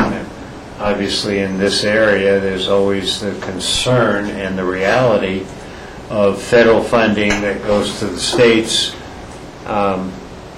being lessened, and therefore the pass-through is lessened to local jurisdictions. And, we all understand that's part of life, the current economics of the federal budget, as it were, and, of course, state budgets. So we continue to just monitor and, weigh in where we think Picken County is at, and Rachel and I really believe do a very good job representing Picken County, because we have clear understanding of, I think, where the board is at on most every issue. So, and if we have a question, we typically will run it by you all. Thanks, Jack. Northwest COG. We haven't had a meeting since our last update, but we are on the 9th Friday doing interviews for the new executive director. Friday the 9th? This Friday. Yeah, that's Friday the 9th. So how many have you narrowed it down to? It was kind of an interesting process. We narrowed it down to 3 applicants and 2 alternates. One of the applicants could not make the meeting on the 9th, so we felt that if we're going to go all meet in Silverthorne for a bunch of interviews, we might as well interview the 2 alternates and see how they match up to everybody else. So we'll have 4 candidates interviewing on the 9th. 1 candidate will be doing a telephone interview the following week. Those telephone interviews are hard. Yeah.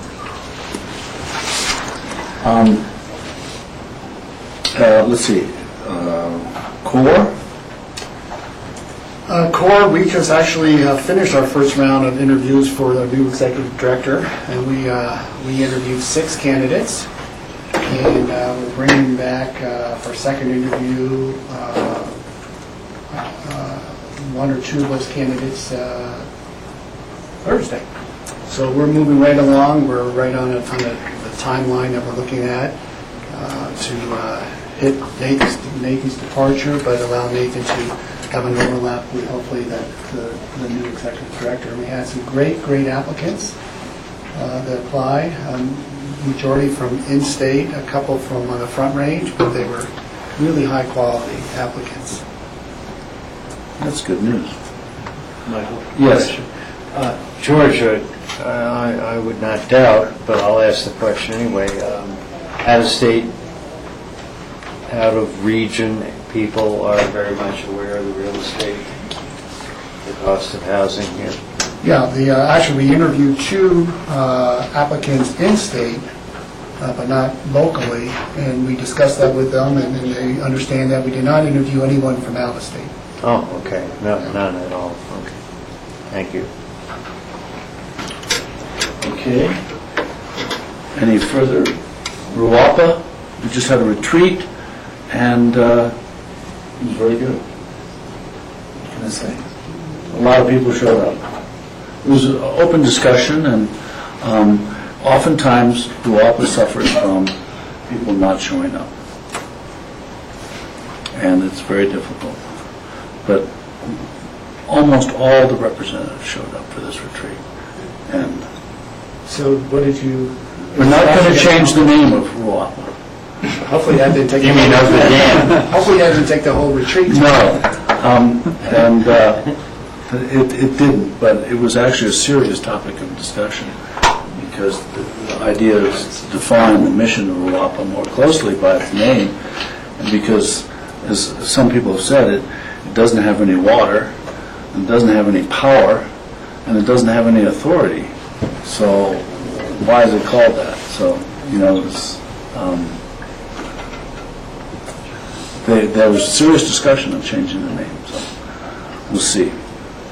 No, they just reestablished their goals, and primarily based on regionalism. The state of the watershed and the watershed plan was a really significant achievement for Ruapa.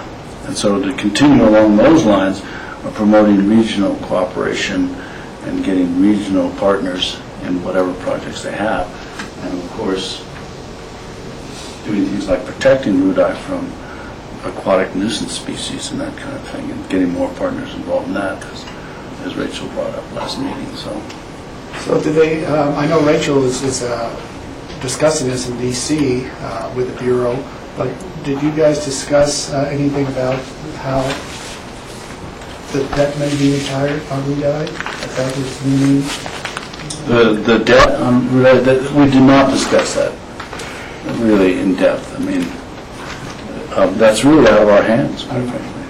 It's just not something we can comment on it, but I don't think we have much authority over.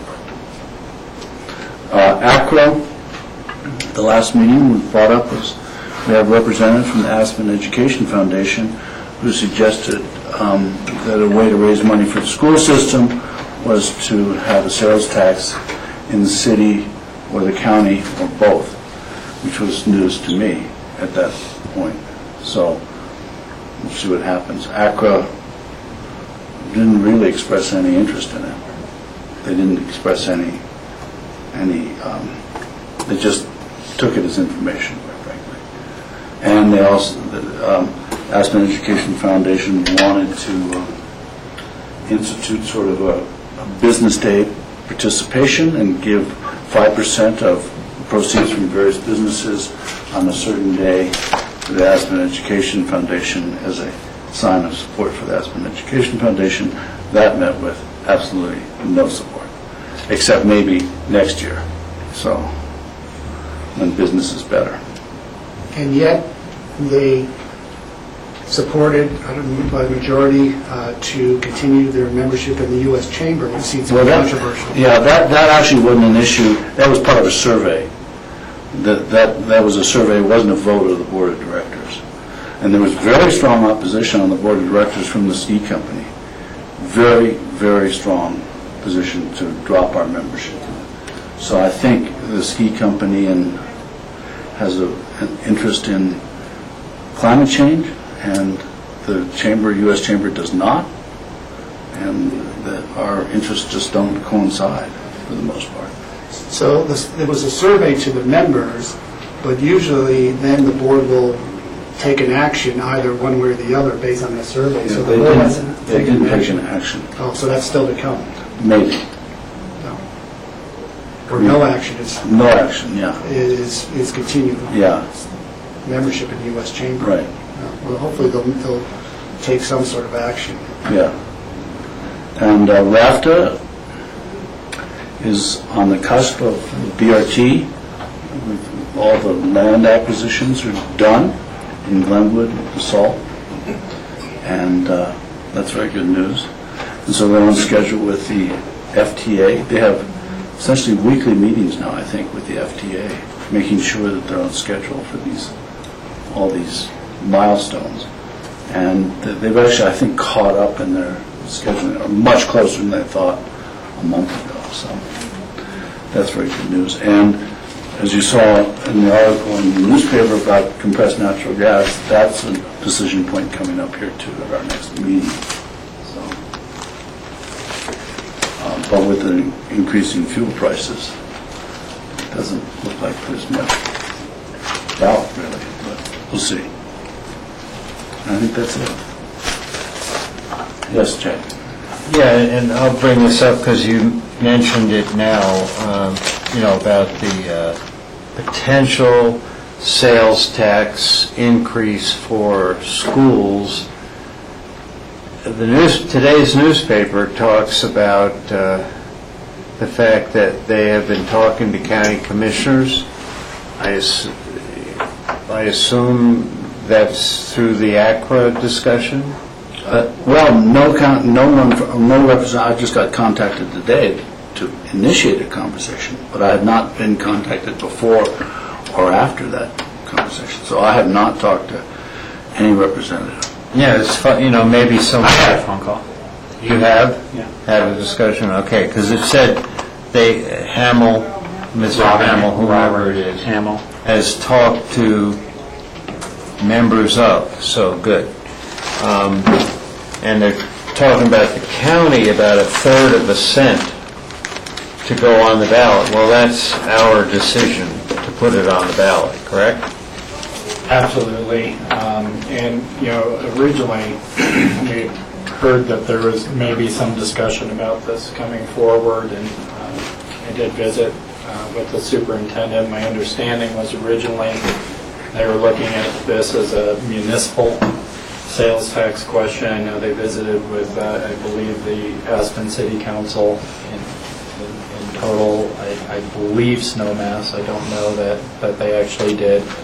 And so I'm not sure when the county-wide sales tax came into the discussion. Apparently was brought up at the ACRA meeting, but there hasn't been any contact, to my knowledge, with county staff, other than that one discussion asked, are you looking at a county-wide or just municipal? And at that time, they were just looking at municipal. Obviously, that changed. Also, you have to understand that the person who brought it up was a representative of the Aspen Education Foundation, which is a non-profit fundraising arm. So, in effect, it was just an idea. They would have no ability to receive sales tax whatsoever. Otherwise, we'd be inundated by nonprofits to get 1/3 of a cent sales tax for all of them. And so this has to come to us in a completely different form, it seems to me. Yeah, and I had a brief conversation with Robin. It was basically just a brainstorming, conversation. And the part of it is there is precedent for this in Steamboat. Apparently, there is a sales tax for the school that is done through a nonprofit of some sort. And I'm not sure how they pulled it off or what they did. And then there was the discussion of whether, how you divide the county with the different school districts, and what happens with the funds if you're doing a county-wide tax versus a municipal tax. You can't do a sales tax on a school district because there's no collection agency for that demographic in terms of who pays that tax and who doesn't pay that tax, so that becomes complicated.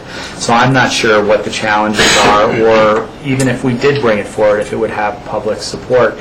But my understanding is if it's a county-wide thing, it's not a district like the school district that would bring a ballot question for our approval.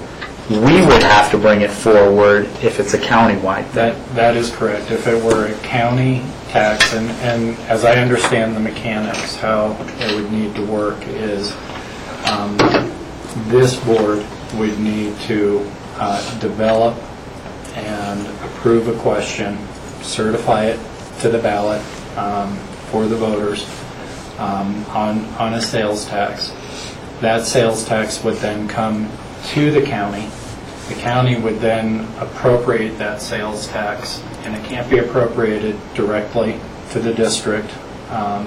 It would need to be appropriated to a nonprofit, so I assume the proposal would be to appropriate it to the Aspen Education Foundation, who can then disperse it as they see fit. And I would need to do a little bit more research, but it really has to do with the ability of us to have a sales tax go directly to the school district as far as equalization is concerned. Well, I appreciate some feedback. There are a lot of unknowns. I've already been contacted by several members of the public going, "What's up?" And I said, I really don't know. This is a rather unusual route to get to school funding. So I think people maybe should relax because there is apparently a mountain of hurdles. And I'm going to be one of them. Small mountain as it might be.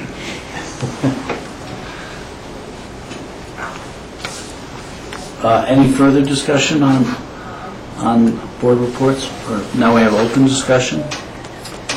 Yeah, I've got a couple things for you.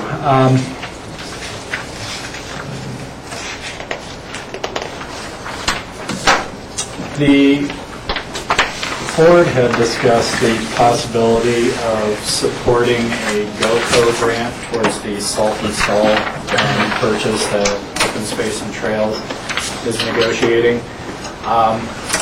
Unfortunately, as we've gone through this letter is due today, and so we just got a draft. And so we're hoping that you can review this and approve it for Michael's signature. We can get it on letterhead and with the grant application today.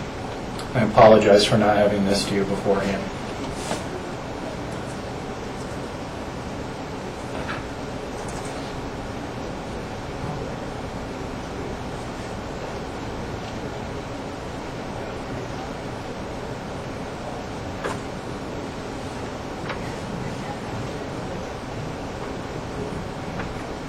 John, it doesn't say about the partnership with Town of Basalt as well. Shouldn't that be in there?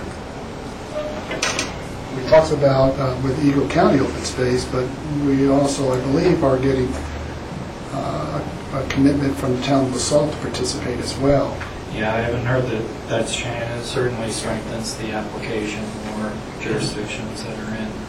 Just, if I might intervene here, we did discuss this in an executive session regarding some of this stuff, so I don't know how much is public and how much isn't public in terms of contributions and makeup of this deal. So just thought I'd just throw that out there so people are aware that that's where this discussion happened. Well, there was a discussion of executive talking about the nature of this deal, then we came out of executive session, and I think we approved this, and then it was made public, so this is all public knowledge. It's been in the paper. So. Okay. Just wanted to make sure. That's why we really appreciate it. Sorry. So I think George's comment is pertinent to this, and that we need to add the town of Basalt as a partner. Any other changes? That's a good catch. Yes. I'm not sure I would define what I'm thinking here as a concern, but I'd like to clarify. 1, 2, third paragraph down, last sentence, says, "We have recently worked with the Colorado Parks and Wildlife Division to request that the BLM manage recreation in this area to protect wildlife while allowing appropriate access." Rob, I thought when we met with Kevin Wright, I just threw this out as something that's an ongoing, because that's all we could say, and he didn't know much about it. Now, this is his district, isn't it? This is not John Groves. This is John Groves. Oh, it is? Yeah. John, oh, okay. I don't know where that line divides. And I think what we're referring to here is the comments that we made on the BLM Resource Management Plan, which have been very well vetted. I think we're all on the same page there. Yeah, well, the only maybe request that I'd have is to clarify that we have recently worked with the Parks and Wildlife in the BLM resource management process to request. That way we have specific reference where we've worked with them, because I have not, and I don't know about anyone else, gotten any feedback from DOW about this. But we want to be careful about what we represent about recreational access on this topic. We're talking about it now. And let me just tag in on that, because along with incorporating the town of Basalt as a partner, one of the reasons that the town of Basalt is so excited about partnering with us on this is that recreational aspect, because it provides a different access to the crown coming right off the Rio Grande Bike Trail. And so I think that's an important note for GOCO, that even though it states that it addresses the criteria for open space, habitat, recreation, agriculture, and scenery, it talks about some of those in a little more detail with a sentence or two, but it doesn't really speak to recreation, and that's really one of the driving forces of Town of Basalt to participate, because it does allow a new legitimate access, I should say, up to the crown, which of course would be subject to a home management plan. So I would include that just to strengthen this partnership, and Basalt should be in this as well.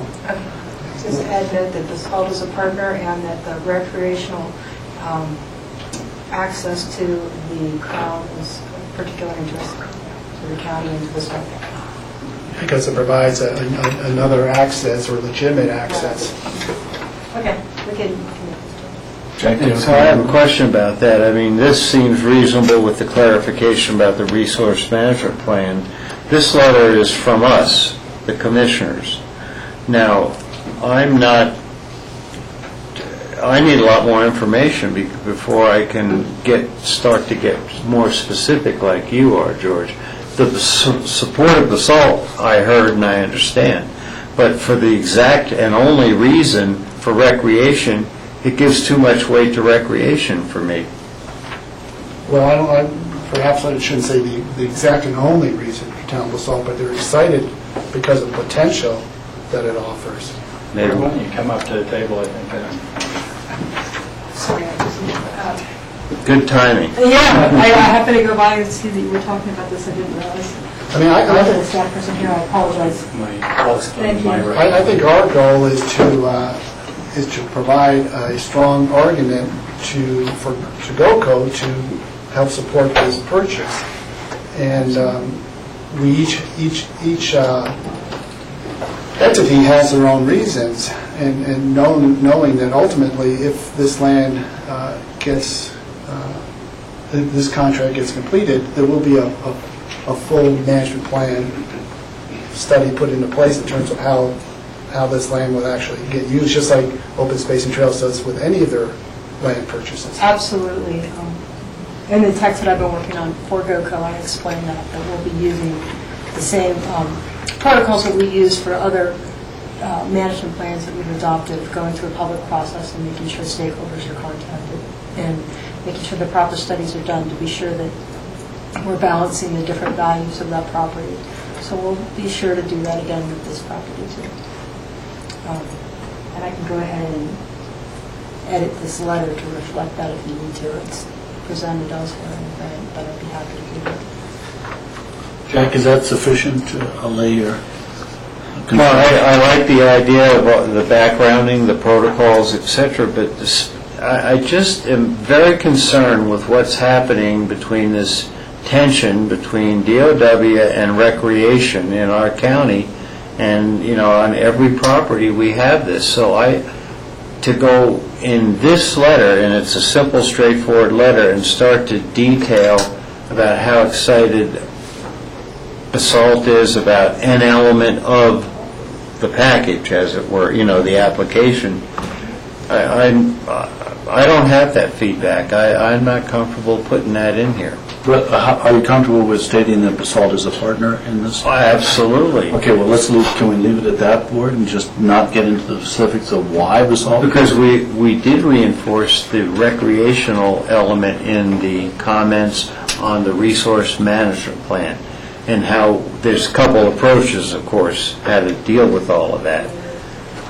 Is the town of Basalt sending a letter in as well? They have sent a letter in. Okay, so maybe they've It's addressed up on my desk, I could go get it if you wanted me to. No, but I believe they have. We've also received a letter of support from the Valley Trails Committee, which emphasizes the... okay, so Yeah. that aspect's been Yeah, covered? that aspect's well covered in our other letters and also well covered in the body of the grant. Okay. I think if you guys just make a mention that it's one of the criteria that we review when we do open space acquisitions, it's met by this, I think is sufficient. Yeah, I like all that you said about the protocol of how we go through all the elements, because things are not standalone. It's just not for this or that, it's for a number of reasons. So that's sufficient, Jack? I mean, that'll deal with the tension between recreation and wildlife preservation? Yeah, that's great. Thank you. So, Barbara, are you clear on the few modifications we want then? I'm clear on what I just heard, and I can review the rest of this with John. And Okay. I guess the idea is to get a letter ready for my signature, and I'll be out of here at 5 o'clock. at 5 o'clock. I Not will sooner. get together with Barb as we have our students presenting on it. Okay. Thank you, and thanks very much for your support on this. So it's 4 o'clock, and at 4 o'clock we have a Model United Nations presentation by Aspen High School students. Are we all done with open discussion? We're going to come back if we have some other open discussion to hit on? Yeah. Okay. I just want to stay on time for the sake of our students and here.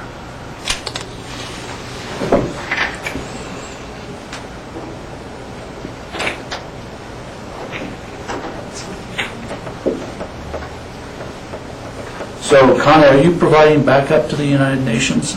Is that what you're doing? No, I'm She's not. playing a very essential support role by taking care of the PowerPoint. And introduce yourself, please, gentlemen. I'm Billy Storm. Nice to meet you. Pardon me? Billy Storm. Billy Storm. And lady and gentlemen, my name is Matteo Garofalo. Thank you for coming here. And is this going to be a presentation on your experience at the... Yes, indeed. And that was held in Chicago? Yes, it was. Palmer House Hotel in Chicago. Excellent. And you have a PowerPoint that you're going to... We do indeed. We're just very, very thankful, the entirety of the club, for the money that you've sent us, and so we felt that the very least we could do is tell you about our experiences there. Well, thank you.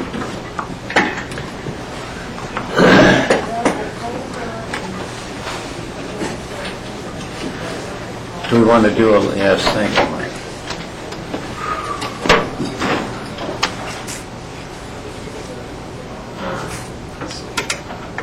Let's see if this is... Yes, it does work. Excellent. So that right there is the entirety of the team that went this year, approximately 40 students, standing in Chicago above a scenic bridge with the waterway beneath us. I have a question, because I had asked this earlier. Yes. When we were giving the grant. Are all the students from Aspen? Yes, they are. They're all from Aspen? Great. Yes, they are. We've tried to reach out to other schools, but unfortunately we can't seem to collaborate properly with their teams because they don't have teams.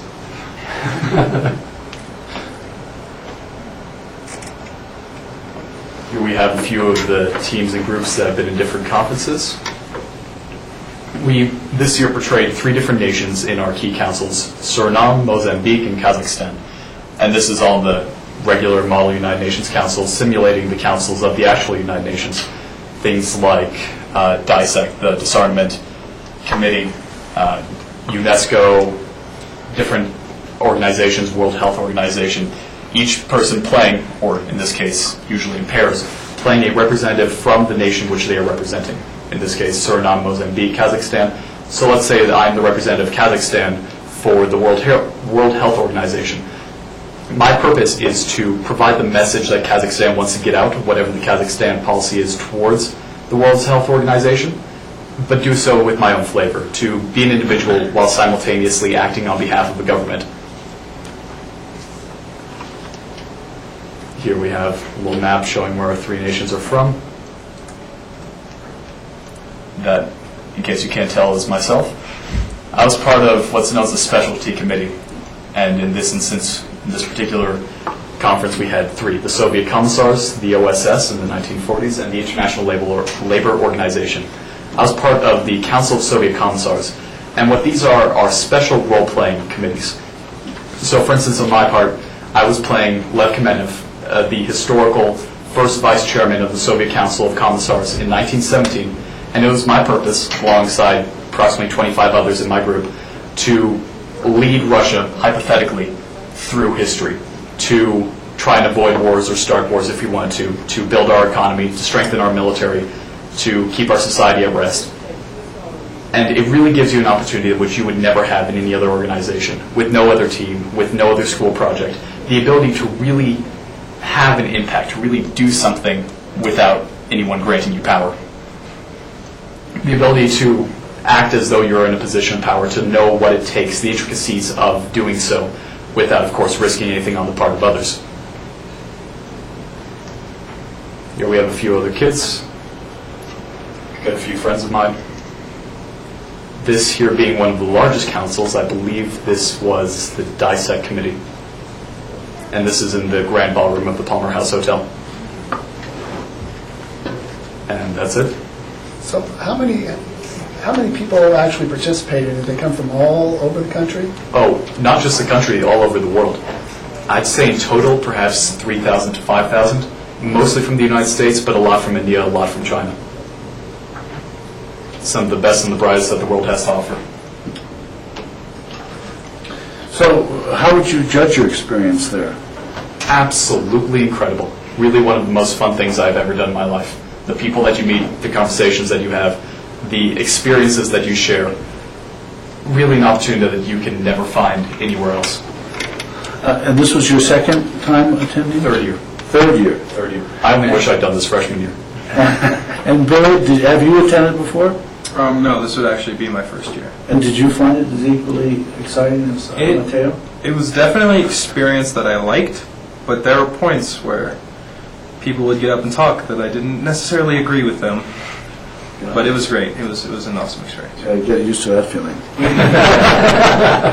And that's exactly my point. It in many ways simulates what you can potentially face in the real world, having to deal with people of varying opinions. And unlike debate or other events where it's a matter of you winning versus the other person, here it's a matter of collaboration, how you can work together rather than trampling over others. Excellent. Is this a long-term institution at Aspen High School? Is it going to be sustainable? I believe it's only been around for a few years now, perhaps 6 or so, but the hope is to continue it, and not just continue it, but expand it. We're looking into going to more tournaments throughout the year rather than just this one. This year we started off with another tournament in University of Chicago at Boulder. University of Chicago, University of Colorado. University of Colorado. I'm so sorry. We're actually considering starting our own conference to bring in all the local Valley kids who don't have this opportunity. We're really hoping that this not only continues, but grows bigger. Any questions? Define why they use the word tournament. Tournament. Yeah. Well, is it actually, a competition? Does you get scored? I didn't phrase this correctly. It's a conference. Tournament is just my word because I tend to be a rather competitive individual. Did he win? Oh, I won. Actually, in my council, the chairman was one of the college students because this conference is put on by students from the University of Chicago. Was played by one of the college students who was playing the role of Vladimir Lenin. And as I said before, I was Lev Kamenev, a figure which probably you haven't heard of before, but who was the vice chairman of the council, which means that if Lenin died, I would take his position. Now, the student that was playing Stalin, unfortunately, wanted to take power as well, so she had her behind-the-scenes group had me taken out and assassinated. So I came back as a different figure since Lev Kamenev wasn't then dead. At which point, the girl who was playing Stalin also used her hypothetical powers to kill off Lenin. So we had to have an election, this being after we threw out Stalin for treason. Of this council, of all my peers, I was elected to be the chairman of this group after a very contentious race. And assassination. And assassination. Actually, double assassination, because after the death of Lenin, after I was elected chairman, we had to go to the funeral of Lenin, at which point several of the students in our group who turned out to not be very good Soviets, they wanted to be democratic capitalists, decided to launch a coup against us. They succeeded. I'm getting a little confused in the timelines. The United Nations was formed in 1949, and yet Lenin was long dead by then, and Stalin was going to die in 1954. So what's going on? As I was saying before, there are essentially two different events which occur at the Model United Nations Conference. You have the regular United Nations committees, which are placed in the present day. Everything that they do is that committee as if it were doing so now. And then the specialty committees. And the specialty committees are not time restrained.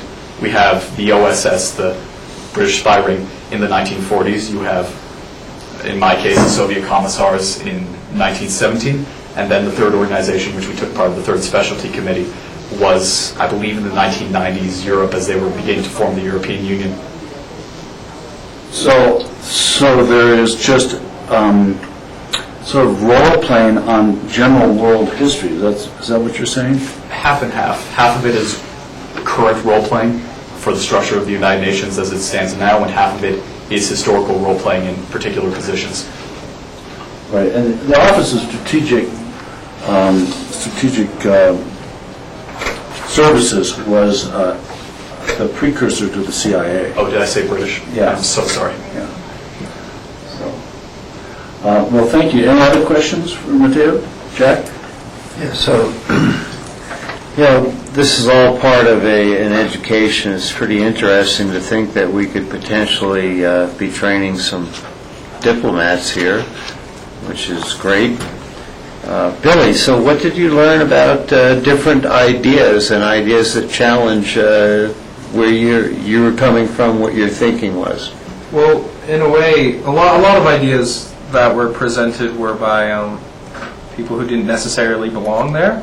But at the same time, I had people presenting new ideas that I disagreed with at first, but then we met middle ground. So I was able to work together with someone rather than fight them for my opinion.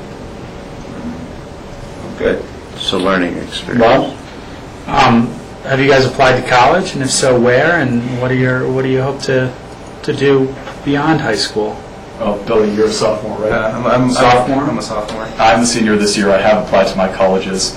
I get asked this question so many times. I've applied to Yale, Princeton, Georgetown, George Washington, William and Mary, American, Denver University, and Boulder at Denver, and Colorado at Boulder. Did you fund those applications yourself? I would have to thank my wonderful mother for that particular part. Excellent. Any further questions for the young gentleman?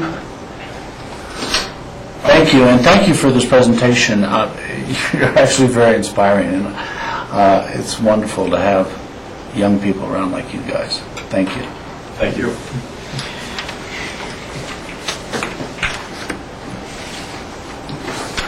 So, George, you wanted to follow up with some open discussion? One quick thing. I think we all got a letter from Peter Runyon about a quick letter of support to Senator Udall applauding his efforts to look at new wilderness bill for our area as well as Eagle County.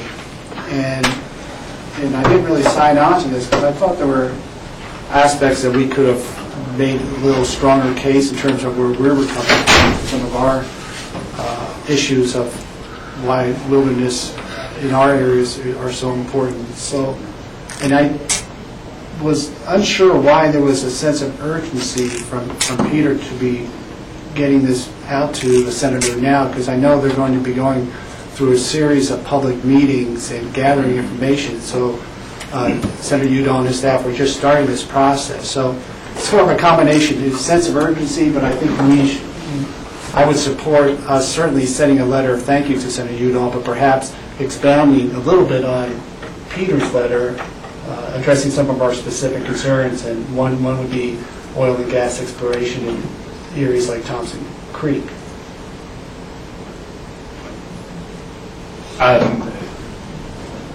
I guess, is that a request for us to do a letter, or is that?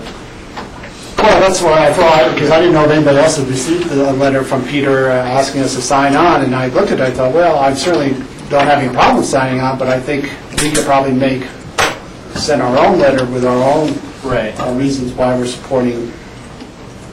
And we could definitely do that. I think I shared, George, with you.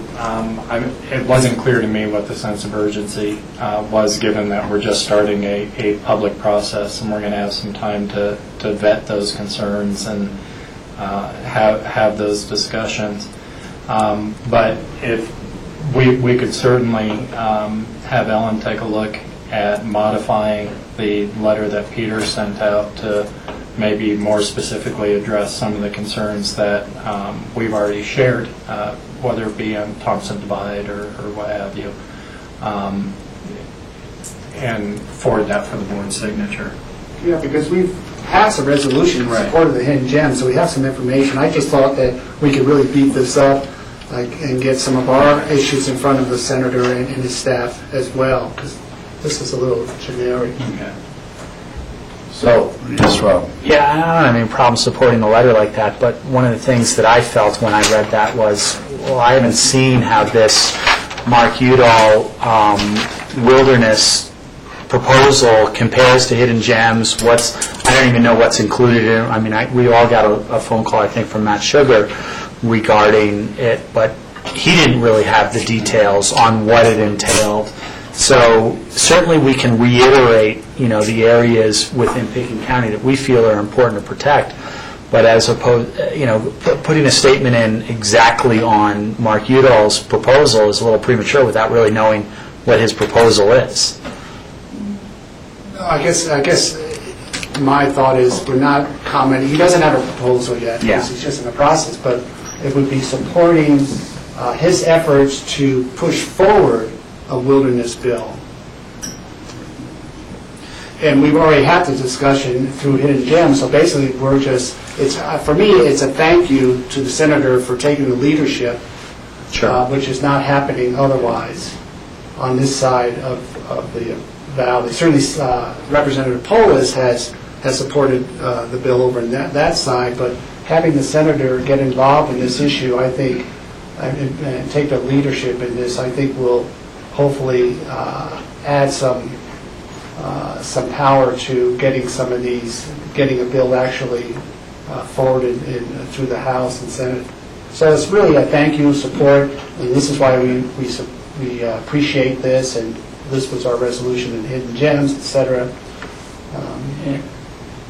And I would just add that Hidden Gems went through many variations of compromise and various interest groups involved in that. So I definitely would give Udall a pat on the back for, starting the process of, putting a wilderness bill forward. Beyond that, it's hard to comment on what the wilderness bill is going to do and whether or not they're going to go through the same process that Hidden Gems did and those things. And I support, the Hidden Gems. It came to a good place in the end, but we haven't seen this bill. So I agree with you. We should pat him on the back and write a letter in support of him fighting this effort towards coming to a good wilderness bill.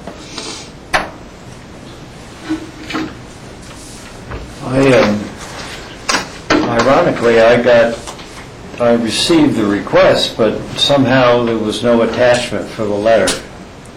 And I even emailed Jackie, and she says, well, I don't have the letter anymore, so, I don't even know what it says, but for me, it's premature to talk about specifics, even of our concerns about Pickens County, but it is absolutely positive and verging on essential to thank Mark for taking up the issue and tell him why we support wilderness designations. So it would be a generic letter in that sense, because to me it's premature to talk about specifics. I think he's going to develop, and talking with Matt Sugar, his local regional representative, it's not going to be necessarily the same bill as Hidden Gems, so I'm not sure it makes sense to refer to that. But most important is our continued support for the wilderness, and that's what I'd be thanking him for, to mobilizing his team and going out, and by what Matt said, it's clearly going to have a very public process. And those things we need to thank him for, and furthering the cause. So that leaves you with no direction, right? So, this letter is an individual letter. This letter says, as an individual, yada, yada, yada. So what we're talking about is a letter from the Board of County Commissioners saying, in effect, we applaud your efforts at wilderness, and that's it. Yeah, the other thing that I heard, but I wasn't sure where the board stood on it, is do we want to share information on our past efforts? So, for example, the resolution that the board passed around Hidden Gems, which may provide some indication of what our concerns, may provide indications of our concerns. I think, attaching that as an attachment. And Diana DeGette's our support for her bill, because that shows our mainstream support of wilderness regardless of what the... It sort of reminds me of opening a box of snakes on a regular basis and looking in there and realizing there's still snakes in there, and closing the box and passing it to someone else. I'm actually confused by this, but because we've made a serious effort at the Hidden Gems with a tremendous amount of public input, and it was really a supreme effort. And to have it opened up again and say it's going to change just puts us through that same process again. I don't know if Mark is serving the wilderness very well or his public very well, but I'm certainly willing to applaud him for trying. But I'm at a loss as why he would do it. But I have a problem with making a comment saying, support of all wilderness, because there were things of the hidden gems that ultimately got taken out in terms of fire protection areas and that sort of stuff, in terms of how areas could be managed or whatever, that potentially were not appropriate for wilderness, even though they were in the original proposal. And again, we don't have a proposal here, so it's, wilderness is important. We need more wilderness, sure, but I think it's also important to state that, through the hidden gems process, not everything was met as appropriate. Well, how about stating that in the past, we have supported the wilderness, hidden gems wilderness proposal, and through a long, rigorous public process, and we hope that your process is just as rigorous and just as thorough and inclusive as our process was for support. And if it meets those criteria, then there's a good chance we can support your wilderness bill. How's something like that sound? Because we really made an effort here with it. That's the direction I would go, other than the fact, or it's too premature and let's support it when it gets down the road. I'm going to support whatever he comes out with. Yeah, I think what I'd like to do is just send a letter of acknowledgement and thank you for supporting the effort to look at the importance of wilderness. And when I said we could refer to our hidden gems resolution, I think we could just perhaps pick out reasons why wilderness is important to Pickett County. And that's stated in the hidden gems proposal for many different reasons, whether it be clean air, clean water, wildlife habitat, conservation. These are the values that we deem important to Pickett County. This is why we support your efforts to push forward a wilderness bill. We look forward to working with you and providing input on that. Does that meet your criteria, Rob? Yeah, that does. Okay. Very much so. Okay. That's very close. That's exactly what I was talking about. Okay. I think I had the deer in the headlights. Sorry, I had the deer in the headlights look there at the beginning like that. But I think we've got direction. Great, now. thanks. So is that the end of open discussion, or are there any further items for open discussion? Oops. I just give you one more update. We are this week interviewing candidates for the Assistant Director of Administration for the airport. We've interviewed 3 candidates. We're interviewing a 4th candidate next week. We couldn't get them in this week. We'll be making a decision pretty quickly after that, so we'll be keeping you informed as we move forward with that process. Okay. Any further open discussion, board? Yes, Jack. A couple of things. I think all of us were copied on this memo from the Bureau of Land Management, just asking clarification for BLM contacts, and George certainly is named one of them, about future meetings for the resource management. Resource management plan. They're ongoing as a cooperating agency. Yeah, exactly. And I have no desire or need to have my name put in this, but as that process evolves, we will be kept in touch. So if there's a meeting somewhere that one of us, in addition to you, want to go to, yeah, so bring that forward, any of those. In yesterday's paper, there was an article about APSHA pushes for surveillance cameras at Marold housing to curb illegal activities.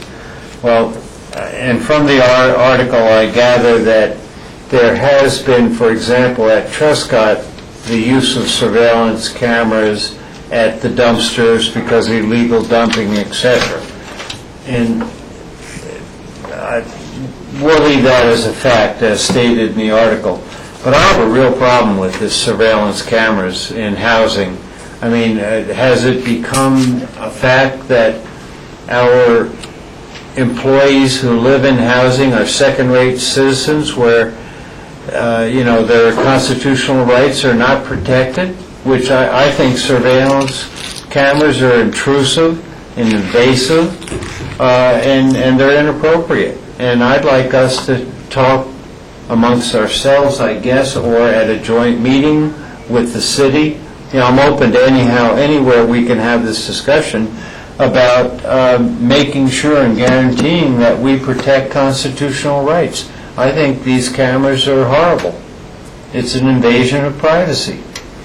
You mean to tell me I'm going to walk down my corridor or my parking lot and have cameras all, around? This is just not right in Aspen and Picken County. So, Jack, are you asking the board to take a position on this? Well, I think we need more, you got to be fair, of course, and that's why I say we need to have a further discussion. Off the board, yeah, I'd say don't implement anything until we have this discussion, so maybe that question clarifies where I am now. And to be fair, I guess there's always two sides of a story, or whatever situation there is, so I'm certainly open to hearing more about this, but on principles, I absolutely oppose this. So, board, would you be in favor of asking APSHA, the administration of APSHA, to delay the installation of surveillance cameras until we receive further information from them in person? Board? Rob? Yeah, question, who's the authority on this? I mean, is it APSHA that's installing these, and us in our mind that we want APSHA, we become the authority makers or in directing them, or? Well, I don't know. I think it'd be best to bring APSHA in to have we could probably schedule a short discussion with the board. We did just cancel an interview next week, so maybe we can see if we can get them in next Tuesday for a brief discussion on this item. But Jack's point is that he would like it delayed, the installation of surveillance cameras delayed until there is further discussion. And, I think that's a reasonable request, and I'm trying to get the board to say whether it's a reasonable request or not. So, how does the board feel? Well, I'm not sure that we have the ultimate say on that, to direct APSHA one way or the other. It would take agreement from both the city council and board of commissioners to be directive, but you certainly have the ability as a courtesy, I think, to ask for APSHA to delay implementation until you can hear more about it. I think that's a request that you could make. You have to make the policy decisions jointly. Right. So, and that's essentially what Jack is asking. He's not going to. We can't tell them what to do, but we can ask them that we're concerned and that we would like further information before they install these things. How does the board feel about that? If we get them in a timely fashion, I would agree. We get them in next week, but I don't want to put this off for months. Right. I think there is another issue, Jack. I think there's actually a safety issue for other residents in that housing, that they may have a different take on their safety and security. So that's why I would want to put it off. But if we can get APSHA in here, Tom in here next week and have a discussion, that would be great. Is that okay with the board? I'm interested in doing it mainly because I'm interested in seeing how our role is with APSHA. Yeah, well, we fund APSHA with a partner, the city, and we're policy setters. So I'm open to facts. Okay, well, why don't we see if we can get some time with them next week, and we can... But we are going to be aggressive to make just delay it for a short time until we can have a discussion. Got it. Okay, one more item, Michael, and I understand we're, getting right up to time. So please understand the context that I'm going to raise this issue. I know we're all here as public servants. We have responsibilities within the organization as elected officials. And, we even talked about essentially succession planning, et cetera, in the organization. Well, there's an item that's kind of outstanding that we just brushed upon when we set our chair, our board memberships, et cetera.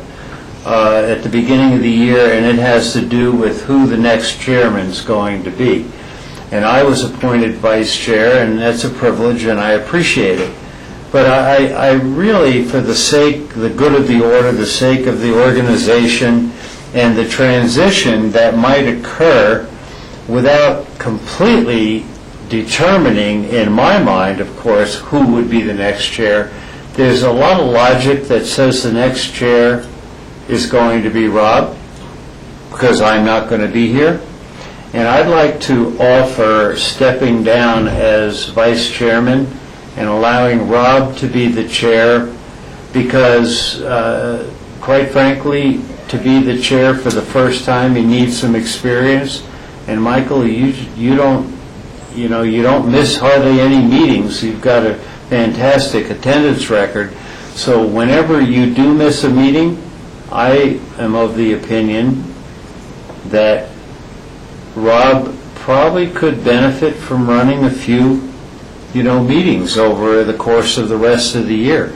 So I'm offering to step down, and the only requirement I have for doing that is, if we do this formally in a resolution, is that we do state why I'm doing this. It's not because I want to shirk my responsibility, but in fact, I think it makes a lot of sense for the succession of the next, who might be, probably is going to be the next chair. And that's why this kind of thing, you got to bring it to the rest of the board, of course. Because it's about when I'm gone. Right. When you're retired, you're not going to be gone. From this board, I'm retired. So what Jack is suggesting is that some people are born to greatness, and some people have greatness thrust on them. How does the board feel about that? Well, the next chair, would be your My district. seat. Your district. So I think we should still follow that rotation, and we talked about that I could flip-flop, just like I did with Patty when I came in. That would have been my year to chair that first year, because since I was new, I flip-flopped with Patty, and so I thought we talked about the same thing, that who's ever in your seat and who's ever in my seat, if they both change, then it's a whole different dynamic. But otherwise, we're starting to change our whole sequence, and we're really going out of sequence, because Rob's sequence would not be for several years. And I don't have a problem with Rob taking over as the vice chair for the remainder of this year and filling in when Michael's gone, but I don't want to change the whole sequence that has been established since I don't know how long. Right. So John, you have a very puzzled look on you. May I give some feedback? It goes 1, 2, 3, 4, 5. Oh, in my district, yes. No, I understand. Okay. Yeah, Jack. Well, having been elected 3 times and chair twice, I've been here through, now the 12th year of chairmanships. The rule wasn't necessarily implemented and followed in exact sequence. For example, one of the years, Patty stepped aside when we were going to do the land use code, and Mick became the chair. So there's a lot of discretion in what we do. And for me, only by simple analysis, Michael's not going to be the chair next year, Rachel's not going to be the chair, and you were only the chair 2 years ago. So, if the board wants to flip-flop, that's okay, because who comes next? Well, it would be Rob after you next year. For example, if we followed the sequence of 5, because 4 can't be the chair. Well, it could. Well, I guess so, if you all want to have a brand-new member, but that doesn't work, It really practical. I'm only talking about practicality, not logic of sequencing of numbers. So the offer is there. That's all. I don't want to get into an argument, because no sweat, I'll just stay vice chair. But I think it would benefit the organization and the board to have Rob I mean, I'm convinced that Rob should be the chair, so that's where I probably made my error. Because we haven't had the discussion, but we did say we'd talk about, I think, John, you and I touched base on this already, and we did say we'll have a talk about succession planning. I don't know what that means. We had talked towards the end of last year that we would probably need to talk about what order we were going to do the chairmanship, given that, you know, Jack is in line next, and you know, what could happen, I think, George, is what you're saying, which would be a flip-flop, you know, where you would actually then stay in sequence. Rob would become chair when he was, you know, within that sequence going 1 through 5. You would be chair, and then Jack's replacement would be chair, and that's going to be the discussion that the board needs to probably have in terms of that sequencing, whether, you know, as a second-year commissioner, does it make sense to have the second-year commissioner in, or do you want to rotate through with any kind of seniority? So I think we have to wait till after the election, because who knows, maybe I won't be sitting here. I mean, one never knows. Well, so that's another good reason to have Rob have some training. Because there's no doubt you're going to be re-elected, but anyway, I'm willing to make the offer, gang, here for the good of the organization, and I think it's totally appropriate. Well, let's settle it this way. It's a very interesting suggestion. It is. Because you've decided you don't need to practice any longer. I don't need to what? Practice. What does practice mean? The practice as vice chair. So you've got that under your belt. Well, if you want to put it in those terms, yeah, I'm only doing it for the good of... Right, and that's exactly what I'm saying, Jack. And so, but it's a radical idea. You can see that people are having trouble with it. Let's just put it aside for the time being and let it stand as an offer, and we'll think about it. How does that sound? Ron? Sure, that sounds great. With the guidance that maybe staff can pull whatever part of our home rule charter or resolution dictates how chairs rotate. Is there? Yeah. Well then, I mean, this idea that it goes 1, 2, 3, 4, 5 really doesn't mean much, does it? Well, there's traditions that can mean nothing, and there's traditions that can mean a lot. And so I think that tradition of sequential chairmanships has been a foundational tradition, and it has been modified given circumstances. So there is also some precedent for that. So it's an interesting offer. So let's let it stand for the time being. It's an offer from Jack. We haven't resolved it. And just one comment, you know, and I know you said it in jest, Jack doesn't need to practice chair. Well, practice is only for a new guy. Once you're chair, you never need practice again.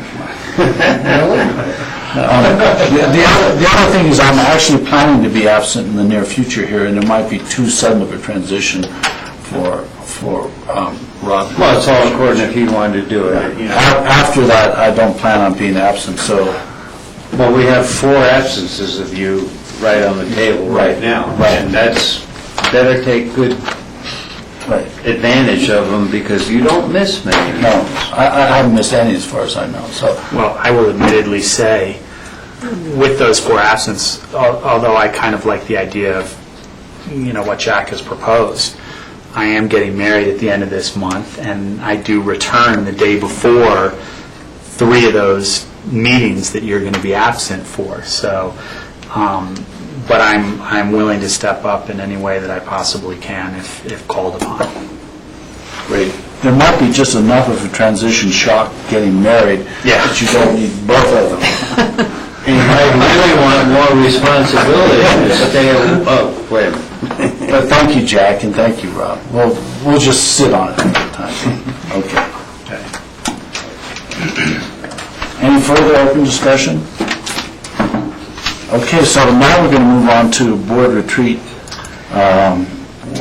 follow-up. Yeah, and I'll try and do this quickly. We had a pretty good discussion, an open discussion a couple meetings ago about how we're following up on the board retreat. Provided you a memo, and really the board identified 6 areas in the county's strategic plan for staff to focus on. And really the challenge now is to move from strategy to projects and implementation. And so this is happening obviously in the context of our day-to-day responsibilities. And so our first step has been to create 6 section leader teams around each of those 6 areas to do initial scoping. And what initial scoping is starting to look at what are those initial things that we think we can accomplish, milestones that we think we can accomplish, or steps to take that will move the board in the direction that we heard that you want to go. We've been in the process, we've had now 4 those 6 meetings. We have 2 more to go. They're just 1-hour meetings right now where we're doing some initial scoping. We're going to bring that back to section leaders to vet a little bit more thoroughly. But we're going to put together an initial scope around each of these 6 areas. And our target right now is to come back and talk to you about that on April 24th. And you'll see, as we've talked about in future agendas, we've got a little bit of time scheduled to go over that with you. However, there are 2 areas that we're seeking feedback on prior to that. And that's housing and a discussion about special events, which is really a subset of economic resiliency. There's 2 reasons for that. One, housing we've had a lot of discussion on, and we don't need as much planning time. We really just need a discussion and I think some direction on action steps, and we can start to move towards implementation. And there's really, on the housing front, I think two areas where staff sees the need for more discussion. One, we had talked about identifying properties that we could look at for potential buy down.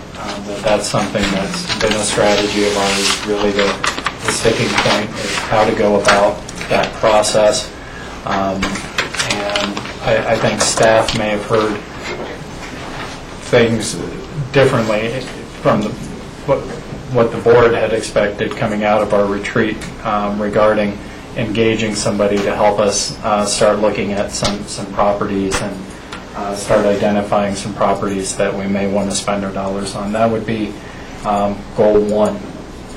Goal 2 for additional housing discussion would be to bring forward to you, there are a number of efforts going on right now to identify housing need, to look at the statistics and look at data. There's the city through APSHA is updating the housing needs study that was done, I believe in 2004, ahead of the 2007 Housing Summit. Obviously, a lot of that data changed pretty quick after that, starting in 2008. All of that data is being updated, so we want to talk to you about what the scope of that information is going to look like. There's also some ongoing efforts through APSHA where they're putting together some additional information about housing need and market trends. And so we want to get that in front of you and see what the gaps are with those efforts so that staff knows where we can focus our unique efforts, okay, to gather data and do analysis for you. So that's one. That could probably be done in 2 hours. Our history of talking about housing is it takes us a little bit longer, and so I think 3 hours would be an appropriate time. Anyone for 4? But right now, in looking at the board schedule, we'd be looking at the housing discussion hopefully occurring on April 20th. It looks like we have 5 board members at that time. Staff right now is open 9 to 12, 11 to 1, or 1 to 3. What day is that? Friday, the 20th, and I will tell you, we're also looking for Friday the 13th ahead of that to talk about special events. Thought that was appropriate somehow. So that's one follow-up workshop. The other follow-up workshop that we'd like to do before the 24th to start getting the ball rolling is to have a discussion about our role in special events. The reason for that is we've got some requests, I think, on the table for their upcoming, plus we're going to be coming into our special event season sooner rather than later. And it'd be good for us to have some, if not definitive direction, know what steps we're going to be taking to get direction on what our role is going to be in special events from a regulatory and also an encouraging or not perspective. And so what we are working on right now, staff is pulling together decision matrices. For example, the City of Aspen used a decision matrix for their mining for ideas. The Community Development Department has identified what several communities have done in relation to measuring the benefits and impacts of special events, and to start to bring some of that information to you and to start to talk about what we see as our role and what kind of decision points are meaningful for the board in terms of helping us move forward in either creating a decision matrix or some kind of tool that will help us decide at what level we should participate or not in special events. Again, I think that is at minimum a 3-hour discussion, and so we're looking for time either in the morning or going from 10 to 1 on April 13th, which is Friday the 13th. In the meantime, staff will continue working to identify an initial scope of activities to bring in front of you on the 24th and just get the board's check off if we're headed in the right direction so we can do more detailed planning or start moving towards implementation on things like broadband and economic resiliency and such. There's my 5.5-minute. I think one thing we would need in terms of special events is just what is the special events procedure? In other words, aside from the philosophical and economic implications of special events, for us to see what a special events application looks like and to be walked through it by a community development person. And there's various levels of special events. So I think we need to know what those current requirements are right now and how people get through them and how long it takes and that kind of thing.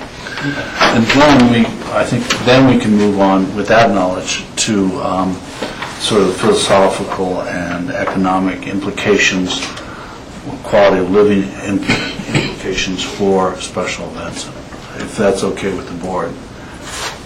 Because as far as I know, none of us, I have some familiarity with it because it's referred to the Leafy Caucus frequently, and so I have some idea of what those special events, what people are asking for and what the format is, but I'm not sure the rest of the community is. How's that sound?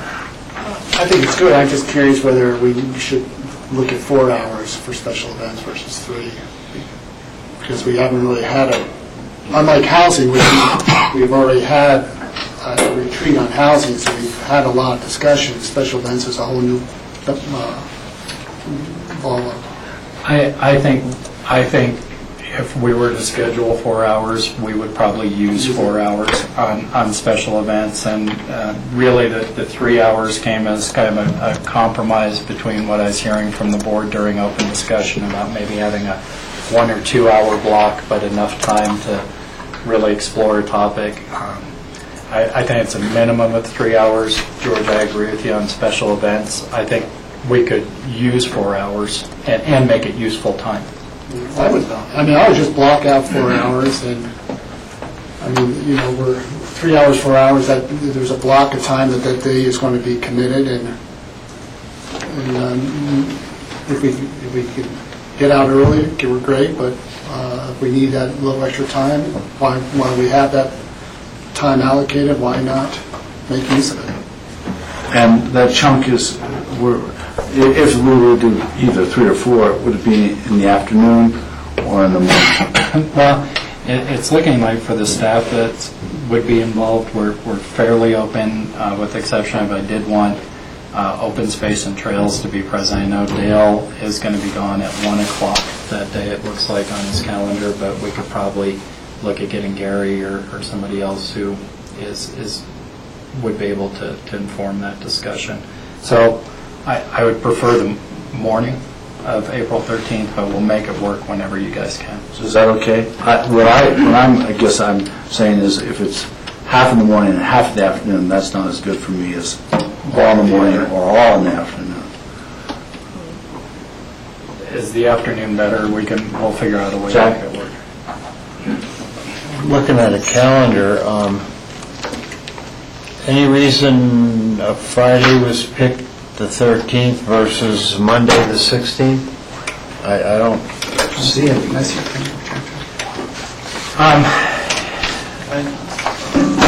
Susan, I think you may shoot me an email. I'm just not totally sure I'm here Friday.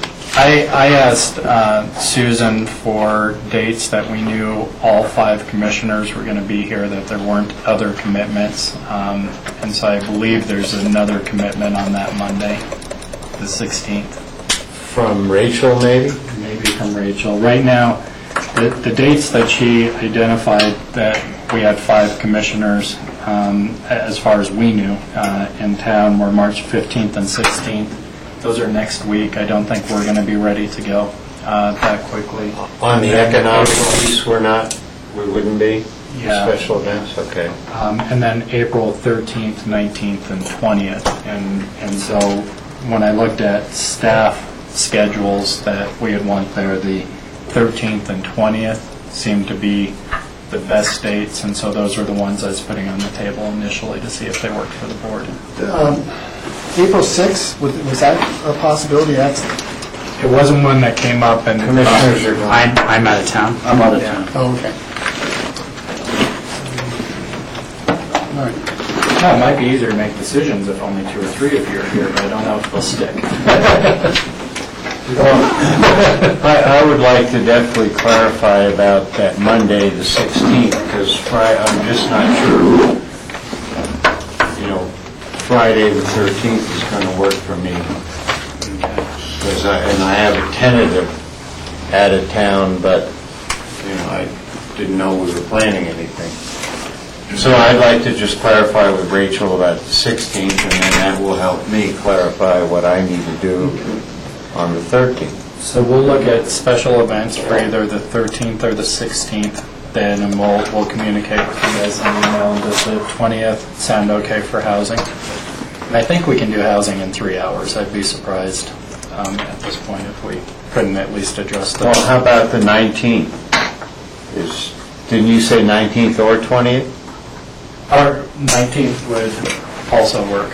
That's a Thursday. I'd much rather do the 19th than the 20th, and I'm going to, if Rachel is not going to be present the 16th, then I'm going to back off on my plans.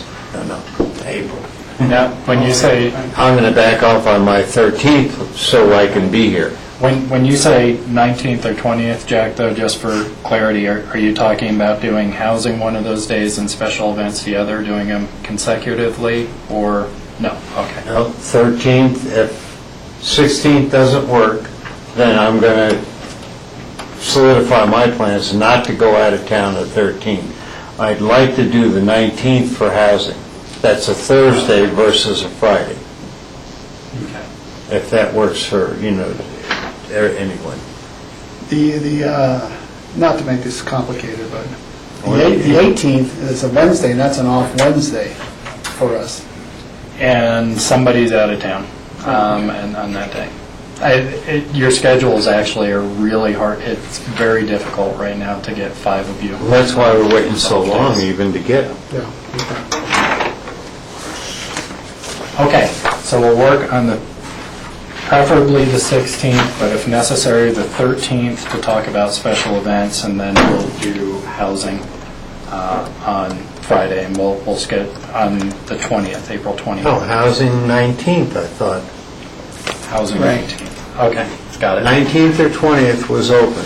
Okay. So I'm going to say if I'm going to give up, which I thought I would do, then I'd like the 20th Friday to go out of town. Okay. And then, golly, if world's going to end, well, then I'll adjust my plans again. Okay.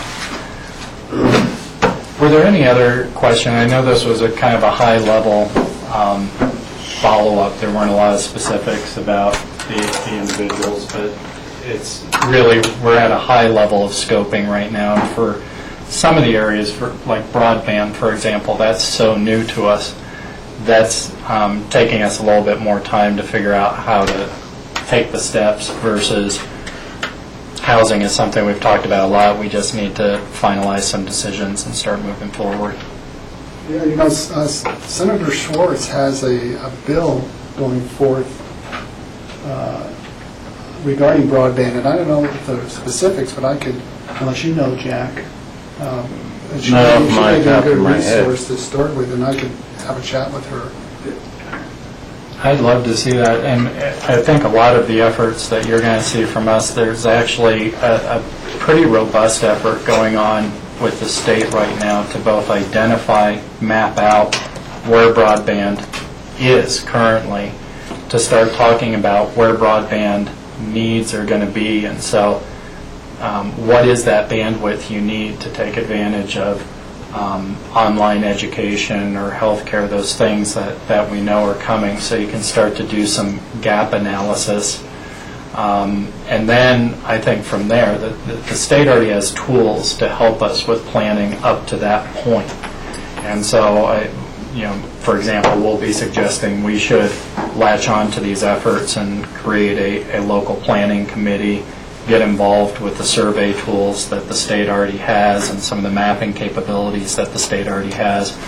Beyond that point, though, it gets to a point where we're on our own as far as, okay, so how do we take the next step now to identify, now that we know those gaps, and now that we know what needs we're likely going to have in the future, what that bandwidth need is, what are the technologies that work in our unique environment, and that's where we start to get out on our own and maybe need to bring some expertise in. But that's kind of the level of scoping that we're doing now, that we're going to bring back and say, does this seem like a reasonable path forward? And then we can do some more detailed planning.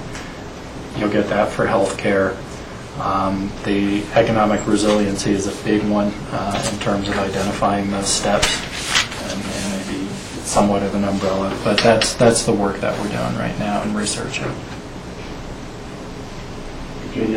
Yeah, I support exactly what we're doing here. When I brought this up 1 or 2 weeks ago, I used the term economic sustainability, and even after I walked out, you walk out of a meeting, your brain's clicking along, and I realized that the larger issue is not, it's too much, and what is immediate is special events, so I really do appreciate that focus.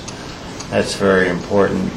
As far as Senator Schwartz, George, certainly if you and your rapport, you can find out anything, that's fine, because what we get from CCI is more of a topical, and I'm not sure if that was even mentioned in our last review, so it's a bill probably that's right now.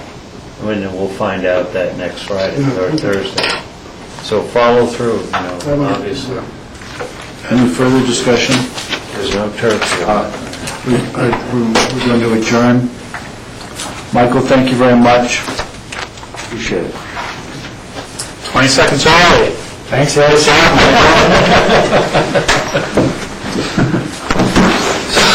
John Peacock, have you heard of anything